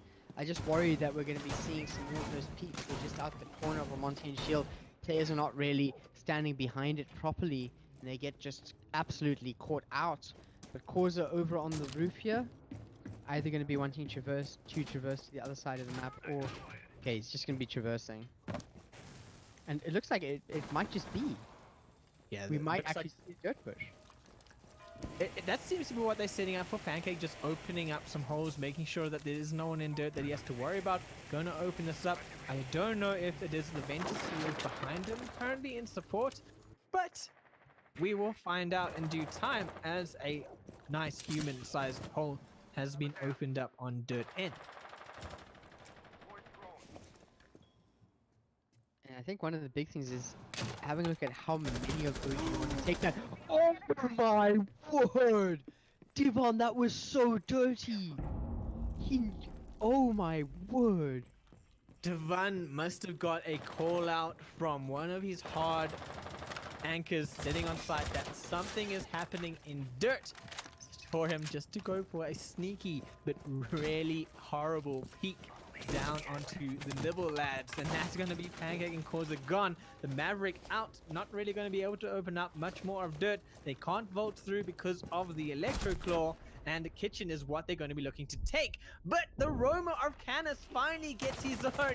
Does manage to get the down, isn't aware of it because there is no notifications for her on his side, of course.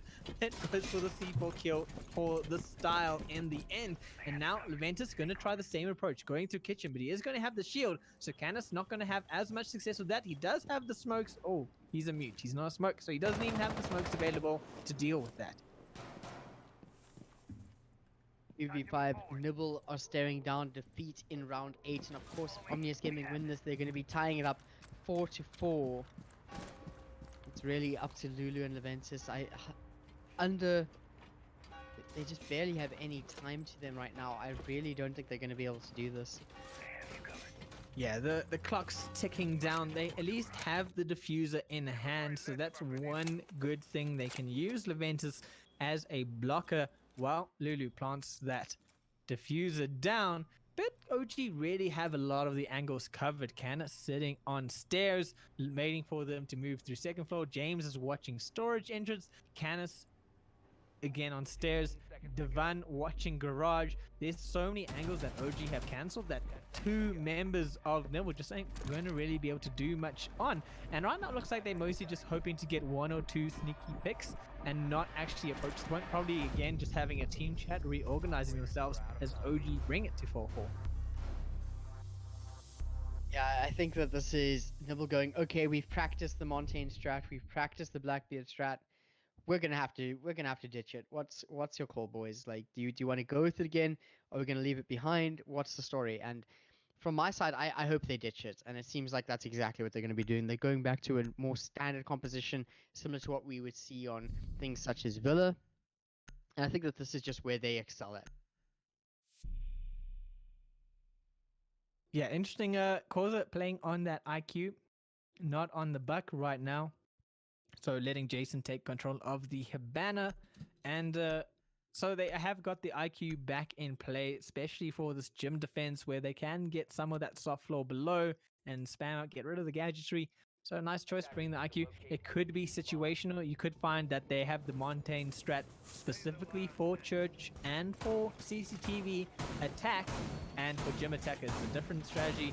But you know, we won't know until they go and attack gym or cash room or church again. Very true there, Trevor. And we'll have to see what they decide to do on gym then. And we did see Omnius Gaming. This was probably their strongest round over on the attack was against gym. So interested to see if we're going to see any form of recreation of that speed from Nibble's side. I mean, you often find if you know how to really know how to defend a site, which, as you said, Nibble showcased that they did, that you know how to actually really attack that site too, as they are getting ready and just a sneaky magnet outside, hoping that he can kill Nibble with their own grenades. That would be a sight to see.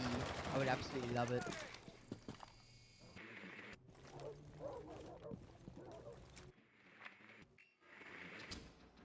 But alas, just Nibble taking it slow, droning out. Yvonne already pushing into same. I know we've already seen quite a bit of movement from Nibble's side. I don't think he's going to find anyone anytime soon. Oh, he does see the drone, so he does get droned out. And Sticks, now they know he's playing on those stairs. A little bit of information that Nibble can work with. They haven't yet found that Divan hiding on garage. So that could be dangerous as Nibble moves onto cash room and CCTV. They're just going to be moving through, hoping to open up construction wall, take master bedroom away from Omnius Gaming. Pancake just opening up windows, giving them some rotate options, giving them some options to make moves around and get some good rotates on. Now, sitting outside gym window, that could be the threat. That's where that magnet has been placed as Leventus goes to throw a grenade. Probably just going to spam some stun grenades in there, allow Causa to get some access onto site. He does need to open up that castle barricade before he can do that, however. Causa is actually looking for a kill right away. Probably notices the gun of the castle behind that barricade. A little bit of a misthrown drone, didn't quite make it through the hole. They have taken care of the castle barricade now, and that is going to allow them to have gym open and push through onto that, opening up master bedroom as well, just so they can move completely, get all those angles, all those windows open, and make it that OG doesn't have too much free reign around sight. Lulu not going to be able to really do anything on this wall just yet because of the electro claw, but hopefully waiting for his team maybe to push up master stairs, push into gym hallway and get some damage down. Pancake gets rid of Divan. He was a hard roam downstairs, so that's going to just give them some nice space to really move with. Gym window, it's quite a threat, and OG have to watch out for it, but they do manage to get rid of Leventus, and Alex not sitting too good on health, manages to also find a sneaky angle on to Causa, but Pancake and Jason say they have had enough of this and come out for their team, taking out everyone, including James, in the end to win their first attacking round. I must say, there were so many times where I thought that Omnius Gaming was going to be able to take it. the heroic attempt from the castle and Elec to just get one kill before going down on a just about no health at all. But then Omnius Gaming, James, well, Jason just coming in with I think that was a triple kill there, just to secure it for the team and really just end it all for Omnius Gaming on that defense. Of course, moving to round 10 now. Nibble are 5 rounds here to Omnius Gaming's 4, potentially opting for Causa. I don't think he's actually going to go for an Amaru, choosing the Blackbeard, and now this Blackbeard is coming in without the Montaigne. I think that's better for them. Yeah, Corsa definitely is comfortable on the Blackbeard. They clearly were having issues playing around the shield of the Montaigne, not giving him proper support, not really using it to support themselves and to support their routes of attack.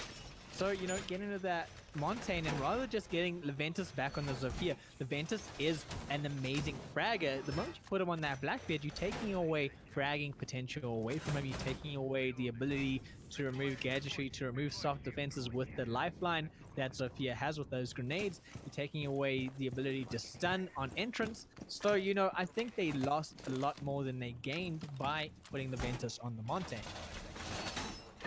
Security there, Trinok is he's just such a stellar player, and we've seen so many amazing plays from him in the previous rounds and this one as well, clutching out the first half over on Church to give them their 4th point.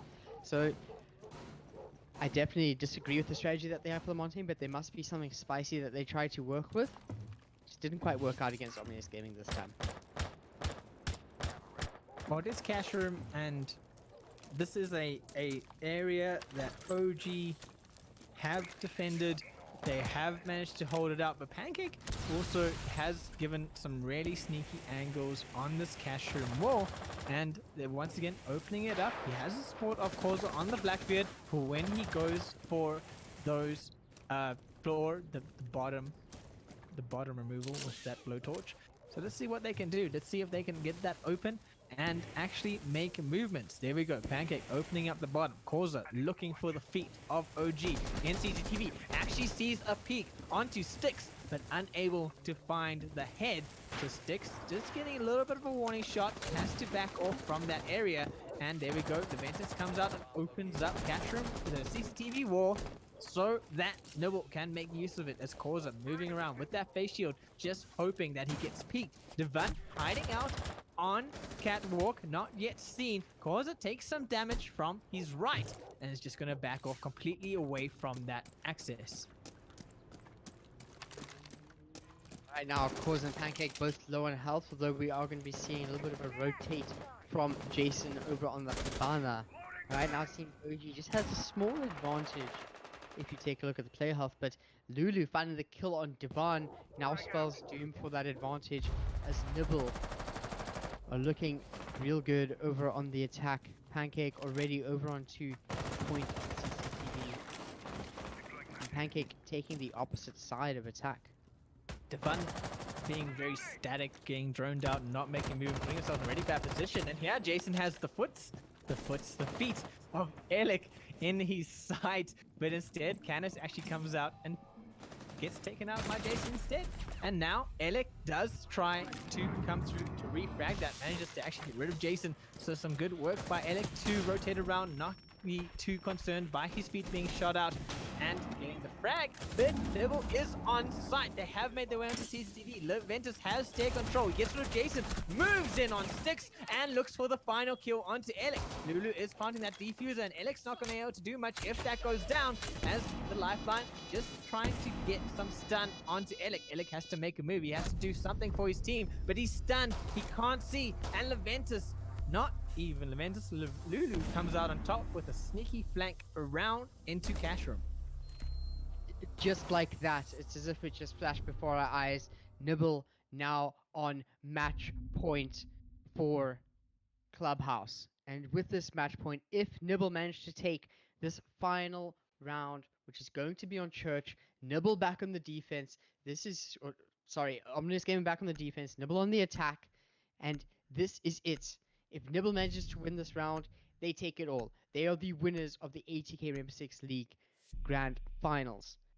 However, Omnius Gaming are going to be here to stop them, and we're moving to church. Yeah, Omnius Gaming are not going to let this go easy. Church is a side that they have defended well again, but so was Cash Room. And this time, Nibble found the way in. But also, if you consider that when Omnius Gaming won those rounds, it was with Leventus on the Montaigne. So perhaps the Montaigne just is not a strategy that Nibble needs to be playing. They have to be having Leventus, and especially in that last round, Leventus found 3 of the kills and really opened up sight. His flank maneuver upstairs to behind Cash Room, getting rid of all the real defense potential for Omnius Gaming was huge. And I think this could be a very different attack given that they're not playing that Montaigne.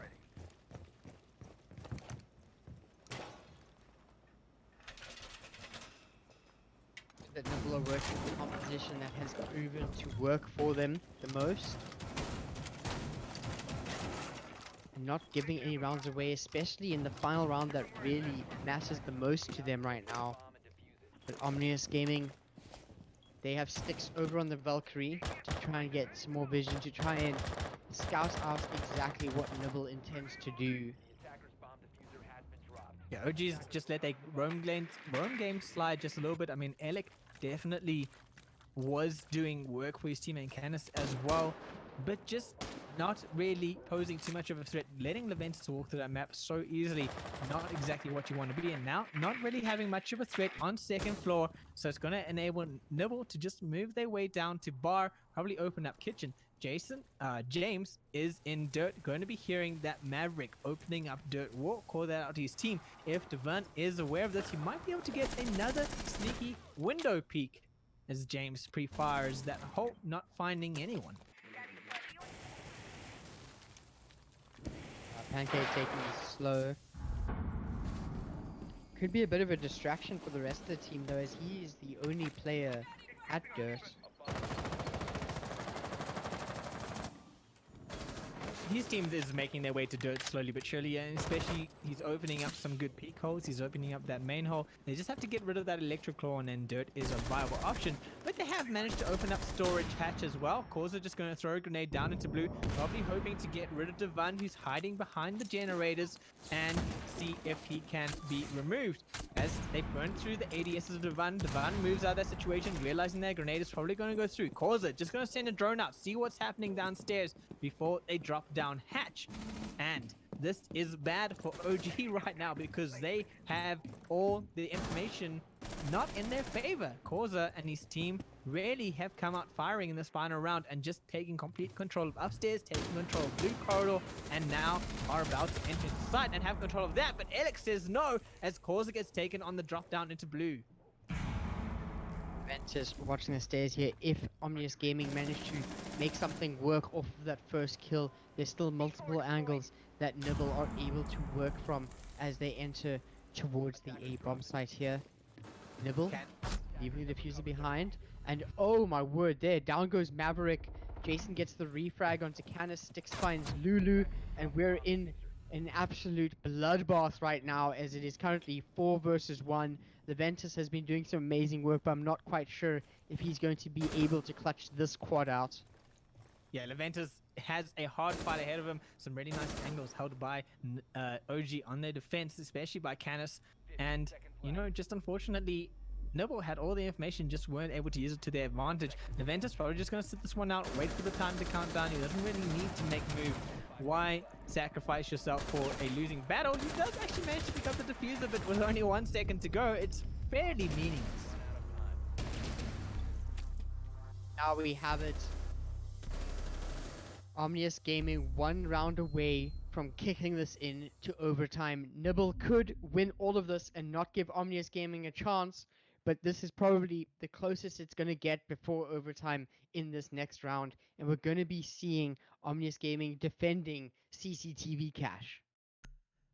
Yeah, which is a hard site that Omnius Gaming had to defend. They have they've won one defense, then they've lost one defense. Again, the defense that they won on Cash Room CCTV was the Montaigne strategy that Nibble was trying. And as we have spoken of before, that clearly wasn't a strategy that Nibble needs to be playing. Causa going to be actually They're gonna do No, it anyways. no, I'm just Stop saying it. how you shouldn't be playing the Montaigne strategy. It's not working out for you. And they bring the shield out again. But at least this time, they do have Leventus on the Zofia, so they still have the fragging potential. Oh no! Okay. And it goes down to Canis, and that is devastating. That could be Oh, the defense no. of OG just completely wrecked. Oh no, this is heartbreaking. We see Nibble coming out with the Montaigne, potentially from our side at least, giving Omnius Gaming this huge advantage. And Canis just gives it away. Oh no. You can't blame Canis for that, because Canis knows what he has to do. He has to set up the site. He has to create rotation holes. He has to do his job. Why is Alec running in front of him when he's creating rotation holes? That is the question you have to ask, because chances are Canis wasn't moving when he was shooting. It was Alec running in front of him. It's like, if you know that your team sets up the site in this way, which these teams do because they practice the hell out of that, then, you know, don't move in front of your smoke or your mute or whatever with the shotgun while he's busy setting up things. Oh no, I don't have words for this now. That's just so unfortunate for OG. But right away, Pancake wanting to take the same approach, and look at how aggressively he's doing this now, knowing that they're down one player, knowing that they don't have a mute. He's able to really make something work here with the Maverick. Ooh, but there could be a sneaky peek there as you see the feet of Canis just waiting for that hole to open Oh, up he too much, finds it. and he does go down, but he has not been killed just yet. The Maverick has an opportunity to be helped up. James Okay, just then the hoping smoke for attack the has- foothold to be revealed to him, but the smoke in the end does finish him off, so they're not going to be open to open CCTV wall this time around. Causa is making his way up onto Catwalk with the shield. He's just spotting out sticks for Omnius Gaming, and there we go. C4 goes out, does take a little bit of health, but unable to find the kill, as he's just going to keep moving up, keep calling out where the Kaid is. As the Kaid finds himself in front, Jason does come out and get rid of sticks through CCTV window, and it's all going in Nibble's favor right now. There's nothing more perfect than how this round could be going if you are Nibble. They still have Diffuser in hand, they have all the time on the clock to plant it, and they don't really have to worry about too much of a threat. Except for Canis and that shotgun, he can be quite deadly, as we have seen. As the diffuser does go down, but unfortunately the Montaigne wasn't able to defend him. Lulu is taken out mid-plant, but Leventus comes up eastern stairs once again, being the clutch savior of his team, taking out James. Jason gets rid of Canis, and Jason gets rid of Divin in the end. And it all came up Nibble, as they are the winners of the grand final against Omnius Gaming, solidifying themselves as the top team of South Africa and solidifying that 3,000 Rand prize pool money thing. Yeah, I must say though, Omnius Gaming not going to be walking away empty-handed. You cut out again, Cloud. Omnius Gaming not going to be walking away empty-handed either, as they do take the 2 grand from the prize pool for the second place here. So there you have it, our standings. Nibble managing to take this in a grueling run through the losers bracket all the way to the grand finals, taking it to the very last match, to one of the very last rounds. And Omnius Gaming sadly throwing that away in a sense. Just really unfortunate for the side of Omnius Gaming, but Nibble playing out of their minds everywhere else. And there you have it. There's our champions for the 80k Rainbow Six League.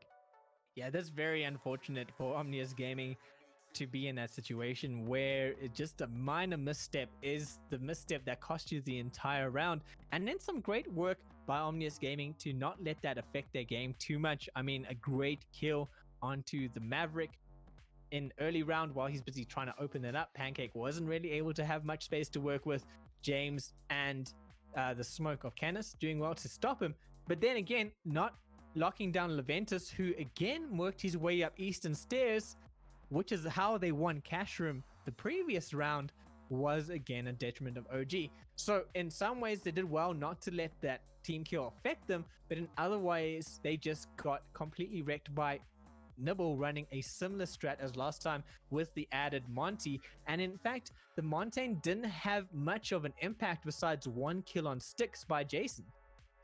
Yeah, that Montaigne strat, like, I think it's a very high risk, high reward playstyle that they were trying to go for there.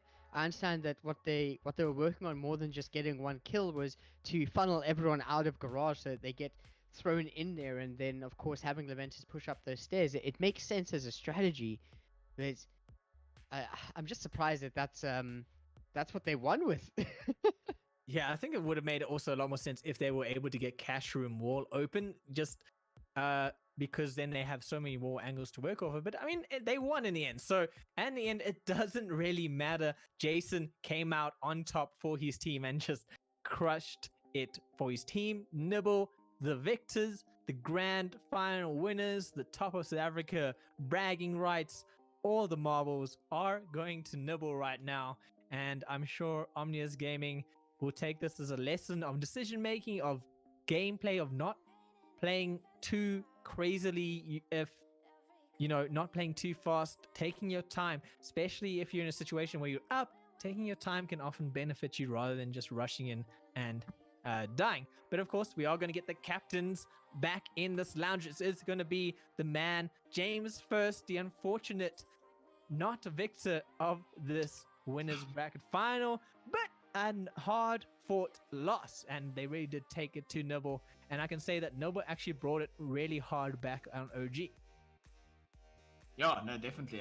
Oh, I'm here. Hello. Hi. Hello. Hi, James. How are you doing? You know what, dude? I'm actually really, really good. And yeah, you guys fought a phenomenal game. I guess I'll just take this one, Clark, and have the next. You guys fought a phenomenal game, a really hard fought matchup there. I actually want to go into that border sweep of your guys. It's border that I can confidently say that's like your home map, right? That is correct. Yeah, no, we're very comfortable on border. We knew that coastline was going to be very tough for us, and if we won coastline, we knew we would have taken it on border. But unfortunately, they took it and they just played better. Yeah, that was one of the things we were saying is like if you guys did win coastline, it was probably going to be the end of it. It's going to be a 3-0 victory to you guys. What was the mindset going into coastline? Especially you guys did manage to sort of like trade rounds for the first 6 rounds, and then you kind of like let it slip away in the latter 6. So our mindset going into coastline was that it's not our strongest map, but we knew that they were also weak on that map, so we just tried to give them hell on that map. That was literally just the mindset. We just didn't want to play theme park, so we'd rather play coastline. Yeah, that's fair. I mean, theme park's a mess of a map, but at the same time, I know that Nibble doesn't like theme parks, so you may have like evened it out if you both played a map you didn't like. But and then going through into Villa, that is a map that you guys won against Nibble in the semi-finals, and it was Nibble's map choice, and you guys confidently took it to them. Were you guys confident or thought confidently that you had that one in the bag based on the previous performance? I wouldn't say in the bag, but yeah, we were confident going into it. We were confident going into every map. Well, I mean, that's fair. You can't not be too not confident. You can't be nervous, I guess, going into a match like this. All right, and then let's bring it back to that final map of Clubhouse, which just was a heartbreaking defeat on your guys' part. Let's first talk about what happened when Causa DC'd, because from our side, it looked like you guys kind of started to be hyper aggressive. Causa DC'd, you guys played it a little bit more too aggressively, and I know that Causa in Villa was quite a like really horrible person to play against in Villa. He was just constantly roaming and being like really horrible to play against. So when you saw him disconnect in Clubhouse, did that guys change your mindset in that round at all? It did. We knew that we didn't have to worry about the roamer as much. We could get map control a lot easier. The disconnect was unfortunate, but unfortunately for us, I'm gonna have to out my boy Sticks. He just pushed a little bit too aggressively with the fuser, and then I don't know. Yeah, there was a lot of thrown rounds, a lot of little mistakes that we made that we'll learn from. Yeah, I mean, that's one of the things that we spoke about a lot, was like the decision making in your team needs refinement in terms of like, in that situation where Causa dropped out, being that hyper aggressive actually worked in your detriment and didn't really help you guys out. And then I guess you guys are now the second team in South Africa, the top two. You're in the top two. How Yeah. does it feel like, at least knowing that you are the top dogs in the country? It makes me feel really good. You know, like I'm just glad that this match today it pushed to 5 maps, or 4 maps in this case. It went the distance. Unfortunately, the team kill there at the end cost us a little bit, but it's fine. Like we're very happy with our performance overall. When that team kill happened, because you guys did actually manage to get a early frag onto Nibble as they attacked. What did that like? Did you guys panic a little bit in that moment?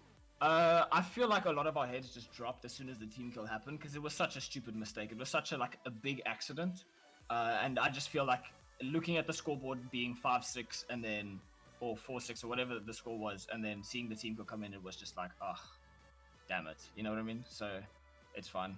We'll learn from it, I guess. Yeah, I mean, there's a lot of things that you guys can learn and grow from this tournament. I'm sure that's Yeah. in the future. You guys are probably not going to be making those small decisional makes. You are going to be taking the Roma threat a lot more serious in areas like Definitely. Villa, and I mean, TQS happened. It happened on both sides during this series, so it's just a thing that happens, and you got to move on with it. Yeah, definitely. Is there anything else you want to say to your fans or to anyone watching out there? I just want to say thank you to everyone who watched and supported the match. It was insane.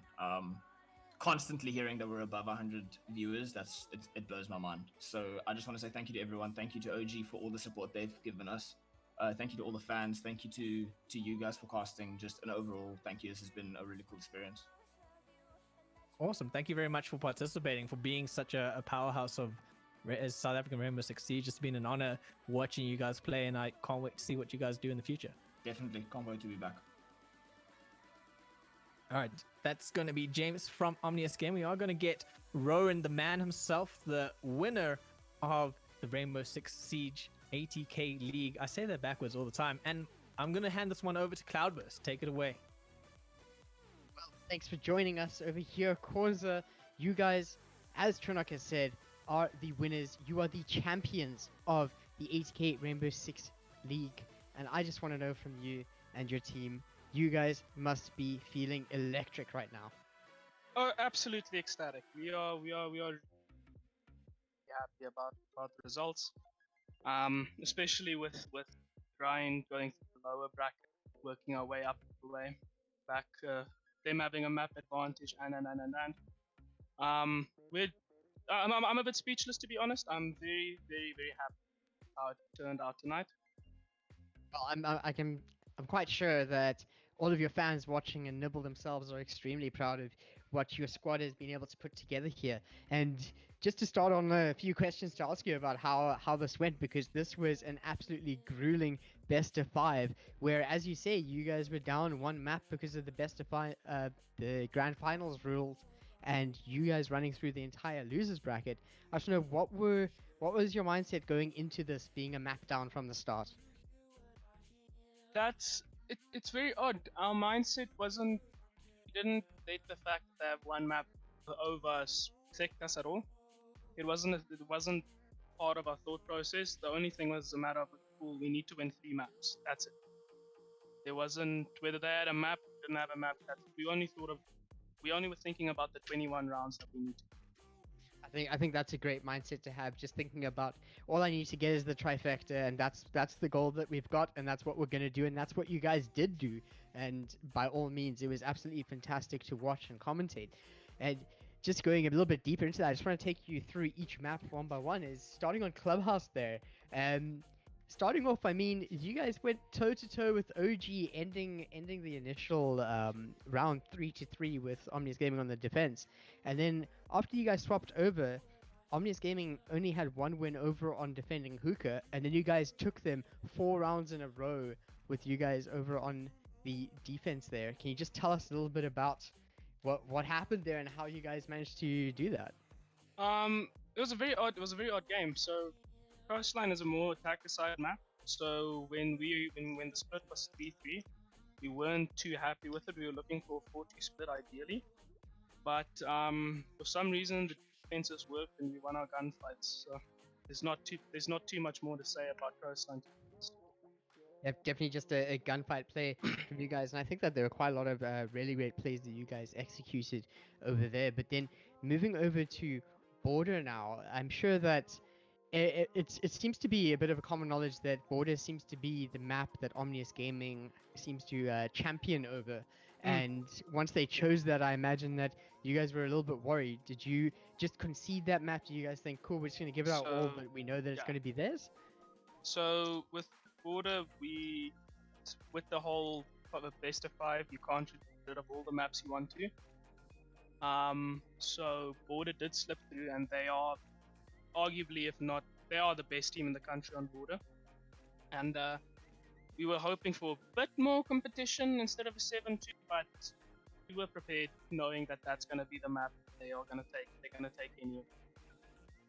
And I mean, over on Border, on when you guys were staring down 6-2 and you really, or 5-2, and you guys really had to start pulling a comeback, we know that there was actually a team kill on your side that took place over on Border. Is that just It another wouldn't be a unfortunate one? Nibble comp game if it wasn't a team game. So it's just par for the course, and of course that seemed to be a little bit of a reason that um, cemented the win on Border for Omni's gaming side. But then of course I think that it's more important to look over at Villa, because you guys obviously won Coastline 7-4, but you did the same over on Villa, also getting 7-4. But then a step further on repeating what you did on Coastline, you guys managed to get a flawless defender round, getting 6 rounds in a row, or 5 rounds in a row, over on the defense. How did you guys manage to get that right? I assume you're referring to the last time we played Omnius? Well, no. I meant the other 7-4 was Coastline. So now the villa okay. that you went Sorry, I to. misunderstood. So in this series, you had 2 7-4s where your defense was just so strong that Omnis Gaming wasn't able to attack. Yeah. And now you guys did a flawless defense here. Did you guys go back to the drawing board and really prep Villa? Yes. So well, yes, but no. So what happened was a lot of role changes did occur, as in players who were playing on a supportive role into the frag role. Our structure or network, or however you want to call it, the reinforcements were exactly the same as they were before. But now it wasn't a matter of everyone was comfortable with their roles, and a big thing for when we played Omnius previously on Border was the fact that we lost so much momentum due to all of the constant pauses. Just happy to show that we should have not that we should have, but that we are competent on Villa. Yeah, I think that was really you guys coming back with a bit of a vengeance, showing that it's not going to happen again. But then, of course, the final map that you guys won here, and looking at this, it was close. Clubhouse was close. It was 7-5 in your favor, but over here now, compared to you guys having a very good defense run, after the half, you guys actually went even, but you guys managed to win it out. Of course, just something on Clubhouse here that I want to know about is, what is this Montaigne strategy that you guys are trying to employ? So, Clubhouse attacking garage, very difficult. It's perspective. So people on the rafters can look up while they can see our total. We can't see their type of story. And with the Montaigne, especially with the Legion nerf, you can get right up in their faces, and the wall being open, there's a massive crossfire. So if you're top 90 or top rafters as a defender, you need to choose either you take the gunfight with a Montaigne, which is filled with the shield, or you need to take the gunfight on the guy on the people by breach, because it's just a good way to get rid of people from garage. Okay. Oh yeah, because there were a few times I saw that in the first 2 rounds that you had over on the over on Clubhouse, you struggled with that composition when you tried it over on Church and Cash, and I could see that after a little bit of liberation, you guys managed to swap off of it and decided to go back to your more standard composition that worked wonders for you. But then you guys obviously were going toe to toe once it was 4-4, and you guys managed to come out taking Jim and Cash, putting it up to 6. Yeah, that was an insane round for Pancake. He played very well that round. Yeah, I have to say that a lot of your players have played insane. But then, once you had the lead on 6, it seemed like there was going to be a comeback from Omnius Gaming, with them making it to another round win on Church, which means that the last round that you guys had there on Cash would have actually put it into overtime. Yeah. But then the fateful event happened where Omnius Gaming had a team kill. What happened on your side once the team kill was shown? we were more laughing because I can already tell that the person on the receiving end of that team was not very happy over it. But we would have won that round nonetheless. We switched out players who were playing Montaigne. So Liam isn't. I'm the most comfortable Montaigne player, but due to previous deliberations, and then we decided to put him on Montaigne. But for some reason, I couldn't shoot straight this last game, so Montaigne it was for me. So that worked out quite. Okay, well, by all means, I mean, you guys took the advantages when you could, and you guys honestly played out of your minds. I have to really attest it to you is that you gave Omnius Gaming such a run for their money over on that Roma position. The angles that you were able to take and the amount of kills that you were able to rack up from positions that they just weren't quite able to really find. I have to say, well done, and by all means, you are crowned as Nibble Esports as the best team in South Africa Rainbow Six Siege, and by Thank all you. means, give yourself give yourself a round of applause. I don't have a soundboard here to It's fine enough. to I'm give you already one. imagining it. but But by thank all you so means, much. I have to say, well played, and the mic is now yours. If there's anything else you'd like to say, it's your time. Um, Again, thank you to everyone spectating and casting and everyone behind the scenes that don't get the credit they deserve. You guys really have hosted an amazing tournament, borderline flawless tournament, and that's a first for South African Siege. So thank you so much for this opportunity. Thank you to everyone who was watching. I hope it was as entertaining as it felt. And thank you to all of the teams that signed up. It's insane for me to see how far this competitive scene has gone in such a short time, and everyone should be proud of how they did and proud of what we achieved as a unit. So thank you very much. Okay, well, there you have it from Koza, who is the captain of Nibble Esports. Thank you so much once again for joining us here. And I have to say, thank you so much to all of the viewers who have come along. I don't know if there are any parting words from Trinok or Noob Slice that they would like to pop in over here. Yeah, I wait. Let me just hear from Slice. I don't know if you guys can hear him. Do you want to say anything, Slice? Yeah, I'll save mine for last. So you guys are welcome to give your final closing statements on this tournament. Okay. Yeah. Okay. So Slice will be saying something at the end. So stick around for his epicness. Yeah, I just want to say thank you to everyone for watching. Thanks for joining into the ATK Rainbow Six League. We hope to see you when there's another one. It's definitely going to be amazing. Stay tuned to ATK for all the cool esports things. There is going to be an Overwatch cast later today at 8 o'clock, hosted by ATK. It's the ATK Overwatch League. So join us again. If you like what ATK does, do that. Go there, watch that, and support the Overwatch guys as well. From me, I'm done. I would like to say thanks to Cloud for being an amazing co-caster, Noob Slice for just doing all of the things and being the producer, the TO, just really being an amazing human being. And thanks to all the viewers for watching. Thanks to ATK for hosting this once again. And obviously to the sponsors, and I'll leave those up for Cloud to talk about. Cloud. I'm not going to talk. I thought that Noob Slice was going to come in with something to say. Oh, okay. Well, I'm here now. I'll say Spice at the- well, actually, no. Let me rather do that first. Okay, you guys are right. We'll have Noob Slice close it out as he's the one who started this. He can have both the Alpha and the Zeta, I think is the last one over there. Omega. Well, Omega is complete of everything. Zeta is the end of the alphabet. So, start and the end. Anyways, I have to say thank you big time to our sponsors, ATK, for making sure that the dream child that Noob Slice had was able to come to fruition. I have to say this has been absolutely amazing. I'm so glad to be a part of it. Just entering the Rainbow Six Siege scene, and I am absolutely loving it. Both the gameplay and everyone involved. But huge thanks to our sponsors, Elgato, AMD, Logitech Gaming, and HP Omen. Without them, none of this would have happened, and I have to make sure that all of you know that their products are amazing. And if you don't have an AMD processor, you should have one. If you're streaming, get an Elgato Stream Deck. If you want a mouse, Logitech G Pro Wireless.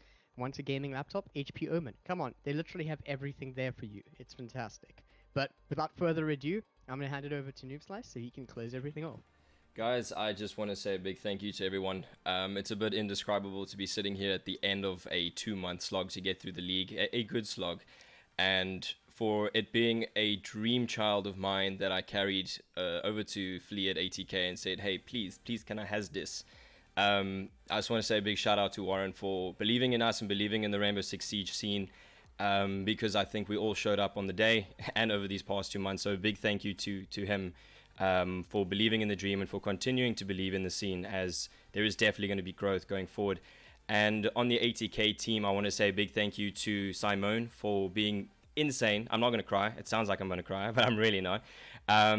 For being the most amazing graphic designer, for helping me wherever I needed help to get these graphics out. Sometimes I wake up late and have to send a panic through to you about 5 minutes before we start prepping for stream. And thank you so much for putting up with me and for your absolute professionalism. I can't wait to see where you go in your profession and how you find an amazing spot in the esports community and scene.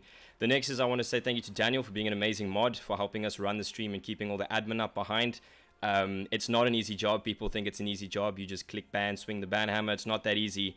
So thank you to you as well. And thank you to the rest of the ATK team on the ground for what you've done to make this happen. It is unbelievable that we banded together to make such a great product. Yeah, now I want to say thank you to the teams, all 16 of you, those that made it to the top 8 and didn't. You guys played a big part in this. Thank you for continually sharing our posts and creating awareness and bringing love to the scene and to what we're doing at ATK, regardless of whether you were in the tournament or not. It was so heartwarming to just see everyone share this goal of wanting to grow Rainbow Six in South Africa. I want to look back in a year's time or maybe even 5 years' time and just see us performing on a world stage, and I think that's a lot closer than we believe. So thank you to the players, thank you to the audience, thank you to all of you guys who've also retweeted, who've joined in on every stream. You guys are absolutely amazing. And thank you most of all to Trinak and Cloudburst for being the most amazing people, for having my back when things were going wrong, when I was losing my mind. Thank you for just being the most amazing casters and community leaders as well. I look forward to doing so much more damage with you guys in the future, and it's going to be absolutely amazing. So thank you very much, guys. It's going to be good. All right, so I guess this is it, guys. This is where we hand the stream over to the Abyss. We'll see you guys with another ATK Rainbow Six Siege tournament / league. Not too long from now. We are in the planning phases, but if you are around and you feel like some Overwatch action, as mentioned before, Overwatch will be taking place on this channel at 8 p.m. tonight, so come and do that. And until next time, guys, be safe, stay inside, wash your hands, and be blessed.